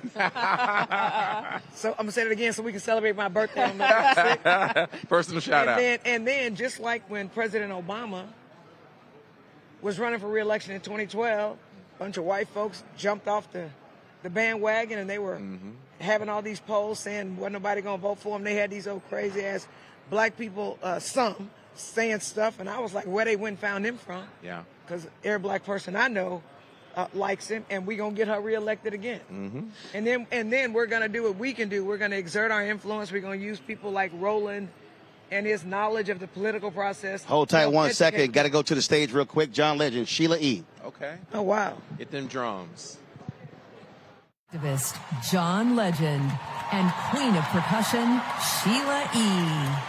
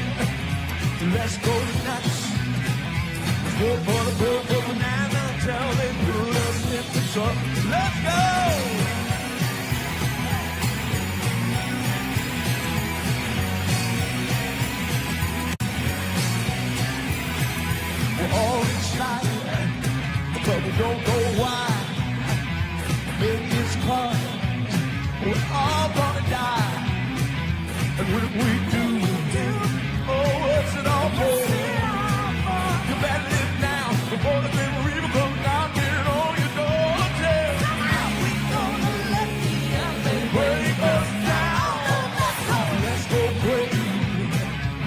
let's go nuts. Go for the girl, go banana, till they put us in the truck. Let's go! Come on, baby. I need everybody to get nuts with me. Come on. I'll be on here.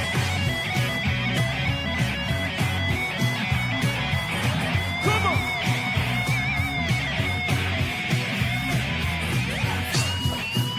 Let's go. Let's go. Yeah, we gonna let the elevator bring us down. Let's go. Put your hands together. Go crazy. Now everything be alright. Make everything go wrong. Kill them, will them, not the deal, will kill. Hey, tough children. He's coming. He's coming. He's coming. Yeah. Yeah, yeah, yeah, yeah, yeah, yeah.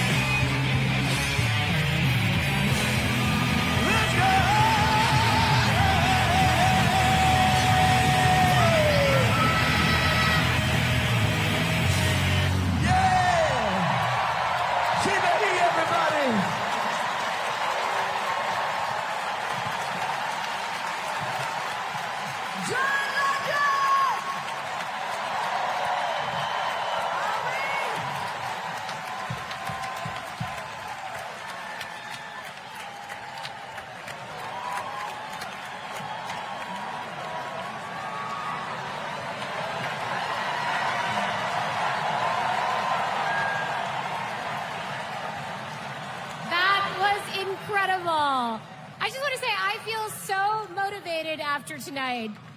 It's like never been more clear that if Kamala Harris and Tim Walz are elected this November, they're going to protect our freedoms. The freedom to read whatever books you want. The freedom to work one job and afford your rent. And Kamala Harris and Tim Walz will protect your freedom to start a family on your own All right, folks, terms. welcome back. Black And if Star you ask me, Network, as we continue our coverage here from day 3 of the Democratic National Convention in Chicago, the United Center. And so Governor Tim Walz is going to be the last major speaker. So coming up in a second, after that performance, Senator Amy Klobuchar of Minnesota, and then a former student of Tim Walz is going to also be introducing him, and then the VP nominee is going to be speaking. Let's talk about this nominee. President Obama made a comment last night about his flannel shirts. These well-worn flannel shirts. And listen, the Republicans have been trying to attack him when it comes to his service. They're trying to suggest that they didn't use IVF, even though it was the drugs that were being used in the same family. The thing here, and I saw some posts earlier, that when it came to the research for likability, he's actually higher than Harris, Vance, Walz, and Trump because how he comes across as just being a regular guy. And what I kept trying to explain to people, everybody trying to figure out who she should pick, I kept saying, guys, forget all the calculations, try to win Pennsylvania. The last person who helped a nominee win a state to win the presidency was Lyndon Baines Johnson when John F. Kennedy picked him. I'm like, y'all, it means nothing. I said, you have to, it's somebody who the nominee likes. That's the most important thing. Who does a nominee like? You have to have somebody who gets along well with the nominee. That's the most important thing. That chemistry is so important, but also that last voice in the room.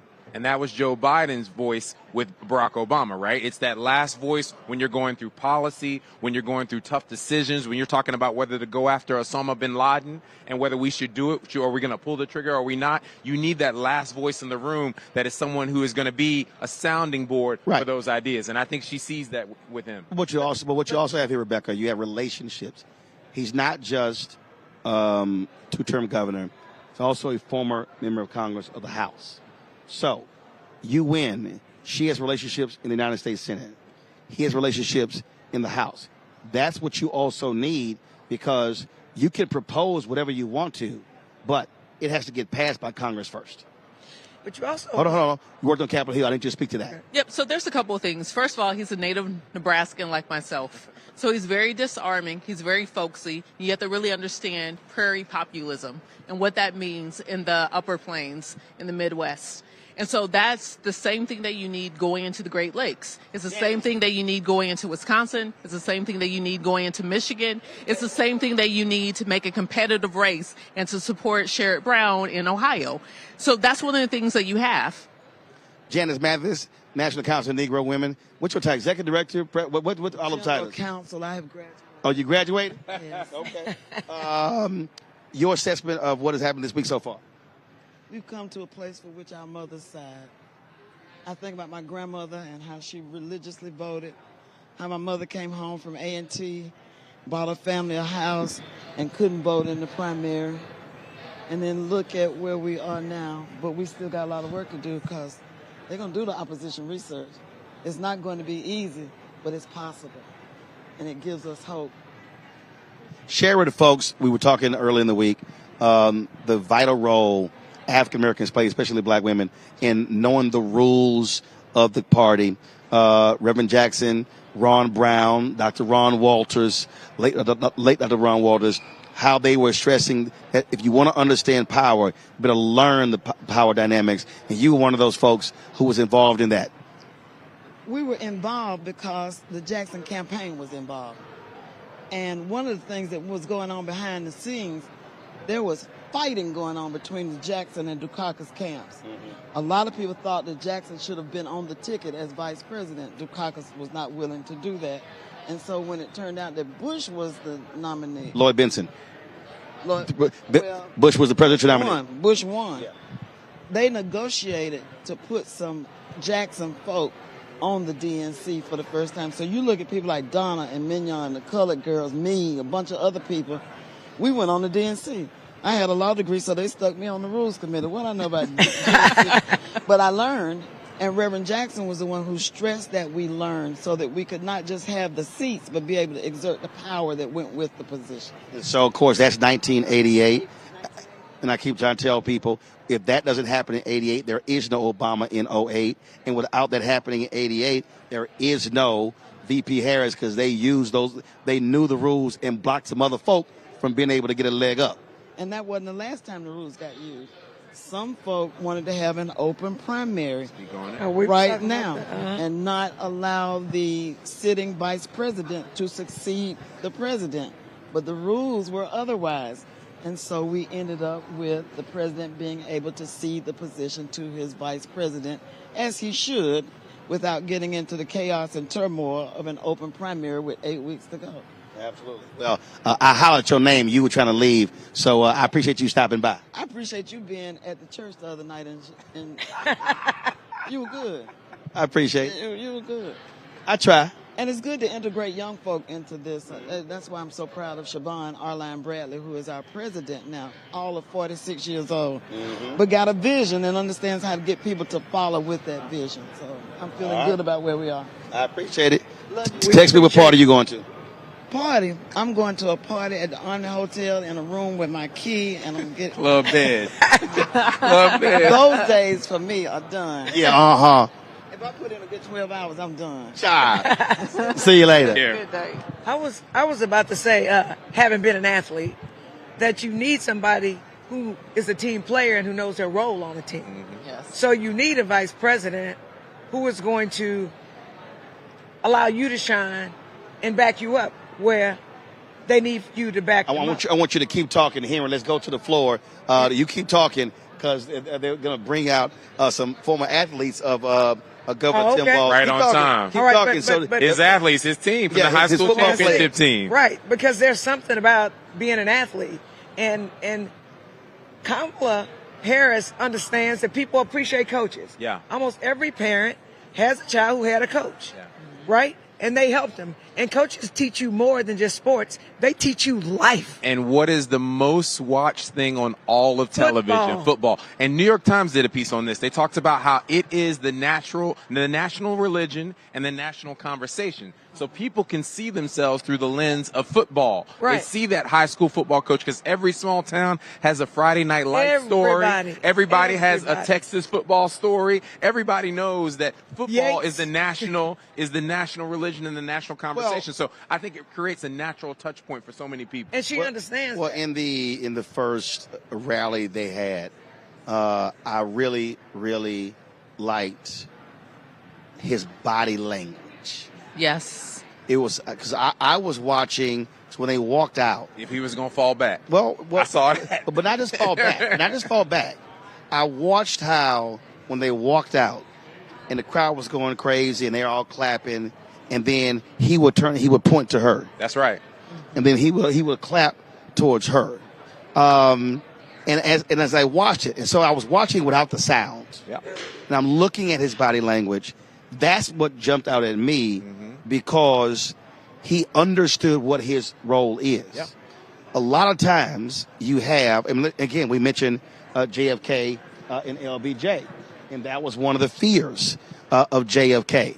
One of the fears of JFK of being outshined by LBJ. But one of the mistakes of a JFK was not taking advantage of the expertise of all LBJ. the things that LBJ So you allowed that ego battle with Robert Kennedy and LBJ to get in the way, because the man flat out was brilliant. And then we saw what happened after Kennedy was assassinated, how he leveraged that power to drive through critical bills. I wrote my senior thesis on LBJ in college. I was a science major. And you know what? He was a C student, but he was politically brilliant. Yep. And he did not take enemies. So if you crossed him, you paid for it. And people knew that, right? So he led by fear, right? And people ended up respecting him. But when you can get people to move in politics where you need for them to be, right, whether they want to be there or not, that is a skill set that you can't teach. But that's the mistake I believe we make when we place this premium on straight A students. Now, I'm not sitting here dissing that, but no, I'm not. But the reality is, I went to school with some folk who were straight A students who could not talk their way into a room. It's a different skill set. Right. And so when you talk about politics, oh, okay, I got to go speak to Gabby Giffords. I haven't seen her in 12 years. Y'all go ahead and talk. I got to go say. Yeah. But what I was saying as an athlete, it's important to know when to score. It's important to know when to pass. Yep. It's important to know when to block. Yep. That's what I was going to say about the vice president. That's it important. Is blocking and you're and supposed tackling. to block. And you're supposed to create an opening. Create a lane to get that running back down the field. To get them down the field. Yep. And the thing that's been most impressive, or one of the things that's been most impressive to me about him, is he ain't got no problem letting a woman lead. Yeah. And you know what? It's time for that. Yeah. Because the thing about us, when we think about what's good for everybody, Yep. right? And generally, like physically, we don't have the strength that you have physically. So we got to figure out how to compensate for it. It's sort of like that little thing they say about them bulls that's on the top of the mountain. You know what I'm talking about? I definitely know that saying. Where the older bulls say, I'm going to walk down there and do This that. is not a family show. This is unfiltered. But my point is this, right? It's not always the best to go fast. Yeah. Sometimes you need to be contemplative, and you need to know when to move, because timing is everything. Yep. And that's what Kamala did when she picked him. He got a part of the country. Blocking and tackling. So here's my question. Talk to me. It's one thing for Walz to do this as a candidate, but when you touch that power, when you have access to that power, will he be consistent during that first term if they're elected? Well, here's the deal. The advantage you have here is he's a governor. he's touched power before. So when you're a, but also when you talk about, we also know what the limited power the vice president is. The reality is, the VP is there to support the president. They serve at the pleasure of the president. That's the role. Largely ceremonial. Largely ceremonial, except if you have a skill set. Vice President Dick Cheney exercised power, and because Bush allowed him to do so. So we have to understand that. Some of y'all may be wondering why did I jump up to go see Gabby Giffords. We all remember in 2011, she was shot and almost assassinated in Phoenix. Well, there was an annual conference I was attending in December 2010, where that's where I first met her, then Congresswoman Gabby Giffords, and Senator Mark Kelly. He wasn't senator then; she was in Congress, and it was New Year's Eve, and we were clock had struck midnight, and so we're at this party, and folks all dancing. This is South Carolina, and she comes in. So I walk over, and I was like, Mark, man, dance with your wife. And he's like, well, I got 2 left feet. I was like, dude, I don't care. Just stay side to side. So she's out on the dance floor, and she's just moving and grooving. And then it literally was a week later. And I was at home. I was watching news coverage, and it came on about the shooting. And I told my wife, I was like, man, that person looks familiar. And I go to my bag, pull out a business card. It was her business card. And so every time I see her, all I can remember was a look on her face dancing next to us, just enjoying herself immensely. And I often say that may have been the last time her and Mark had that dance together.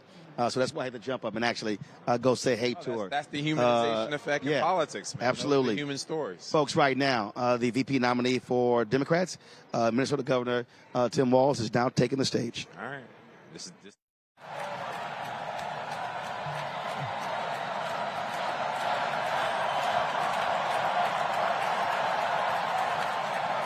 Wow. Well, thank you. Thank you, first of all, to Vice President Harris. Thanks for putting your trust in me and for inviting me to be part of this incredible campaign. And a thank you to President Joe Biden for 4 years of strong, historic leadership.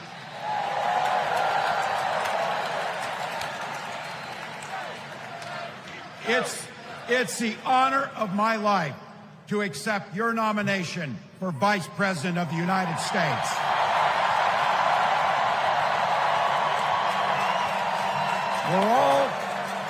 We're all here tonight for one beautiful, simple reason. We love this country.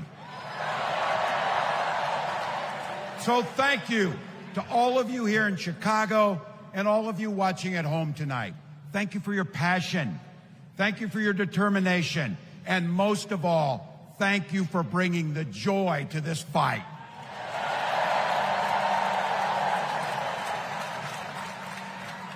Now, I grew up in Butte, Nebraska, a town of 400 people. I had 24 kids in my high school class, and none of them went to Yale. But I'll tell you what, growing up in a small town like that, you learn how to take care of each other. That family down the road, they may not think like you do. They may not pray like you do. They may not love like you do. But they're your neighbors. And you look out for them, and they look out for you. Everybody belongs. And everybody has a responsibility to contribute. For me, it was serving in the Army National Guard. I joined up 2 days after my 17th birthday, and I proudly wore our nation's uniform for 24 years. My dad, a Korean War era Army veteran, died of lung cancer a couple years later. He left behind a mountain of medical debt. Thank God for Social Security survivor benefits. And thank God for the GI Bill that allowed my dad and me to go to college, and millions of other Americans. Eventually, like the rest of my family, I fell in love with teaching. Three out of 4 of us married teachers. I wound up teaching social studies and coaching football at Mankato West High School. Go Scarlets! We ran a 44 defense. We played through to the whistle on every single play, and we even won a state championship. Never closed the yearbook, people. But it was those players and my students who inspired me to run for Congress. They saw in me what I had hoped to instill in them, a commitment to the common good, an understanding that we're all in this together, and the belief that a single person can make a real difference for their neighbors. So there I was, a 40-something high school teacher with little kids, 0 political experience, and no money, running in a deep red district. But you know what? Never underestimate a public school teacher. Never.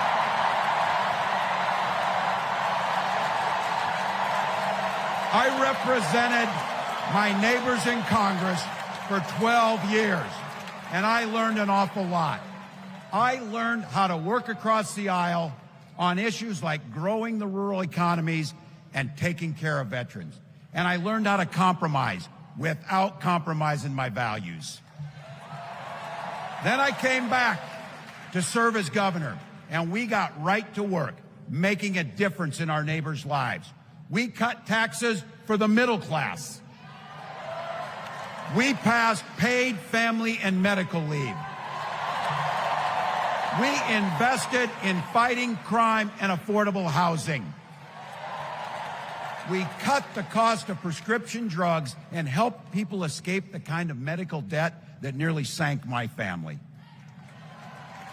And we made sure that every kid in our state gets breakfast and lunch every day. So while other states were banning books from their schools, we were banishing hunger from ours.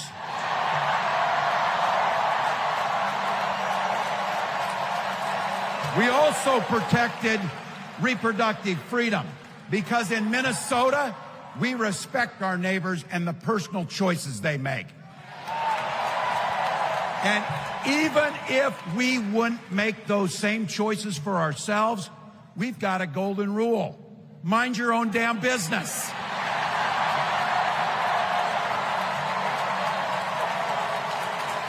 And that includes IVF and fertility treatments. And this is personal for Gwen and I. If you've never experienced the hell that is infertility, I guarantee you know somebody who has. And I can remember praying each night for a phone call. The pit in your stomach when the phone had rang, and the absolute agony when we heard the treatments hadn't worked. It took Gwen and I years, but we had access to fertility treatments. And when our daughter was born, we named her Hope.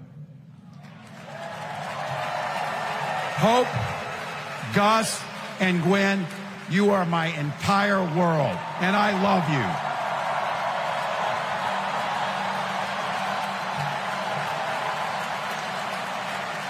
I'm letting you in on how we started a family because this is a big part about what this election is about. Freedom. When Republicans use the word freedom, they mean that the government should be free to invade your doctor's office. Corporations free to pollute your air and water. And banks free to take advantage of customers. But when we Democrats talk about freedom, We mean the freedom to make a better life for yourself and the people that you love. Freedom to make your own health care decisions. And yeah, your kids' freedom to go to school without worrying about being shot dead in the hall. Look, I know guns. I'm a veteran. I'm a hunter. And I was a better shot than most Republicans in Congress, and I got the trophies to prove it. But I'm also a dad. I believe in the Second Amendment, but I also believe our first responsibility is to keep our kids safe.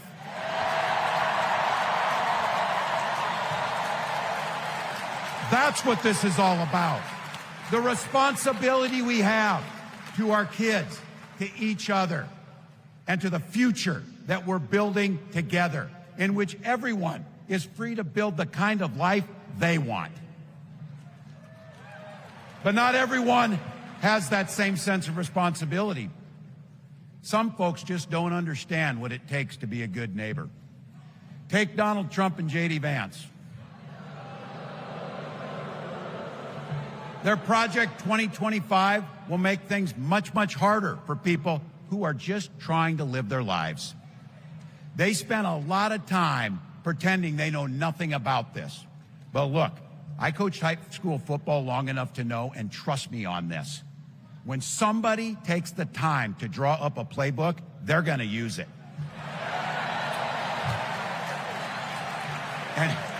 And we know if these guys get back in the White House, they'll start jacking up the costs on the middle class.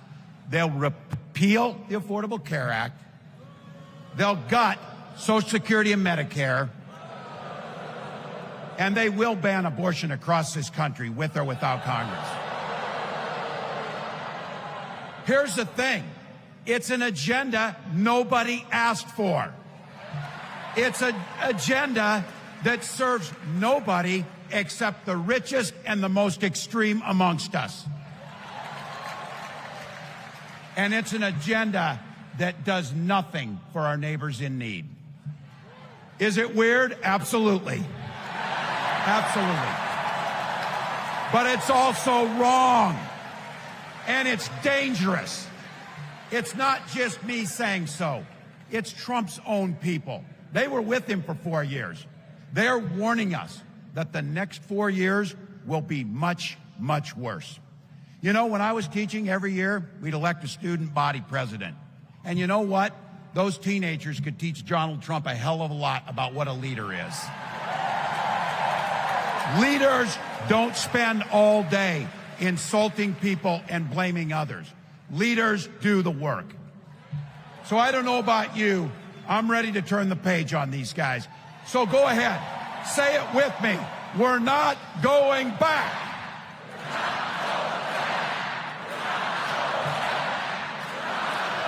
We've got something better to offer the American people. It starts with our candidate, Kamala Harris. From her first day as a prosecutor, as a district attorney, as an attorney general, as a United States senator, and then our vice president, she's fought on the side of the American people. She's taken on the predators and fraudsters. She's taken down the transnational gangs, and she stood up to powerful corporate interests. She has never hesitated to reach across that aisle if it meant improving your lives. And she's always done it with energy, with passion, and with joy. Folks, we've got a chance to make Kamala Harris the next president of the United States.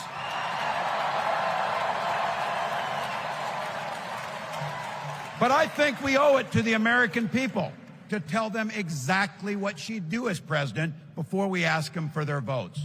So here, this is the part, clip and save it and send it to your undecided relatives so they know. If you're a middle-class family or a family trying to get into the middle class, Kamala Harris is going to cut your taxes. If you're getting squeezed by prescription drug prices, Kamala Harris is going to take on Big Pharma. If you're hoping to buy a home, Kamala Harris is going to help make it more affordable. And no matter who you are, Kamala Harris is going to stand up and fight for your freedom to live the life that you want to lead. Because that's what we want for ourselves, and it's what we want for our neighbors. You know, you might not know it, but I haven't given a lot of big speeches like this. But I have given a lot of pep talks. So let me finish with this, team. It's the fourth quarter. We're down a field goal, but we're on offense and we've got the ball. We're driving down the field. And boy, do we have the right team. Kamala Harris is tough.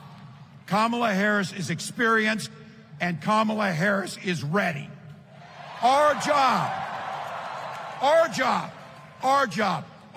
for everyone watching is to get in the trenches and do the blocking and tackling. 1 inch at a time, 1 yard at a time, 1 phone call at a time, 1 door knock at a time, 1 $5 donation at a time. Look, we got 76 days. That's nothing. There'll be time to sleep when you're dead. We're going to leave it on the field. That's how we'll keep moving forward. That's how we'll turn the page on Donald Trump. That's how we'll build a country where workers come first. Healthcare and housing are human rights. And the government stays the hell out of your bedroom.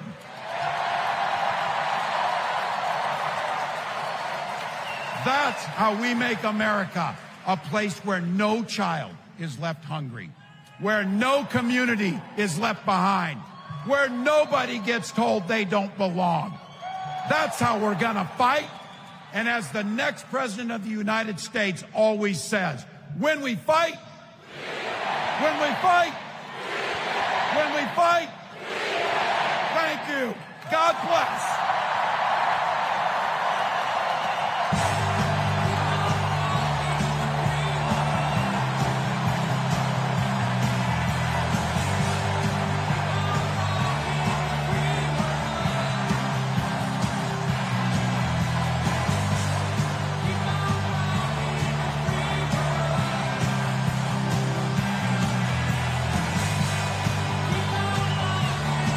Folks, at Governor Tim Walz there, finishing his speech.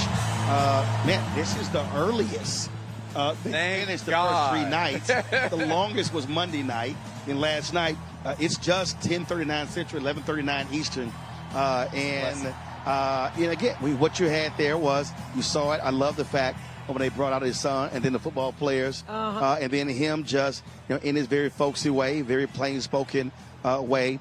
I really look forward to what's going to happen after tomorrow. They're going to hit the road. They're going to hit battleground states.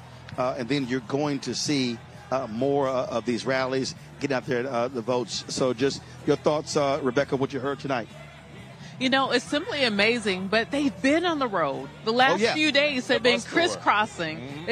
Bus tour in Pennsylvania over the weekend, in Milwaukee yesterday. Yes, and they're having sellout crowds. So you're having 50,000 people here in Chicago. You have 19,000 people in Milwaukee. And so what we're seeing is a lot of excitement. And I think that's what we're going to see for the next 76 days. And by the way, early voting starts October 21st. In 18 days. In some states. And that was one of the points that I was making. That was one of the points I was making, Jolanda, that we have to understand. Everybody keeps talking about we're 76 days from Election Day.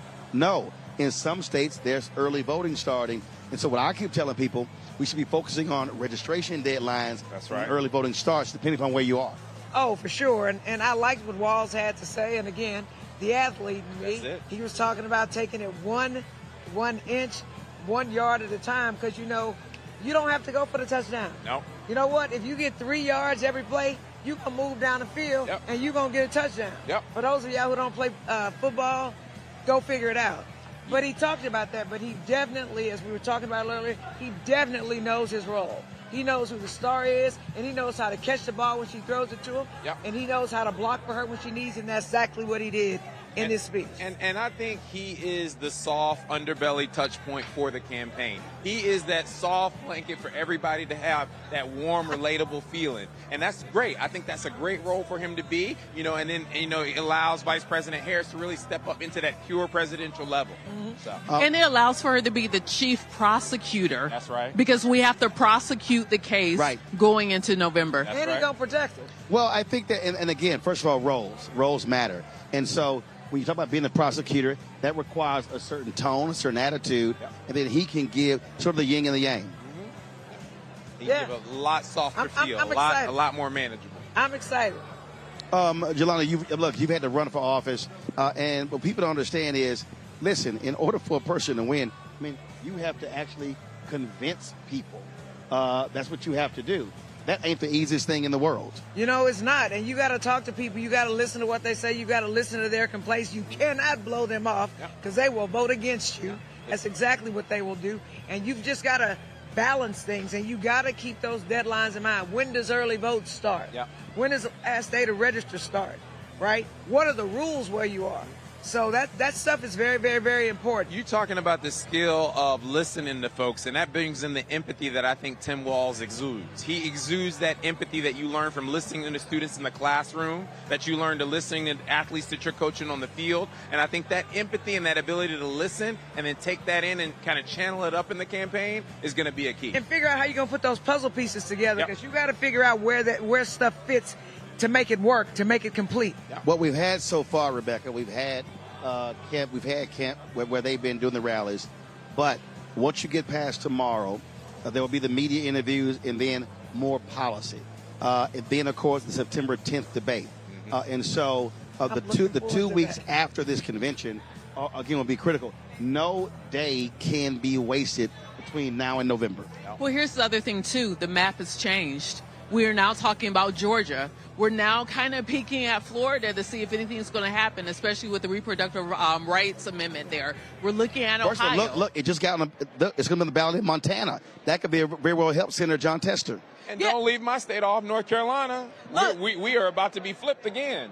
Right. And so especially when we're in some of those states in the South where there is a super majority in the state chambers, this is when you start to see a momentum shift. So that's what we're going to see for the next 76 days, how this is going to impact not just the top of the ticket, but going down the ticket as well. But I also think in Texas, because I know ain't nobody talking about my state. They had us way at the back. Give it 8 years. But let me tell you something. There are a lot of seats that we thought before Kamala ahead of the ticket that we were going to lose for sure to Republicans. That's true. We going to get some seats. So on the state level, you're going to have on the state level, I think we're going to pick up some seats in the House, maybe in the Senate, but at least they can't just stomp on us like they have just because they just have pure numbers. Well, I think what has been hugely helpful for Democrats are the thousands of people who have been volunteering. Yesterday, we talked to Nikki Fried. We talked about the wins in Florida, school board races. Ron DeSantis took a lot of losses. Half of them lost. Opposed to last 6 time. of them were runoffs. And so that was huge. But again, this is where, hold on, I'm going to grab somebody. Y'all keep talking. Hold on.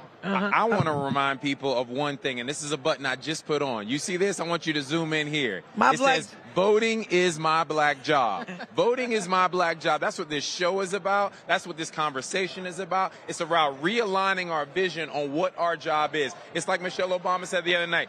You know what to do. Don't nobody need to tell you or cajole you or how to get you to the polls or get your opinion over a phone call. You know what to do. So voting needs to be my black job. It needs to be your black job. It needs to be your black job. And we bring people with us. But I think that what we need to understand, especially the people that are apathetic, we need to understand that my one vote is the same as one rich person. I'm about to move. Congresswoman Joyce Beatty. Hey, Congresswoman, how are you? Well, thank you. It was a whole lot of fun tonight. It was a lot of fun tonight. It was a lot of energy and excitement because we know we're getting ready to send Kamala Harris to the White House. And you saw her vice president You saw the coach. You saw American values. John Legend, Sheila E. Hakeem Jeffries dropped the mic on it. And I'm going to say Oprah did okay. She was amazing. But really what you saw tonight was people talking truth to power. People are tired of the divisiveness. They want joy. They want freedom, all our freedom. So there's been a constant theme. And this is probably the first time I've seen this type of diversity with unity. Right. I mean, we even had Republicans here tonight saying that I'm going to vote for vice president. Saying you a patriot. The former lieutenant governor of Georgia, Jeff Duncan. Yes, was here. And it's one thing when people say it to some of us, but when they come before 20, 25,000 people and say it on national TV, I think you can take that to the bank. Here's the most important question for tomorrow. You got your white on right now. Looking good. Looking clean. Will you be dressed in pink and green tomorrow, even though you are a Delta? I will not be dressed in pink and green. I will. I will be in all white tomorrow. And you may see a little red pendant on it. That's what I'm talking about. I'm a But you know what? But I got D9 love. I got D-line like unity. Well, see, we were talking about that earlier. We were saying, okay, so all AKs wear their pink and green. But if you're not, wear your white. Women's suffrage is all together. That's it. So that's why I had to ask the question. But let me tell you, I agree with the sister. It's all about the divine nine. Yep. And they about to find out. We have such a beautiful relationship, and we all stand together. So, you know, I might put a little pink and green on. Yeah, pink and green ribbon. In honor of my sorors. And the vice president, you know, is an AK, and I like that. She's part of the Divine Nine. All right. If the world don't know, they gon' know. They gon' know. When you look up there tomorrow, there's going to be so much pink and green that we're not going to know what to do, and that's all right. All right. Always good to see you. Appreciate it. Thanks a lot. Thank you. Y'all know I had to ask the question. I know you did. I know you had. For a little bit. No, I wasn't.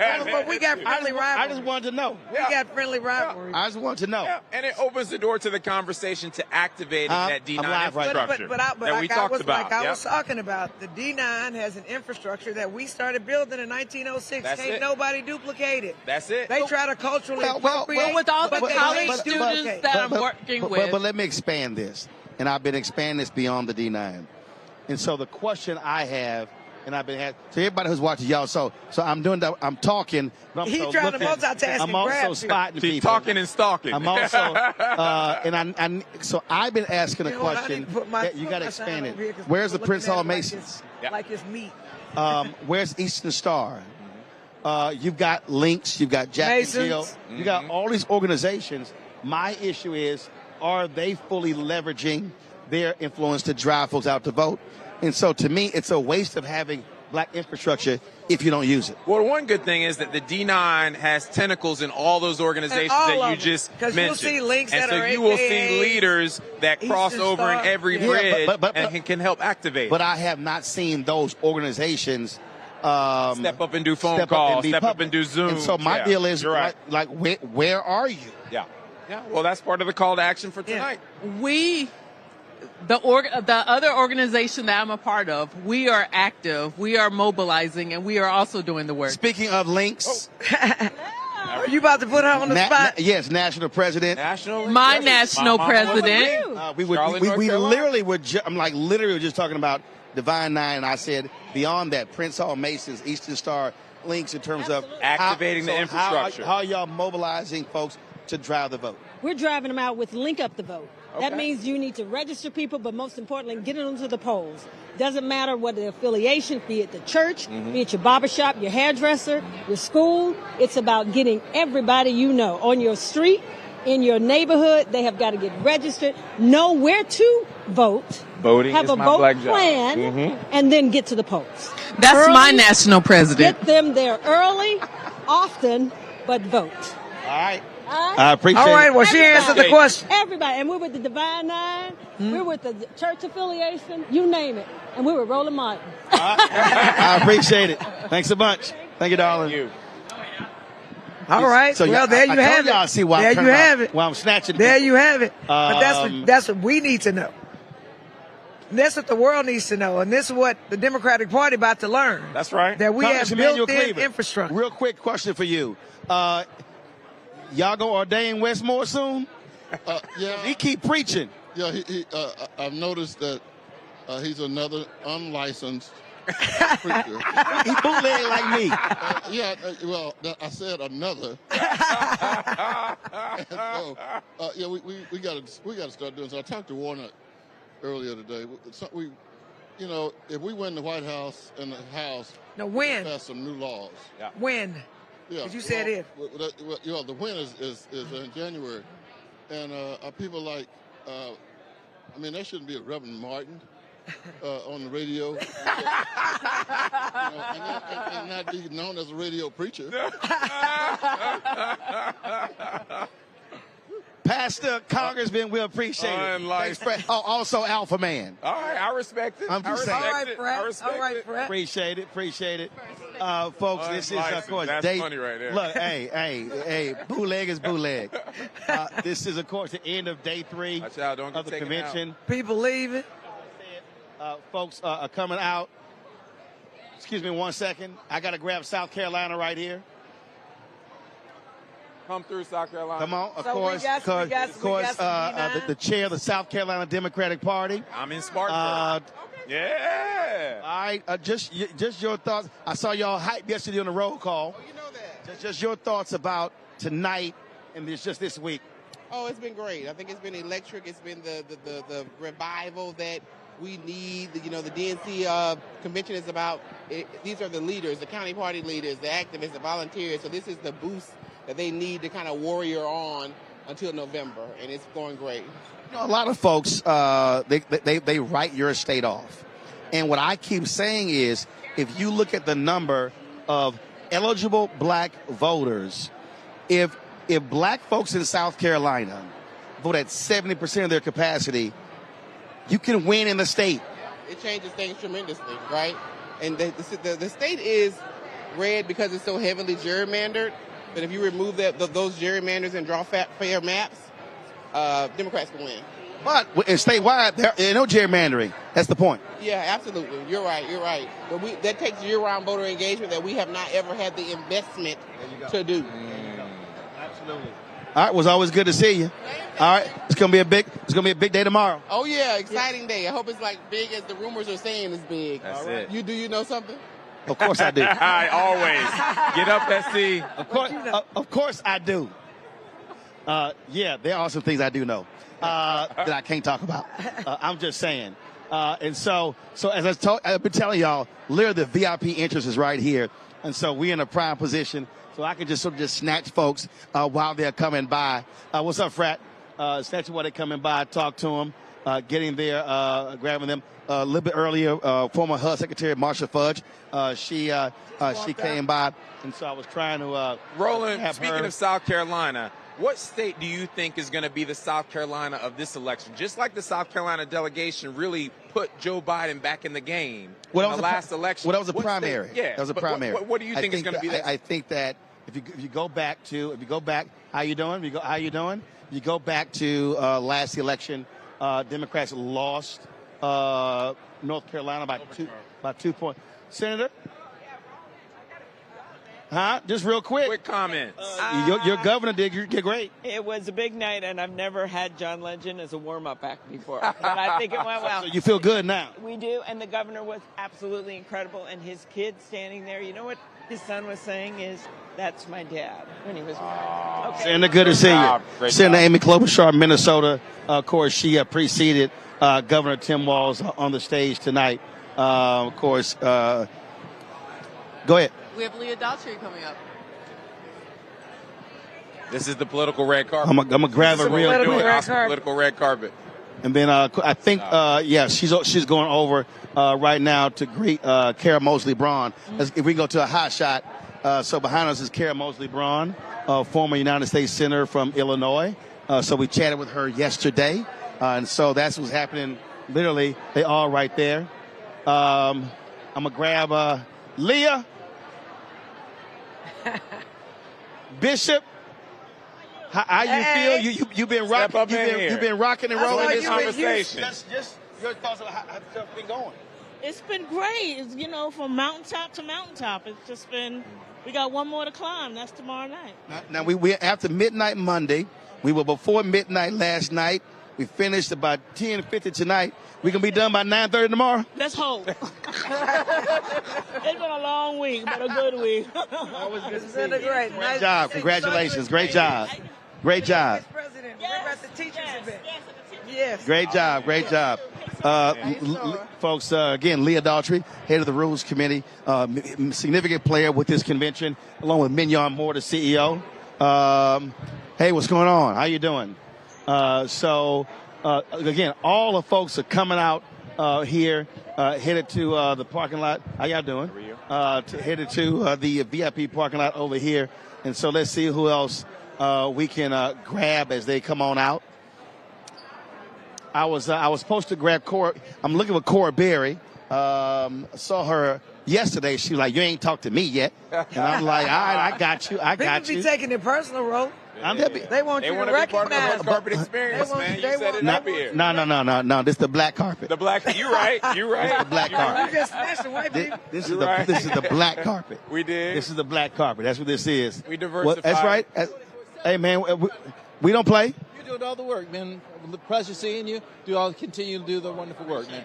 I appreciate it. Thanks a bunch. Senator Duckworth. Senator Duckworth, how you feel about this night? Oh, fantastic. Tim is your old friend, and he knocked it out of the ballpark.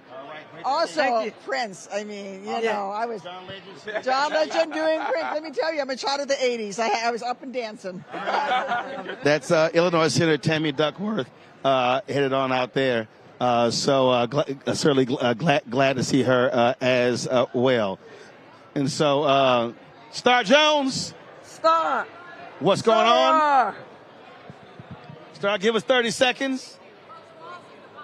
Well, say it on the mic. Say it on the mic. Coach Walz is the bomb, okay? I mean, doesn't he feel... Hold on, watch out.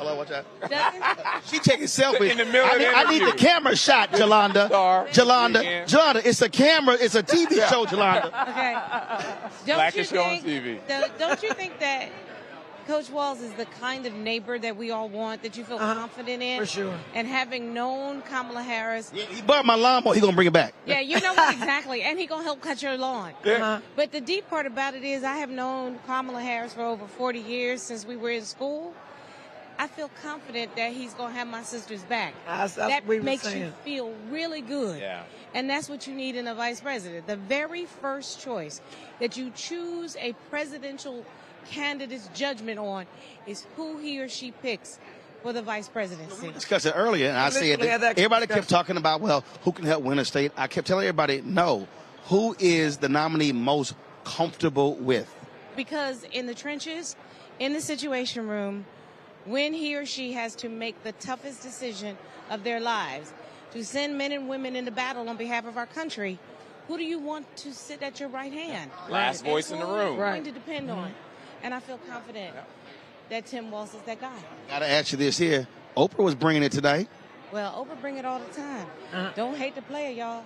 Hate the game. I can't wait for tomorrow. My sister going to bring the fire. I think I kind of know what you're going to be wearing tomorrow. Pink and green. Oh, she got it already picked out. She got it already picked out. You know I had to go ahead. I had to go ahead and ask that one. Of course, we knew that was going to be the case. I got it. We knew that was going to be the case. So that's why I had to ask it. That's why I had to ask it. Of course, we wearing pink and green. It's gonna be an I was just checking. I was just checking. This is gonna be like a convention. Yeah. This is a pink and green convention. It's gonna be. Don't you wish folks, you were an this is AKA? Jelana, move your ass over there. John, let me explain something to you. There's a table. Lord. This is my center. She blocking the camera. All right, so this is the end of night 3, okay? And again, this is the earliest we ended because we've been walking out of here after midnight. Monday, of course, was the longest. And so folks are still streaming out. But I can tell you right now, they really going to be staying to the end tomorrow night. Oh, yeah. That's going to happen. Tomorrow is the big night. Here comes Clyburn. All right. What's up, Doc? How you feel? I flew back from Miami. Yeah, I had to go pick up some money. I'll send you some. I can make a campaign donation now. There you go. There you go. Yeah, thank you. I appreciate that. There you go. So, y'all, again, so tomorrow, the big speech. How y'all doing? The big speech, Vice President Kamala Harris. This room is going to be lit tomorrow. Lit. There are some surprises in store tomorrow. I think I heard about we some. all know what I those heard. surprises might be. No, you don't. I'm telling you. You ain't the only one who knows. They're going to be... the internet might be broken tomorrow. That's all you need to know. There's going to be some Texas representation. Exactly. The internet How you might doing? be broken. That's all I'm you all need to good. know. Senator Gary Peters, Michigan. How do you feel about this week, but also tonight, and get ready for tomorrow? Oh, this is just amazing. The energy that we have. Tim Walz is an amazing vice presidential candidate here. He's just a down-to-earth guy. I've had the privilege of working with him in the House. He's the right person for the job right now. And your state is going to be a huge, huge state for this ticket. Yeah, Michigan is certainly ground zero. You can't be president of the United States if you don't win Michigan. But Kamala Harris is doing great in my state. The enthusiasm is incredible. The amount of volunteers that are coming out, people who want to work, especially young people that are engaged in a campaign that they've never been before. So I'm very optimistic. But we got to remember it's not over until it's over. We got a lot of work to do. And you don't stop running until you run through the tape. Exactly. And I got a good feeling I might be bringing my show back to Michigan when I was there when you were running. So we may be doing that again. Well, I'd love to have you back because we are the center of the political universe. All right, Senator, I appreciate it. Thanks a lot. Thanks very much. Folks, Senator Gary Peters of Michigan, he was in a very, very tough campaign against John James, black Republican, who's now in the House. And so then Congresswoman Brenda Lawrence, they blew me up. They're like, hey, can you please come and bring to your show there? Okay. And so we brought the show there the whole 2 hours. There's Donna Brazil. Had a fantastic. Miss Brazil. Donna, how many posters you keep taking home? Donna, you take a poster home every night. Come on over. Y'all, Donna got a whole trash bag. She got a whole trash bag. You're holding on to history. She may have one. She may have one of those bags like the snipers have. And how Put all the posters in. How are we getting it back to our homes? Say what? How are we getting it back to our homes? You might be able to take that on the plane. Who knows? Who knows? Oh, that's easy. It's called UPS. True. That's real easy. Yeah. Like I was saying, we're in Michigan. We broadcast from there. So what's going to be happening, y'all, which is one of the reasons why we're talking about supporting this show, we're going to be on the road. We're going to be in North Carolina. We're going to be in Georgia. We likely will be in Michigan broadcasting this show. And remember what we did for Warnock in 2020 and 2022 when we took the show on the road. We did the exact same thing for Don Scott in Virginia. That's when the Democrats won back the House, and he became the Speaker of the House. And so that's why it absolutely matters. So tomorrow I'll start with you, Rebecca. What are your expectations tomorrow night to see the second woman accept the nomination of a major presidential party nomination for President of the United States and the first black woman? I'm going to be crying like a baby. It's going to be nonstop. And it's not just the emotion of what's happening, but it's sometimes when you see yourself reflected back, it's almost like a gut ancestral cry. It's going to be an ugly cry. Yeah. Like I'm already telling the person doing my makeup tomorrow, look, make it as waterproof as possible because there's going to be streams coming down. And it's like, I remember when Obama accepted the nomination. I remember sitting and crying that entire night. But for in the football stadium in Denver. Yeah. Absolutely. But for this, because we knew everything that happened during the Obama administration and where we're at now, we're in a much better position than what we were then. And so knowing the work that we have ahead of us once she gets elected, it's also crying for that, knowing what's possible and what we get to do over the next 4 years. Kwame, I just talked to a very prominent lawyer in L.A. Harold, what up? I talked to a very prominent lawyer in L.A. who's going to take a 6 a.m. flight, a middle seat. So he can be here. He said, I'm taking a middle seat from L.A. to Chicago because I got to be there tomorrow night. And you know why that is? It's because we are the keepers of the culture. We are the keepers of the culture. John Legend, Oprah Winfrey, Sheila E., and the names that will be revealed tomorrow. We are the keepers of the culture, and we are the people who are going to use that energy, use that culture to drive folks to the ballot box. And I think that's a really important part about tomorrow, and it's a really important part that keeps people engaged and part of why they need to be part of this process. Jolanda, if you look at the speeches that have taken place this week, if you look at yesterday with the Obamas or even Joe Biden's, they were very, very harsh, very critical against Donald Trump. I'm going to say right now, I don't believe her speech tomorrow will be. I think the groundwork has already been laid, the amazing videos, tough videos they put together. I think tomorrow what she has to do is lay out a strong vision for the future of America and make tomorrow more about the future of the country and not specifically him. What do you think? I agree with you, and I think that she's going to, Hey, jump on! Jump on! Come on! Oh, come on! Come on! Jump on! So for those of you who didn't see, it's Kerry Washington. Just so y'all know. On the DL. I know, right? She just creeped by. Looking glamorous and being like. So I agree with you, Roland.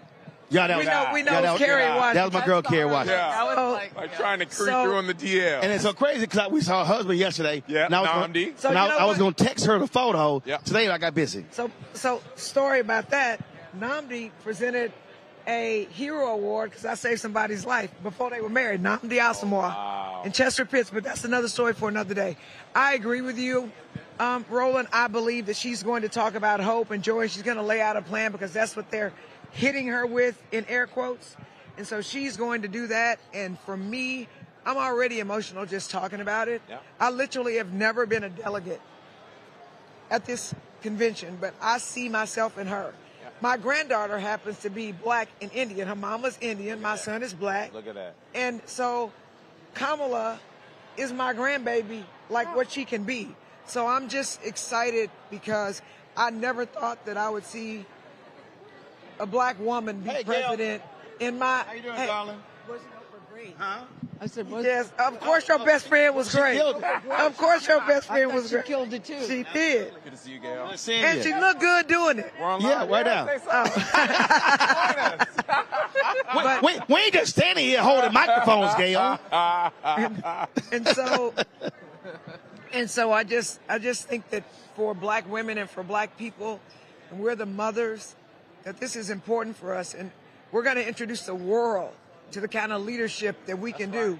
And we are going to save this country. We are going to save this world. And we're going to do it with dignity because people are tired of all the complaining of a silver spoon billionaire white guy. We're sick of it. Yeah.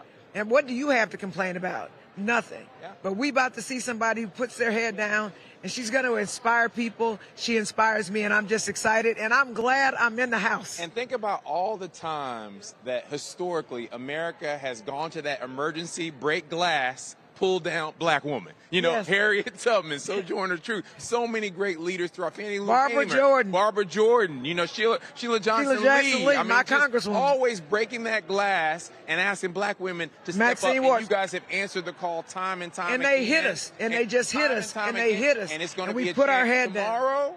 To take it to the next level, the ultimate level. And I think that's what we're all excited about. But some of you, go ahead. But what's different now, we're not just going to do it and do emotional labor on behalf of other people. But this time, we're taking the country back for us. We are taking it back. Right, because we ain't going back. Yes. Right, we ain't going back. This is our country. This is not about cleaning somebody else's house. No. This is our country. Clean ours. So let me say this. Of the biggest rat crook. So let me say this here for folks out there who have to understand something. Oh, Mayor of Chicago, Brandon Johnson. Mm-hmm. How you doing? Hey, how are you? So the folks who are watching and listening, you to understand this here. When you talk about public policy, what I get tired of people who complain about stuff and then say, well, my vote doesn't matter, when the reality is it does. If you look at what's happening in Israel and Gaza, there's a stark contrast between two candidates.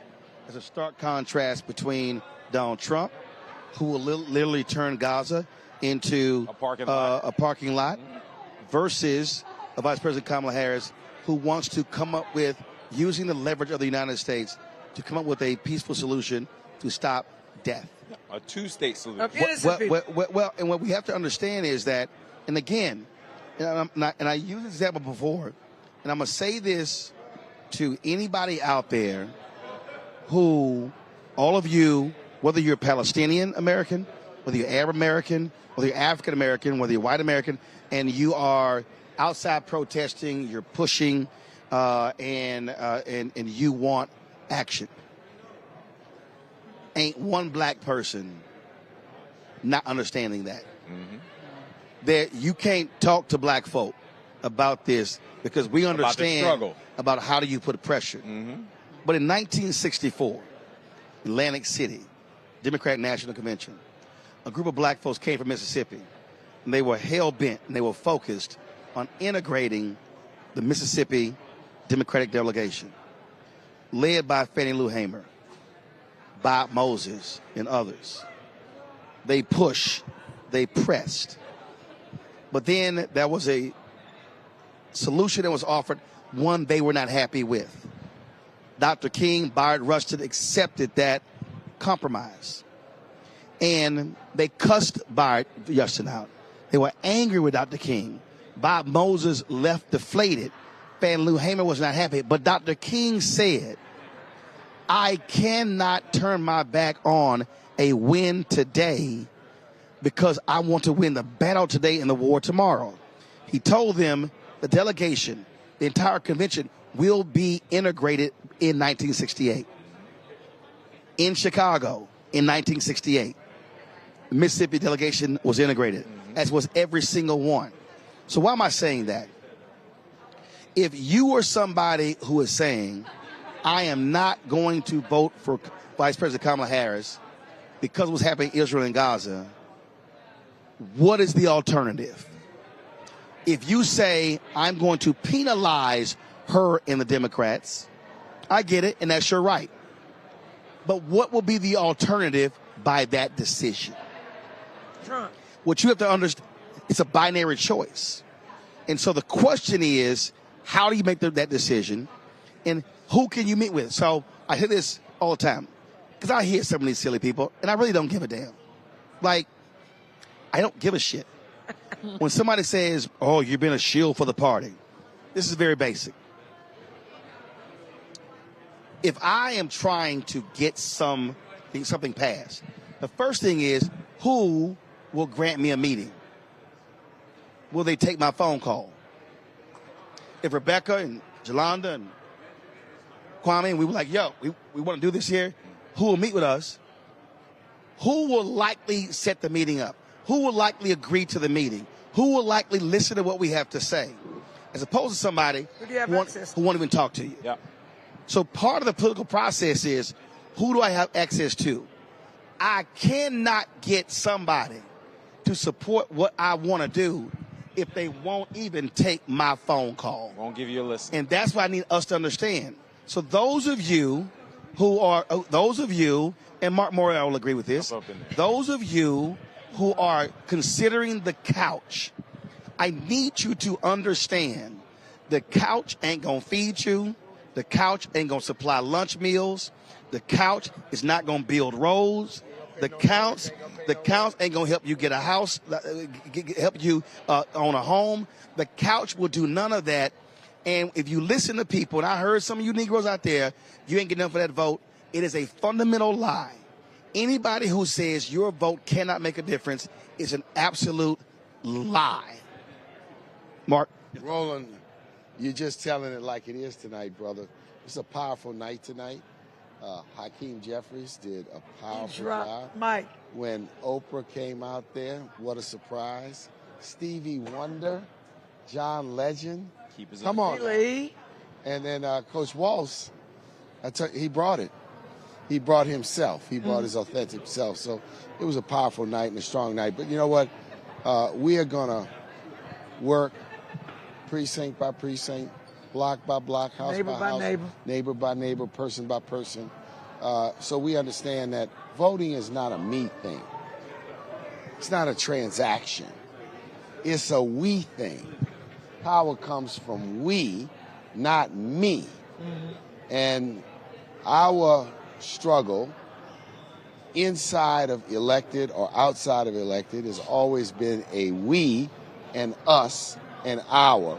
And what we got to do is we got to continue to convey that and remind people that is absolutely the case in this fall's election. So we're going to get momentum. It's a powerful feeling in here. This is our 12th Democratic National Convention, and this one's special. It's special. I'm looking forward. And history tomorrow. Tomorrow night. Yes, sir.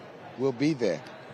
And I think somewhere, Fannie Lou Hamer will be smiling tomorrow night. Fannie Lou Hamer will be smiling. Shirley Chisholm will be smiling. And many, many, many others. Barbara Jordan. Barbara Jordan, for sure. Will be smiling. Texas and, legend.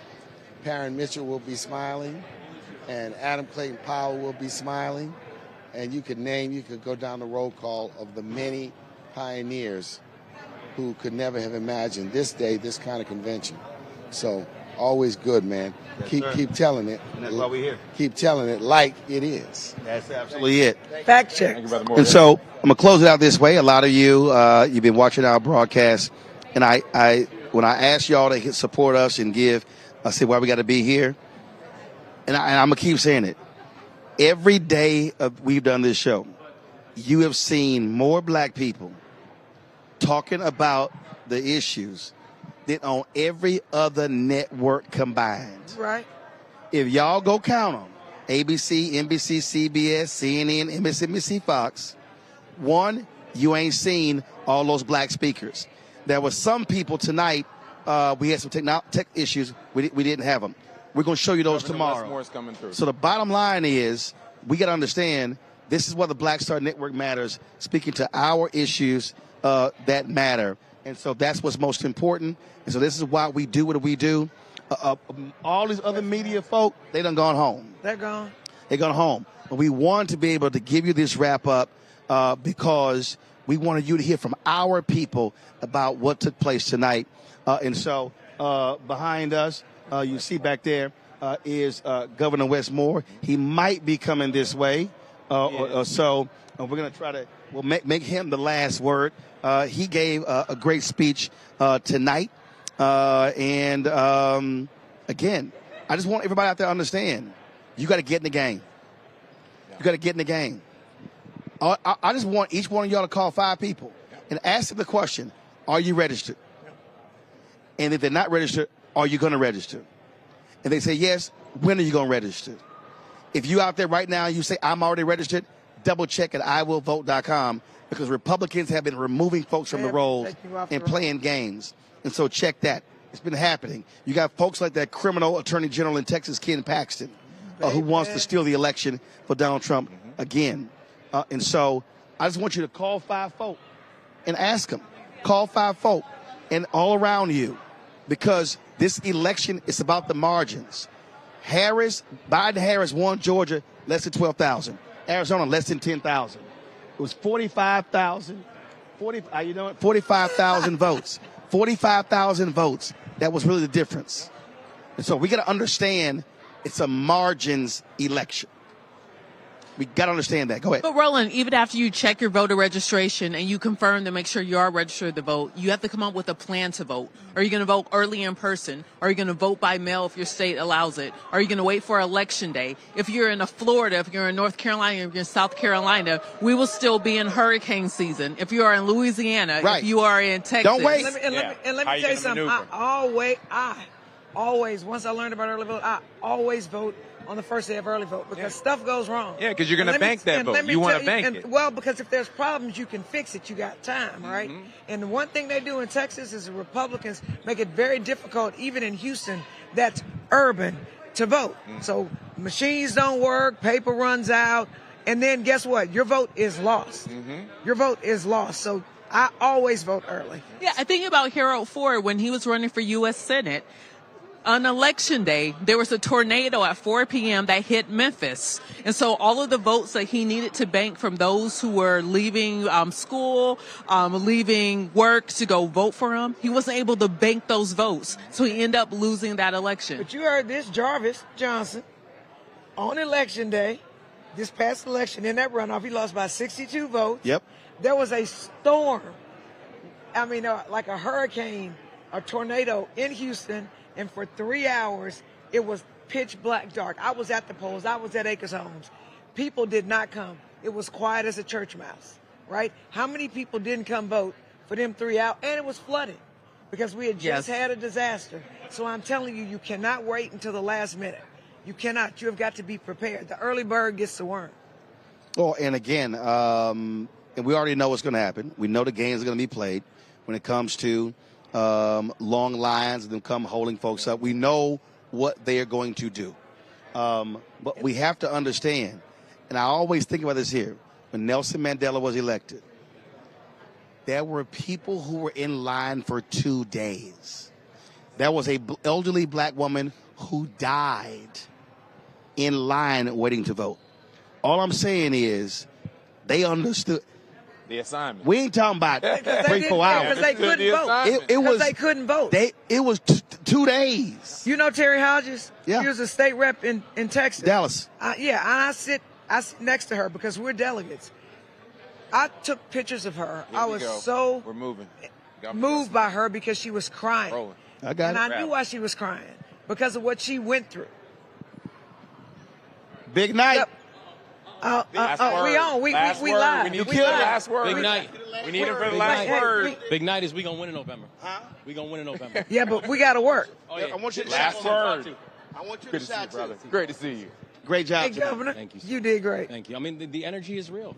Congressman Emmanuel Cleave was also a pastor. He said he's going to have to talk to Warnock about these bootleg preachers who are passing as politicians. Tell them I agree, because I know who they are. Just your perspective, again, tomorrow, watching history unfold. That's right. Well, you know, it's powerful because she understands this is going to be a historic moment for her and a historic moment for the country. But the thing that the vice president understands is that's not the assignment. Making history is not the assignment. Right. Making history is not going to get what's going to get people to come out and vote. Hillary made history. Correct. When understanding the assignment means going out there and making the change that the people are calling for.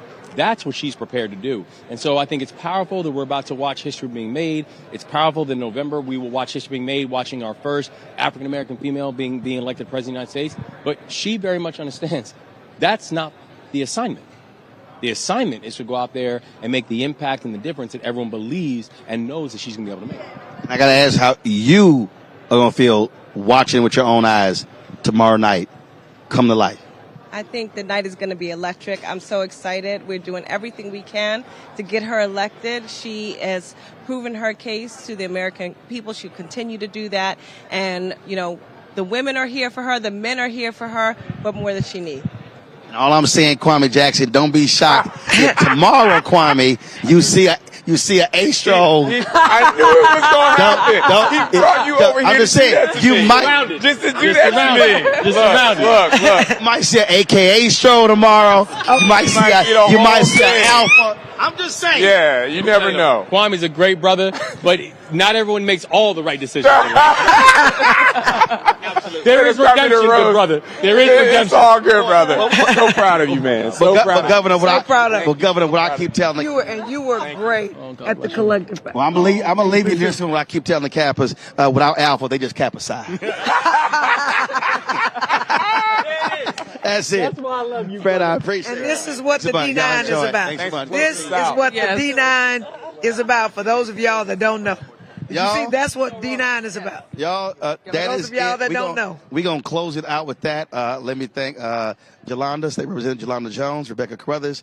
Let me thank my man Kwame Jackson. Appreciate it. All the other panelists and the guests we had today. Thank you so very much. Also, I told you all yesterday, again, support the work that we do. There is no other black-owned media outlet here doing what we're doing. And there's some other people here, but not doing what we're doing. 6 hours every single night. Live streaming events in the daytime. In fact, we live streamed the Greenwood Initiative, the Tulsa Initiative. I'm sitting here in Miami on the plane, and then my producer emails ABC News. I want all y'all. ABC News hit us saying, "Can we carry y'all stream?" So for all y'all I'm trying to explain to y'all what happens when we are showing up places that they're not showing up. And they ask, hey, can we carry y'all stream? So please support the work that we do. Join our Bring the Funk fan club. Your resources are hugely important.